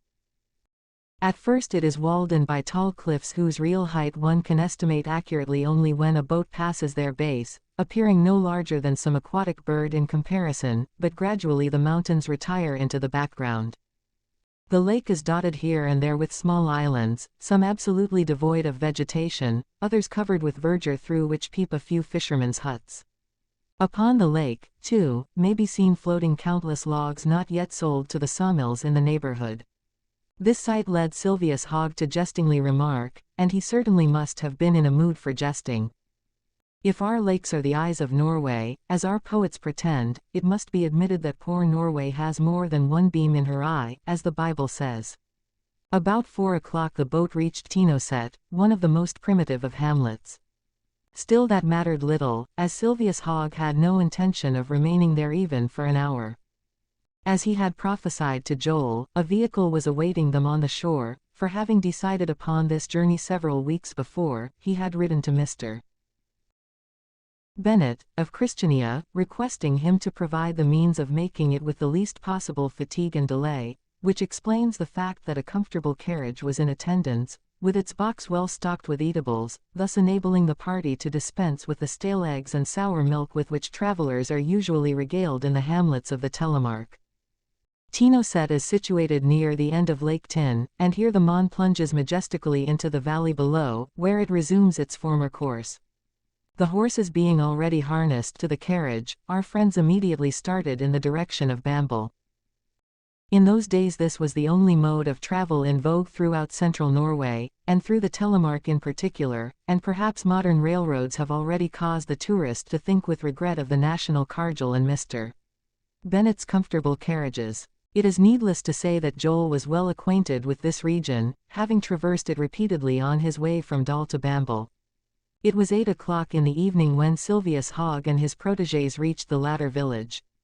They were not expected, but Farmer Helmbo received them nonetheless cordially on that account. Siegfried tenderly embraced her friend, and the two young girls being left alone together for a few moments, they had an opportunity to discuss the subject that engrossed their every thought. "Pray do not despair, my dearest Hulda," said Siegfried, "I have not ceased to hope, by any means. Why should you abandon all hope of seeing your poor Ole again? We have learned, through the papers, that search is being made for the Viking. It will prove successful, I am certain it will, and I am sure Monsieur Sylvius has not given up all hope. Hulda, my darling, I entreat you not to despair." Hulda's tears were her only reply, and Siegfried pressed her friend fondly to her heart. Ah! What joy would have reigned in Farmer Helmbo's household if they could but have heard of the safe return of the absent one, and have felt that they really had a right to be happy. "So you are going direct to Christiania?" inquired the farmer. "Yes, Monsieur Helmbo. To be present at the drawing of the great lottery." "Certainly. But what good will it do now that Ole's ticket is in the hands of that wretch, Sandgoist?" "It was Ole's wish, and it must be respected," replied the professor.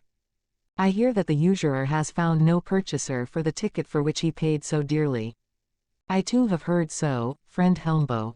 "Well, I must say that it serves the rascal right. The man is a scoundrel, professor, a scoundrel, and it serves him right." "Yes, friend Helmbo, it does, indeed, serve him right." Of course they had to take supper at the farmhouse. Neither Siegfried nor her father would allow their friends to depart without accepting the invitation, but it would not do for them to tarry too long if they wished to make up for the time lost by coming around by the way of Bamble, so at 9 o'clock the horses were put to the carriage.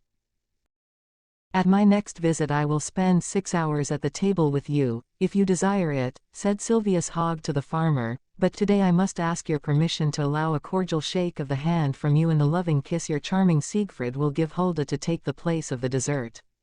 This done they started. In this high-latitude twilight would still last several hours. The horizon, too, is distinctly visible for a long while after sunset, the atmosphere is so pure.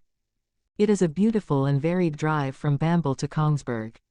The road passes through Hitterdal and to the south of Lake Foll, traversing the southern part of the Telemark, and serving as an outlet to all the small towns and hamlets of that locality. An hour after their departure they passed the church of Hitterdal, an old and quaint edifice, surmounted with gables and turrets rising one above the other, without the slightest regard to anything like regularity of outline. The structure is of wood, walls, roofs and turrets, and though it strongly resembles a motley collection of pepper boxes, it is really a venerable and venerated relic of the Scandinavian architecture of the 13th century. Night came on very gradually, one of those nights still impregnated with a dim light which about 1 o'clock begins to blend with that of early dawn. Joel, enthroned upon the front seat, was absorbed in his reflections. Hulda sat silent and thoughtful in the interior of the carriage. But few words were exchanged between Sylvius Hogg and the postilion, and these were almost invariably requests to drive faster. No other sound was heard save the bells on the harness, the cracking of the whip, and the rumble of wheels over the stony road. They drove on all night, without once changing horses. It was not necessary to stop at Listjus, a dreary station, situated in a sort of natural amphitheatre, surrounded by pine-clad mountains. They passed swiftly by Tinnis, too, a picturesque little hamlet, perched on a rocky eminence. Their progress was rapid in spite of the rather dilapidated condition of their vehicle, whose bolts and springs rattled and creaked dolorously, and certainly there was no just cause of complaint against the driver, though he was half asleep most of the time. But for all that, he urged his horses briskly on, whipping his jaded steeds mechanically, but usually aiming his blows at the off-horse, for the near one belonged to him, while the other was the property of a neighbor. About 5 o'clock in the morning Sylvius Hogg opened his eyes, stretched out his arms, and drank in huge draughts of the pungent odor of the pines. They had now reached Kongsberg. The carriage was crossing the bridge over the Lågen, and soon it stopped in front of a house near the church, and not far from the waterfall of the Larbro. "If agreeable to you, my friends," remarked Silvius Hogg, "we will stop here only to change horses, for it is still too early for breakfast. I think it would be much better not to make a real halt until we reach Drammen. There we can obtain a good meal, and so spare Monsieur Bennet's stock of provisions." This being decided, the professor and Joel treated themselves to a tiny glass of brandy at the Hotel des Mines, and a quarter of an hour afterward, fresh horses being in readiness, they resumed their journey. On leaving the city they were obliged to ascend a very steep hill. The road was roughly hewn in the side of the mountain, and from it the tall towers at the mouth of the silver mines of Kongsberg were distinctly visible. Then a dense pine forest suddenly hid everything else from sight, a pine forest through which the sun's rays never penetrate. The town of Hengsund furnished fresh horses for the carriage. There our friends again found themselves on smooth level roads, frequently obstructed by turnpike gates, where they were obliged to pay a toll of 5 or 6 shillings. This was a fertile region, abounding in trees that looked like weeping willows, so heavily did the branches droop under their burden of fruit. As they neared Drammen, which is situated upon an arm of Christiania Bay, the country became more hilly. About noon they reached the city with its 2 interminable streets, lined with gaily painted houses, and its wharves where the countless rafts left but a meager space for the vessels that come here to load with the products of the Northland. The carriage paused in front of the Scandinavian Hotel. The proprietor, a dignified-looking personage, with a long, white beard, and a decidedly professional air, promptly appeared in the doorway of his establishment. With that keenness of perception that characterizes innkeepers in every country on the globe, he remarked, "I should not wonder if these gentlemen and this young lady would like breakfast." "Yes," replied Silvius Hogg, "but let us have it as soon as possible." "It shall be served immediately." The repast was soon ready, and proved a most tempting one. Mention should especially be made of a certain fish, stuffed with a savory herb, of which the professor partook with evident delight. At 1:30 the carriage, to which fresh horses had been harnessed, was brought to the hotel door, and our friends started down the principal street of Drammen at a brisk trot. As they passed a small and dingy dwelling that contrasted strongly with the gaily painted houses around it, Joel could not repress a sudden movement of loathing. "There is Sandgøst," he exclaimed. "So that is Sandgøst," remarked Silvius Hogg. "He certainly has a bad face." It was Sandgøst smoking on his doorstep. Did he recognize Joel? It is impossible to say, for the carriage passed swiftly on between the huge piles of lumber and boards. Next came a long stretch of level road, bordered with mountain ash trees, laden with coral berries, and then they entered the dense pine forest that skirts a lovely tract of land known as Paradise Valley. Afterward they found themselves confronted and surrounded by a host of small hills, each of which was crowned with a villa or farmhouse.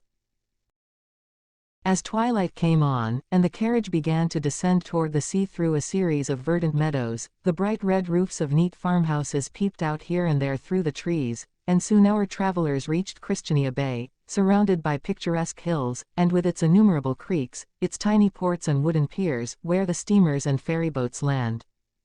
At 9 o'clock in the evening, and while it was still light, the old carriage drove noisily into the city through the already deserted streets. In obedience to orders previously given by Silvius Hogg, the vehicle drew up in front of the Hotel du Nord. It was there that Hulda and Joel were to stay, rooms having been engaged for them in advance. After bidding them an affectionate good night, the professor hastened to his own home, where his faithful servants, Kate and Fink, were impatiently awaiting him. 17. Christiania, though it is the largest city in Norway, would be considered a small town in either England or France, and were it not for frequent fires, the place would present very much the same appearance that it did in the 11th century. It was really rebuilt in 1624, by King Christian, however, and its name was then changed from Uppsala, as it had been previously called, to Christiania, in honor of its royal architect. It is symmetrically laid out with broad, straight streets, and the houses are generally of grey stone or red brick.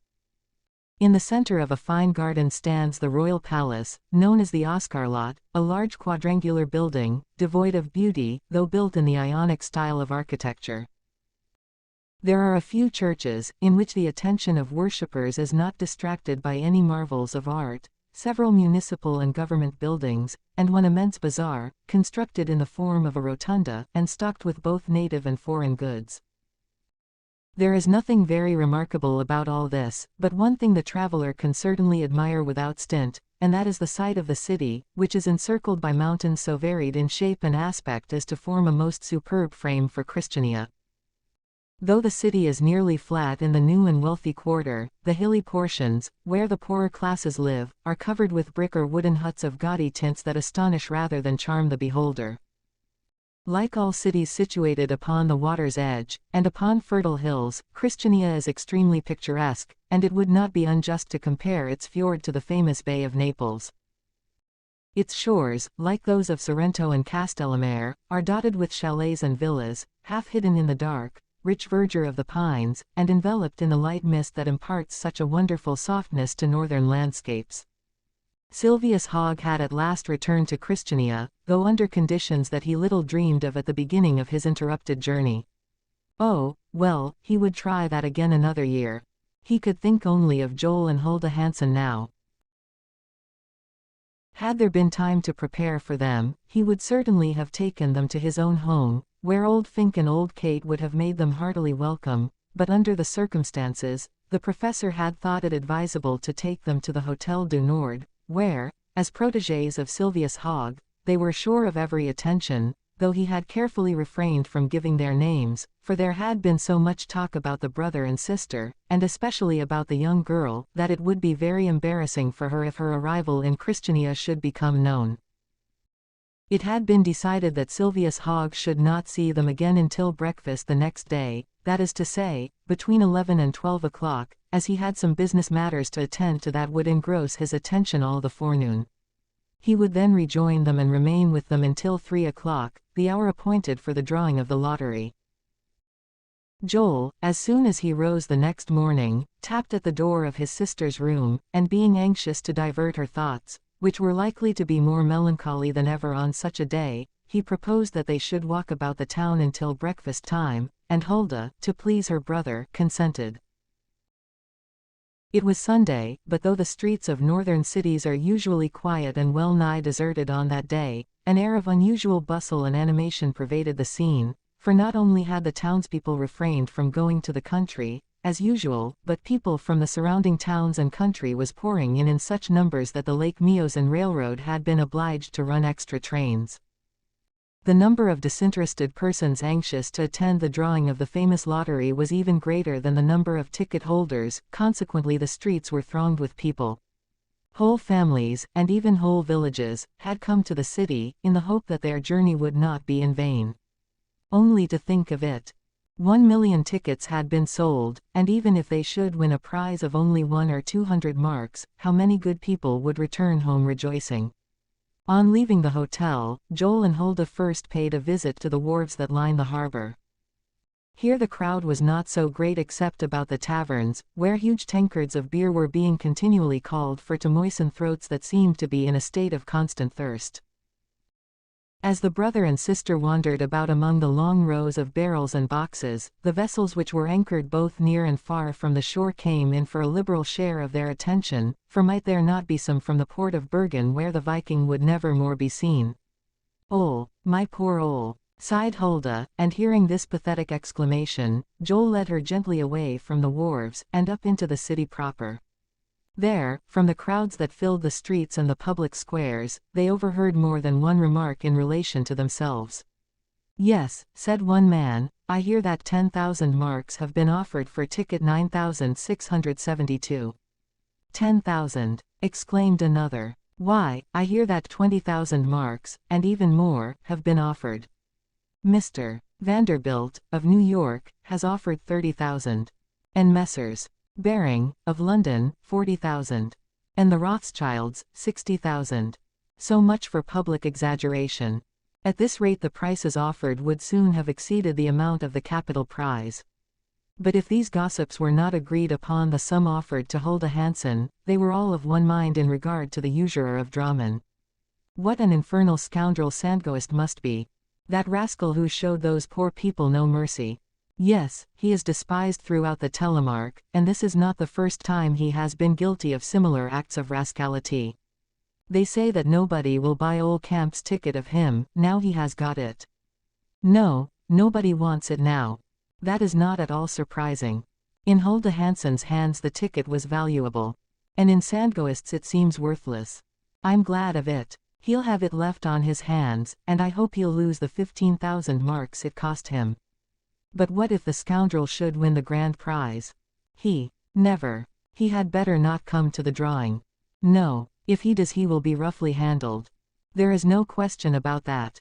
These and many other equally uncomplimentary remarks about the usurer were freely bandied about. It was evident that he did not intend to be present at the drawing, as he was at his house in Drammen the night before, but feeling his sister's arm tremble in his, Joel led her swiftly on, without trying to hear any more. As for Sylvius Hogg, they had hoped to meet him in the street, but in this they were disappointed, though an occasional remark satisfied them that the public was already aware of the professor's return, for early in the morning he had been seen hurrying toward the wharves, and afterward in the direction of the Naval Department. Of course, Joel might have asked anybody where Professor Sylvius Hogg lived. Anyone would have been only too delighted to point out the house or even to accompany him to it, but he did not ask, for fear of being indiscreet, and as the professor had promised to meet them at the hotel, it would be better to wait until the appointed hour.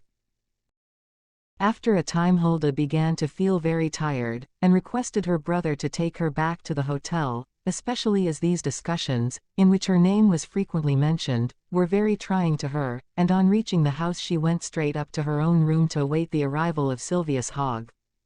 Joel remained in the reading room, on the lower floor, where he spent his time in mechanically looking over the Christiania papers. Suddenly he turned pale, a mist obscured his vision, and the paper fell from his hands. In the Morgenblad, under the heading of Maritime Intelligence, he had just seen the following cablegram from Newfoundland. The dispatch boat Telegraph has reached the locality where the Viking is supposed to have been lost, but has found no trace of the wreck. The search on the coast of Greenland has been equally unsuccessful, so it may be considered almost certain that none of the unfortunate ship's crew survived the catastrophe. 18. Good morning, Mr. Bennet. It is always a great pleasure to me when I have an opportunity to shake hands with you. And for me, Professor, it is a great honor. Honor, pleasure, honor, laughed the professor. One balances the other. I am glad to see that your journey through central Norway has been safely accomplished. Not accomplished, only concluded, for this year. But tell me, pray, all about those good people you met at Dal. Excellent people they were, friend Bennet, in every sense of the word. From what I can learn through the papers they are certainly very much to be pitied. Unquestionably, Mr. Bennet. I have never known misfortune to pursue persons so relentlessly. It seems so, indeed, Professor, for right after the loss of the Viking came that miserable Sandghoist affair.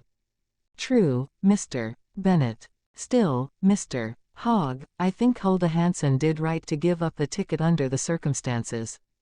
Indeed. And why, if you please? Because it is better to secure 15,000 marks than to run a very great risk of gaining nothing at all. You talk like the practical businessman and merchant that you are, but if you choose to look at the matter from another point of view, it becomes a matter of sentiment, and money exerts very little influence in such cases. Of course, Mr. Hogg, but permit me to remark that it is more than likely that your protégé has profited greatly by the exchange. Why do you think so? But think of it. What does this ticket represent? 1 chance in a million of winning. Yes, 1 chance in a million. That is very small, it is true, Mr. Bennet, very small. Yes, and consequently such a reaction has followed the late madness that it is said that this Sandghoist who purchased the ticket to speculate upon it has been unable to find a purchaser. So I have heard. And yet, if that rascally usurer should win the grand prize, what a shame it would be. A shame, most assuredly, Mr. Bennet, the word is not too strong, a shame, unquestionably. This conversation took place while Sylvius Hogg was walking through the establishment of Mr. Bennet, an establishment well known in Christiania, and indeed throughout Norway. It is difficult to mention an article that cannot be found in this bazaar. Traveling carriages, carjolen by the dozen, canned goods, baskets of wine, preserves of every kind, clothing and utensils for tourists, and guides to conduct them to the remotest villages of Finnmark, Lapland, or even to the North Pole. Nor is this all. Mr. Bennet likewise offers to lovers of natural history specimens of the different stones and metals found in the earth, as well as of the birds, insects, and reptiles of Norway. It is well, too, to know that one can nowhere find a more complete assortment of the jewelry and bric-a-brac of the country than in his showcases. This gentleman is consequently the good angel of all tourists desirous of exploring the Scandinavian peninsula, and a man Christiania could scarcely do without. By the way, you found the carriage you had ordered waiting for you at Tinoset, did you not, Professor? He asked. Yes. Having ordered it through you, Monsieur Bennet, I felt sure that it would be there at the appointed time. You were a sad flatterer, I fear, Monsieur Hogg. But I judged from your letter that there were to be 3 of you in the party. There were 3 of us, as I told you. And the others? They arrived here safe and sound last evening, and are now waiting for me at the Hotel du Nord, where I am soon to join them. And these persons are... Precisely, Monsieur Bennet, precisely, but I must beg you to say nothing about it. I don't wish their arrival to be noised abroad yet. Poor girl. Yes, she has suffered terribly. And you wish her to be present at the drawing, though the ticket her betrothed bequeathed to her is no longer in her possession. It is not my wish, Monsieur Bennet, but that of Ole Camp, and I say to you as I have said to others, Ole Camp's last wishes would be obeyed. Unquestionably. What you do is not only right, but always for the best, Professor. You are flattering me now, dear Monsieur Bennet. Not at all. But it was a lucky day for them when the Hansen family made your acquaintance. Nonsense. It was a much more fortunate thing for me that they crossed my path. I see that you have the same kind heart still. Well, as one is obliged to have a heart, it is best to have a good one, isn't it? Retorted the professor, with a genial smile. But you needn't suppose that I came here merely in search of compliments, he continued. It was for an entirely different object, I assure you. Believe me, I am quite at your service. You were aware, I suppose, that but for the timely intervention of Joel and Hulda Hansen, the Rjukonfos would never have yielded me up alive, and I should not have the pleasure of seeing you today. Yes, I know, replied Mr. Bennet. The papers have published full accounts of your adventure, and those courageous young people really deserve to win the capital prize. That is my opinion, answered Sylvius Hogg, but as that is quite out of the question now, I am unwilling for my friend Hulda to return to Dal without some little gift as a sort of memento of her visit to Christiania. That is certainly an excellent idea, Mr. Hogg. So you must assist me in selecting something that would be likely to please a young girl. Very willingly, responded Mr. Bennet. And he forthwith invited the professor to step into the jewelry department, for was not a Norwegian ornament the most charming souvenir that one could take away with one from Christiania and from Mr. Bennet's wonderful establishment? Such at least was the opinion of Sylvius Hogg when the genial merchant exhibited the contents of his showcases. As I am no connoisseur in such matters, I must be guided by your taste, Mr. Bennet, he remarked. They had before them a very large and complete assortment of native jewelry, which is usually valuable rather by reason of the elaborateness of its workmanship than any costliness of material. What is this? Inquired the professor. It is a ring with pendants which emit a very pleasant sound. It is certainly very pretty, replied Sylvius Hogg, trying the bauble on the tip of his little finger. Lay it aside, Mr. Bennet, and let us look at something else. Bracelets or necklaces? At a little of everything, if you please, Mr. Bennet, a little of everything. What is this? A set of ornaments for the corsage. Look at that delicate tracery of copper upon a red worsted groundwork. It is all in excellent taste, though not very expensive. The effect is certainly charming, Mr. Bennet. Lay the ornaments aside with the ring. But I must call your attention to the fact that these ornaments are reserved for the adornment of youthful brides on their wedding day, and that, by St. Olaf, you were right. Mr. Bennet, you are quite right. Poor Hulda. Unfortunately it is not Ole who is making her this present, but myself, and it is not to a blushing bride that I am going to offer it. True, Mr. Hogg. Let me look then at some jewelry suitable for a young girl. How about this cross, Mr.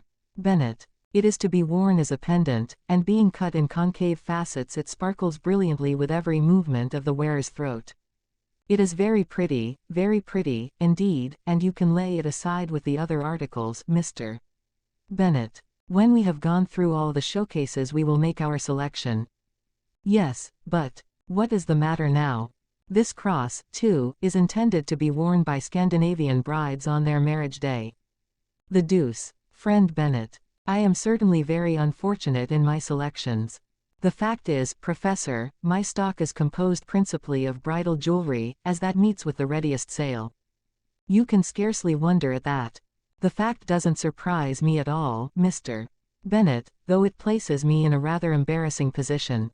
Oh, well, you can still take the ring you asked me to put aside. Yes, but I should like some more showy ornament. Then take this necklace of silver filigree with its 4 rows of chains which will have such a charming effect upon the neck of a young girl. See, it is studded with gems of every hue, and it is certainly one of the most quaint and curious productions of the Norwegian silversmiths. Yes, replied Silvius Hogg. It is a pretty ornament, though perhaps rather showy for my modest Hulda. Indeed, I much prefer the corsage ornaments you showed me just now, and the pendant. Are they so especially reserved for brides that they cannot be presented to a young girl? I think the Storthing has as yet passed no law to that effect, replied Mr. Bennet. It is an unpardonable oversight, probably, but... Well, it shall be attended to immediately, Mr. Bennet. In the meantime I will take the cross and corsage ornaments. My little Hulda may marry some day after all. Good and charming as she is, she certainly will not want for an opportunity to utilize these ornaments, so I will buy them and take them away with me. Very well, Professor. Shall we have the pleasure of seeing you at the drawing, friend Bennet? Certainly. I think it will be a very interesting affair. I am sure of it. But look here, exclaimed the professor, bending over a showcase, here are 2 very pretty rings I did not notice before. Oh, they wouldn't suit you, Mr.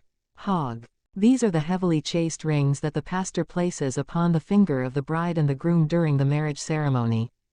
Indeed. Ah, well, I will take them all the same. And now I must bid you goodbye, Mr. Bennet, though I hope to see you again very soon. Silvius Hogg now left the establishment, and walked briskly in the direction of the Hotel du Nord. On entering the vestibule his eyes fell upon the words Fiat Lux, which are inscribed upon the hall lamp. Ah, these Latin words are certainly very appropriate, he said to himself, yes. Fiat Lux. Hulda was still in her room, sitting by the window. The professor rapped at the door, which was instantly opened. Oh, Monsieur Silvius, cried the girl, delightedly.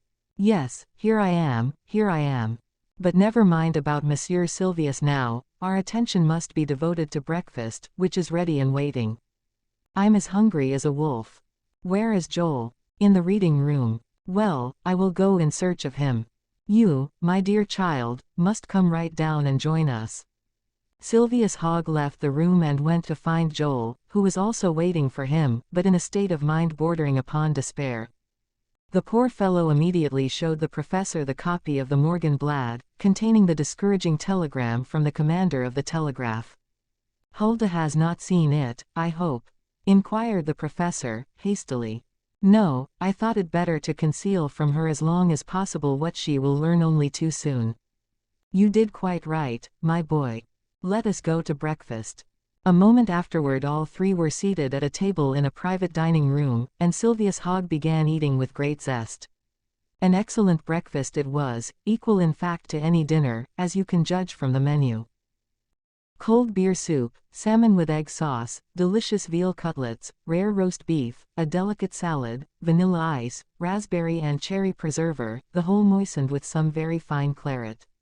Excellent, excellent, exclaimed Sylvius Hogg. Why, we can almost imagine ourselves in Dame Hansen's inn at Dal. And as his mouth was otherwise occupied, his eyes smiled as much as it is possible for eyes to smile. Joel and Hulda endeavored to reply in the same strain, but they could not, and the poor girl tasted scarcely anything. When the repast was concluded, "My children," said Sylvius Hogg, "you certainly failed to do justice to a very excellent breakfast. Still, I cannot compel you to eat, and if you go without breakfast you are likely to enjoy your dinner all the more, while I very much doubt if I shall be able to compete with you tonight. Now, it is quite time for us to leave the table."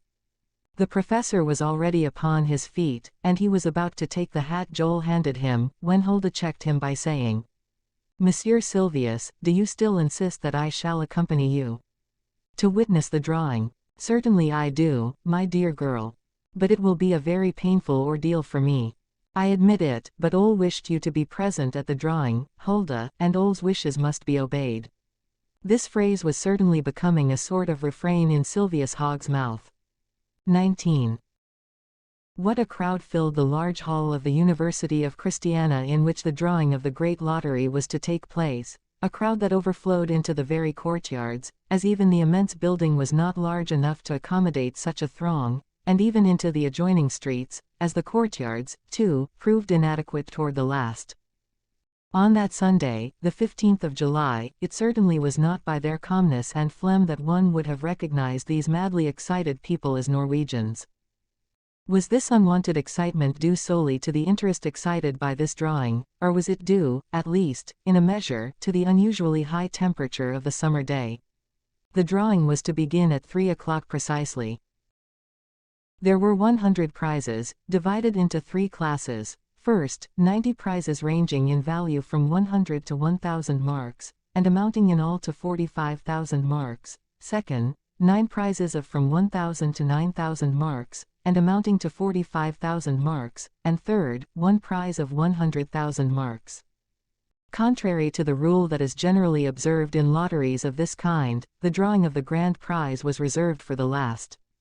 It was not to the holder of the first ticket drawn that the grand prize would be given, but to the last, that is to say, the 100th. Hence, there would result a series of emotions and heart-throbbings of constantly increasing violence, for it had been decided that no ticket should be entitled to 2 prizes, but that having gained 1 prize, the drawing should be considered null and void if the same number were taken from the urns a second time. All this was known to the public, and there was nothing for people to do but await the appointed hour, but to while away the tedious interval of waiting they all talked, and, chiefly, of the pathetic situation of Hulda Hansen. Unquestionably, if she had still been the possessor of Ole Camp's ticket, each individual present would have wished her the next best luck to himself. Several persons, having seen the dispatch published in the Morgen Blad, spoke of it to their neighbors, and the entire crowd soon became aware that the search of the telegraph had proved futile. This being the case, all felt that there was no longer any hope of finding even a vestige of the lost Viking. Not one of the crew could have survived the shipwreck, and Hulda would never see her lover again. Suddenly another report diverted the minds of the crowd. It was rumored that Sandgøst had decided to leave Drammen, and several persons pretended that they had seen him in the streets of Christiania. Could it be that he had ventured into this hall? If he had, the wretch would certainly meet with a most unflattering reception. How audacious in him to think of such a thing as being present at this drawing! It was so improbable that it could not be possible. It must certainly be a false alarm, and nothing more. About 2:15 quite a commotion was apparent in the crowd. It was caused by the sudden appearance of Sylvius Hogg at the gate of the university. Everyone knew the prominent part he had taken in the whole affair, and how, after having been received by Dame Hansen's children, he had endeavored to repay the obligation, so the crowd instantly divided to make way for him, and there arose from every side a flattering murmur, which Sylvius acknowledged by a series of friendly bows, and this murmur soon changed into hearty applause. But the professor was not alone. When those nearest him stepped back to make way for him, they saw that he had a young girl on his arm, and that a young man was following them. A young man, a young girl. The discovery had very much the effect of an electric shock. The same thought flashed through every mind like a spark from an electric battery. Hulda. Hulda Hansen. This was the name that burst from every lip. Yes, it was Hulda, so deeply agitated that she could hardly walk. Indeed, she certainly would have fallen had it not been for Sylvius Hogg's supporting arm. But it upheld her firmly, her, the modest, heartbroken little heroine of the fete to which old Camp's presence only was wanting. How greatly she would have preferred to remain in her own little room at Doll. How she shrunk from this curiosity on the part of those around her, sympathizing though it was. But Sylvius Hogg had wished her to come, and she had done so. Room, room, was heard on all sides. And as Sylvius Hogg, and Hulda and Joel walked up the passageway that had been cleared for them, as if by magic, how many friendly hands were outstretched to grasp theirs, how many kind and cordial words were lavished upon them, and with what delight Sylvius Hogg listened to these expressions of friendly feeling. "Yes, it is she, my friends, my little Hulda, whom I have brought back with me from Doll," said he. "And this is Joel, her noble brother, but pray, my good friends, do not smother them." Though Joel returned every grasp with interest, the less vigorous hands of the professor were fairly benumbed by such constant shaking, but his eyes sparkled with joy, though a tear was stealing down his cheek. And the phenomenon was certainly well worthy the attention of ophthalmologists, the tear was a luminous one. It took them fully a quarter of an hour to cross the courtyard, gain the main hall, and reach the seats that had been reserved for the professor. When this was at last accomplished, not without considerable difficulty, Sylvius Hogg seated himself between Hulda and Joel. At precisely 2:30, the door at the rear of the platform opened, and the president of the lottery appeared, calm and dignified, and with the commanding mien befitting his exalted position. 2 directors followed, bearing themselves with equal dignity. Then came 6 little blue-eyed girls, decked out in flowers and ribbons, 6 little girls whose innocent hands were to draw the lottery. Their entrance was greeted with a burst of loud applause that testified both to the pleasure all experienced on beholding the managers of the Christiania lottery, and to the impatience with which the crowd was awaiting the beginning of the drawing.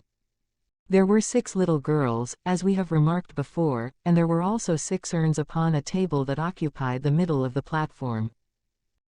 Each of these urns contained 10 numbers, 1, 2, 3, 4, 5, 6, 7, 8, 9, 0, representing the units, tens, hundreds, thousands, tens of thousands, and hundreds of thousands of the number 1,000,000.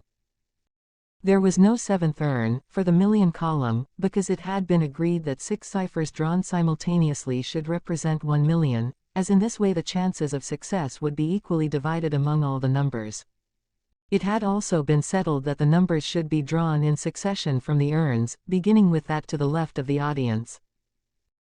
The winning number would thus be formed under the very eyes of the spectators, first by the figure in the column of hundreds of thousands, then in the columns of tens of thousands, and so on until the column of units was reached, and the reader can judge with what emotion each person watched his chances of success increase with the drawing of each figure. As the clock struck 3, the president waved his hand, and declared the drawing begun. The prolonged murmur that greeted the announcement lasted several minutes, after which quiet was gradually established. The president rose, and though evidently much excited, made a short speech suited to the occasion, in which he expressed regret that there was not a prize for each ticket holder. Then he ordered the drawing of the first series of prizes, which consisted, as we have before remarked, of 90 prizes, and which would therefore consume a considerable length of time. The 6 little girls began to perform their duties with automaton-like regularity, but the audience did not lose patience for an instant. It is true, however, that as the value of the prizes increased with each drawing, the excitement increased proportionately, and no one thought of leaving his seat, not even those persons whose tickets had been already drawn, and who had consequently nothing more to expect. This went on for about an hour without producing any incident of particular interest, though people noticed that number 9672 had not been drawn, which would have taken away all chance of its winning the capital prize. "That is a good omen for Sandghoist," remarked one of the professor's neighbors. "It would certainly be an extraordinary thing if a man like that should meet with such a piece of good luck, even though he has the famous ticket," remarked another. "A famous ticket, indeed," replied Sylvius Hogg, "but don't ask me why, for I can't possibly tell you." Then began the drawing of the second series of prizes, 9 in number. This promised to be very interesting, the 91st prize being one of 1,000 marks, the 92nd, one of 2,000 marks, and so on, up to the 99th, which was one of 9,000. The third class, the reader must recollect, consisted of the capital prize only. Number 72,521 won a prize of 5,000 marks. This ticket belonged to a worthy seaman of Christiania, who was loudly cheered and who received with great dignity the congratulations lavished upon him. Another number, 823,752, won a prize of 6,000 marks, and how great was Sylvius Hogg's delight when he learned from Joel that it belonged to the charming Siegfried of Bamble. An incident that caused no little excitement followed. When the 97th prize was drawn, the one consisting of 7,000 marks, the audience feared for a moment that Sandghoist was the winner of it. It was won, however, by ticket number 9627, which was within only 45 points of Ole Camp's number. The two drawings that followed were numbers very widely removed from each other, 775 and 76,287. The second series was now concluded, and the great prize of 100,000 marks alone remained to be drawn. The excitement of the assemblage at that moment beggars all description. At first there was a long murmur that extended from the large hall into the courtyards and even into the street. In fact, several minutes elapsed before quiet was restored. A profound silence followed, and in this calmness there was a certain amount of stupor, the stupor one experiences on seeing a prisoner appear upon the place of execution. But this time the still unknown victim was only condemned to win a prize of 100,000 marks, not to lose his head, that is, unless he lost it from ecstasy. Joel sat with folded arms, gazing straight ahead of him, being the least moved, probably, in all that large assembly. Hulda, her head bowed upon her breast, was thinking only of her poor Ole. As for Sylvius Hogg, but any attempt to describe the state of mind in which Sylvius Hogg found himself would be worse than useless. "We will now conclude with the drawing of the 100,000 mark prize," announced the president. What a voice! It seemed to proceed from the inmost depths of this solemn-looking man, probably because he was the owner of several tickets which, not having yet been drawn, might still win the capital prize. The first little girl drew a number from the left urn, and exhibited it to the audience. "0," said the president. The 0 did not create much of a sensation, however. The audience somehow seemed to have been expecting it. "0," said the president, announcing the figure drawn by the second little girl. 2 zeros. The chances were evidently increasing for all numbers between 1 and 9,999, and everyone recollected that Ole Camp's ticket bore the number 9,672. Strange to say, Sylvius Hogg began to move restlessly about in his chair, as if he had suddenly been stricken with palsy. 9, said the president, stating the number the third little girl had just extracted from the third urn. 9. That was the first figure on Ole Camp's ticket. 6, said the president. For the fourth little girl was timidly displaying a 6 to all the eyes riveted upon her. The chances of winning were now 1 out of 100 for all the numbers from 1 to 99, inclusive. Could it be that this ticket of Ole Camp's was to be the means of placing 100,000 marks in that villainous Sandghost's pocket? Really, such a result would almost make one doubt the justice of God. The fifth little girl plunged her hand into the next urn, and drew out the fifth figure. 7, said the president, in a voice that trembled so as to be scarcely audible, even to those seated on the first row of benches. But those who could not hear were able to see for themselves, for the 5 little girls were now holding up the following figures to the gaze of the audience. 00967. The winning number consequently must be one between 9,670 and 9,679, so there was now 1 chance out of 10 for Ole Camp's ticket to win the prize.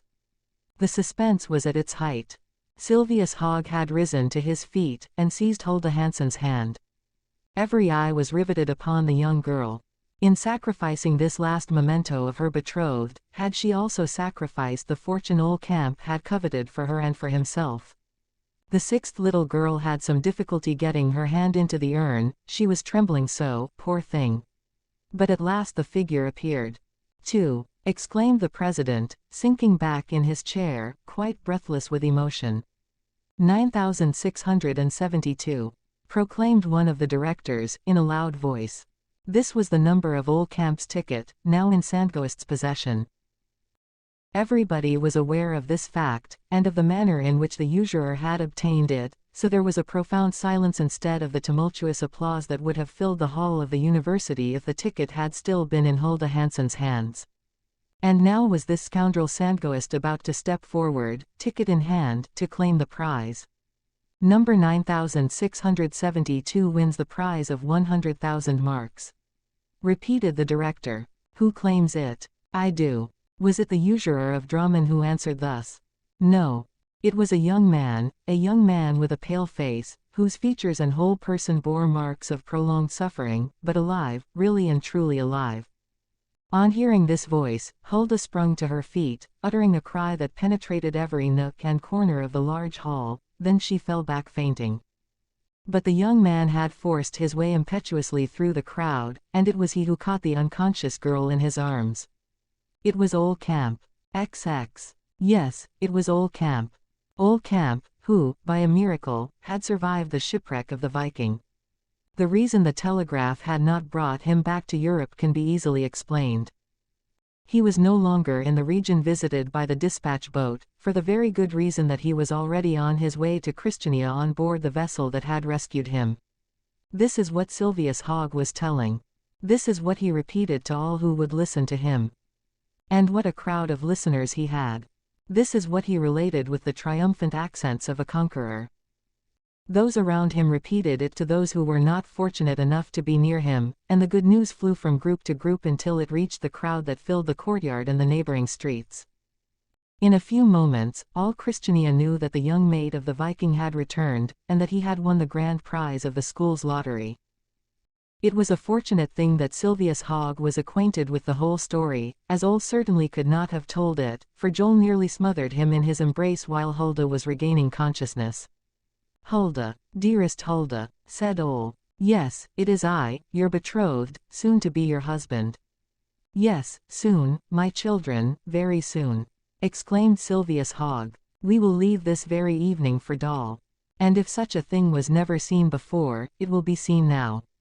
A professor of law, and a member of the Storthing will be seen dancing at a wedding like the wildest youth in the Telemark."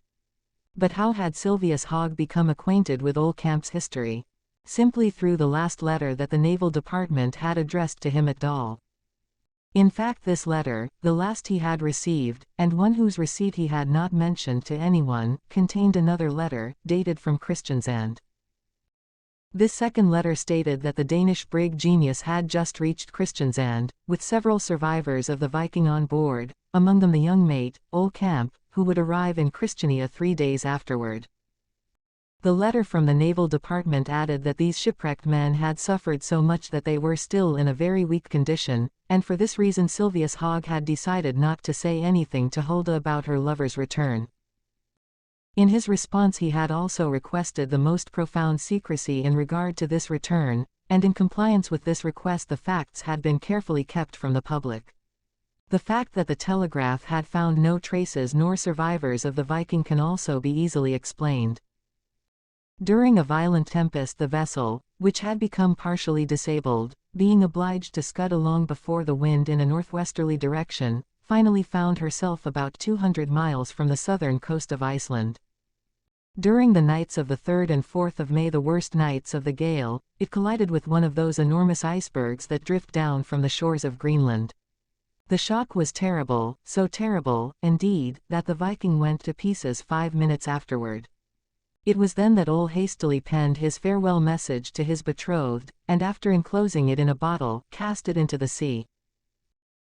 Most of the Viking's crew, including the captain, perished at the time of the catastrophe, but Ole Camp and 4 of his comrades succeeded in leaping upon the iceberg, just as the vessel went down, but their death would have been none the less certain if the terrible gale had not driven the mass of ice in a northwesterly direction. 2 days afterward, exhausted and nearly dead with hunger, these survivors of the catastrophe were cast upon the southern coast of Greenland, a barren and deserted region, but where they nevertheless managed to keep themselves alive through the mercy of God. If help had not reached them in a few days, it would have been all over with them, however, for they had not strength to reach the fisheries or the Danish settlements on the other coast.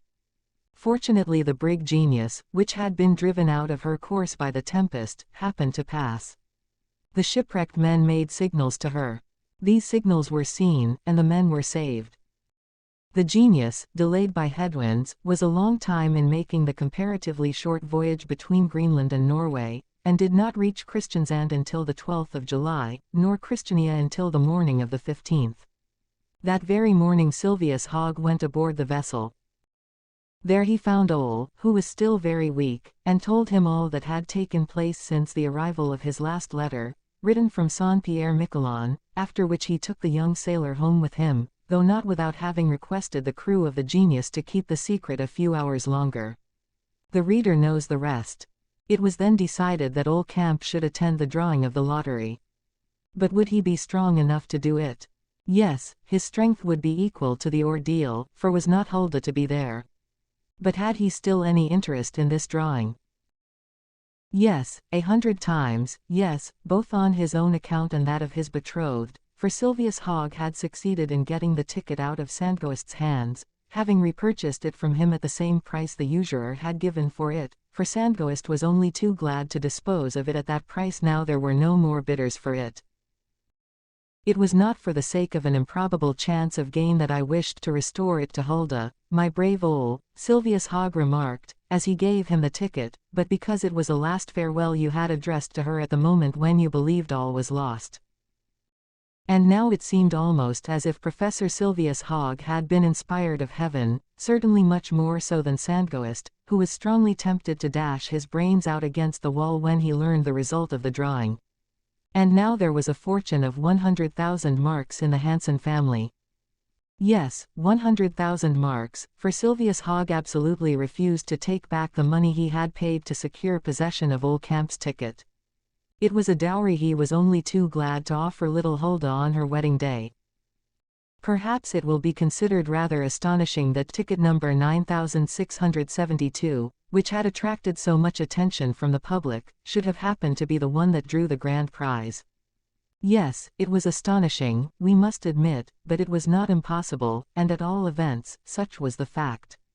Silvius Hogg, Joel, and Hulda left Christiania that same evening.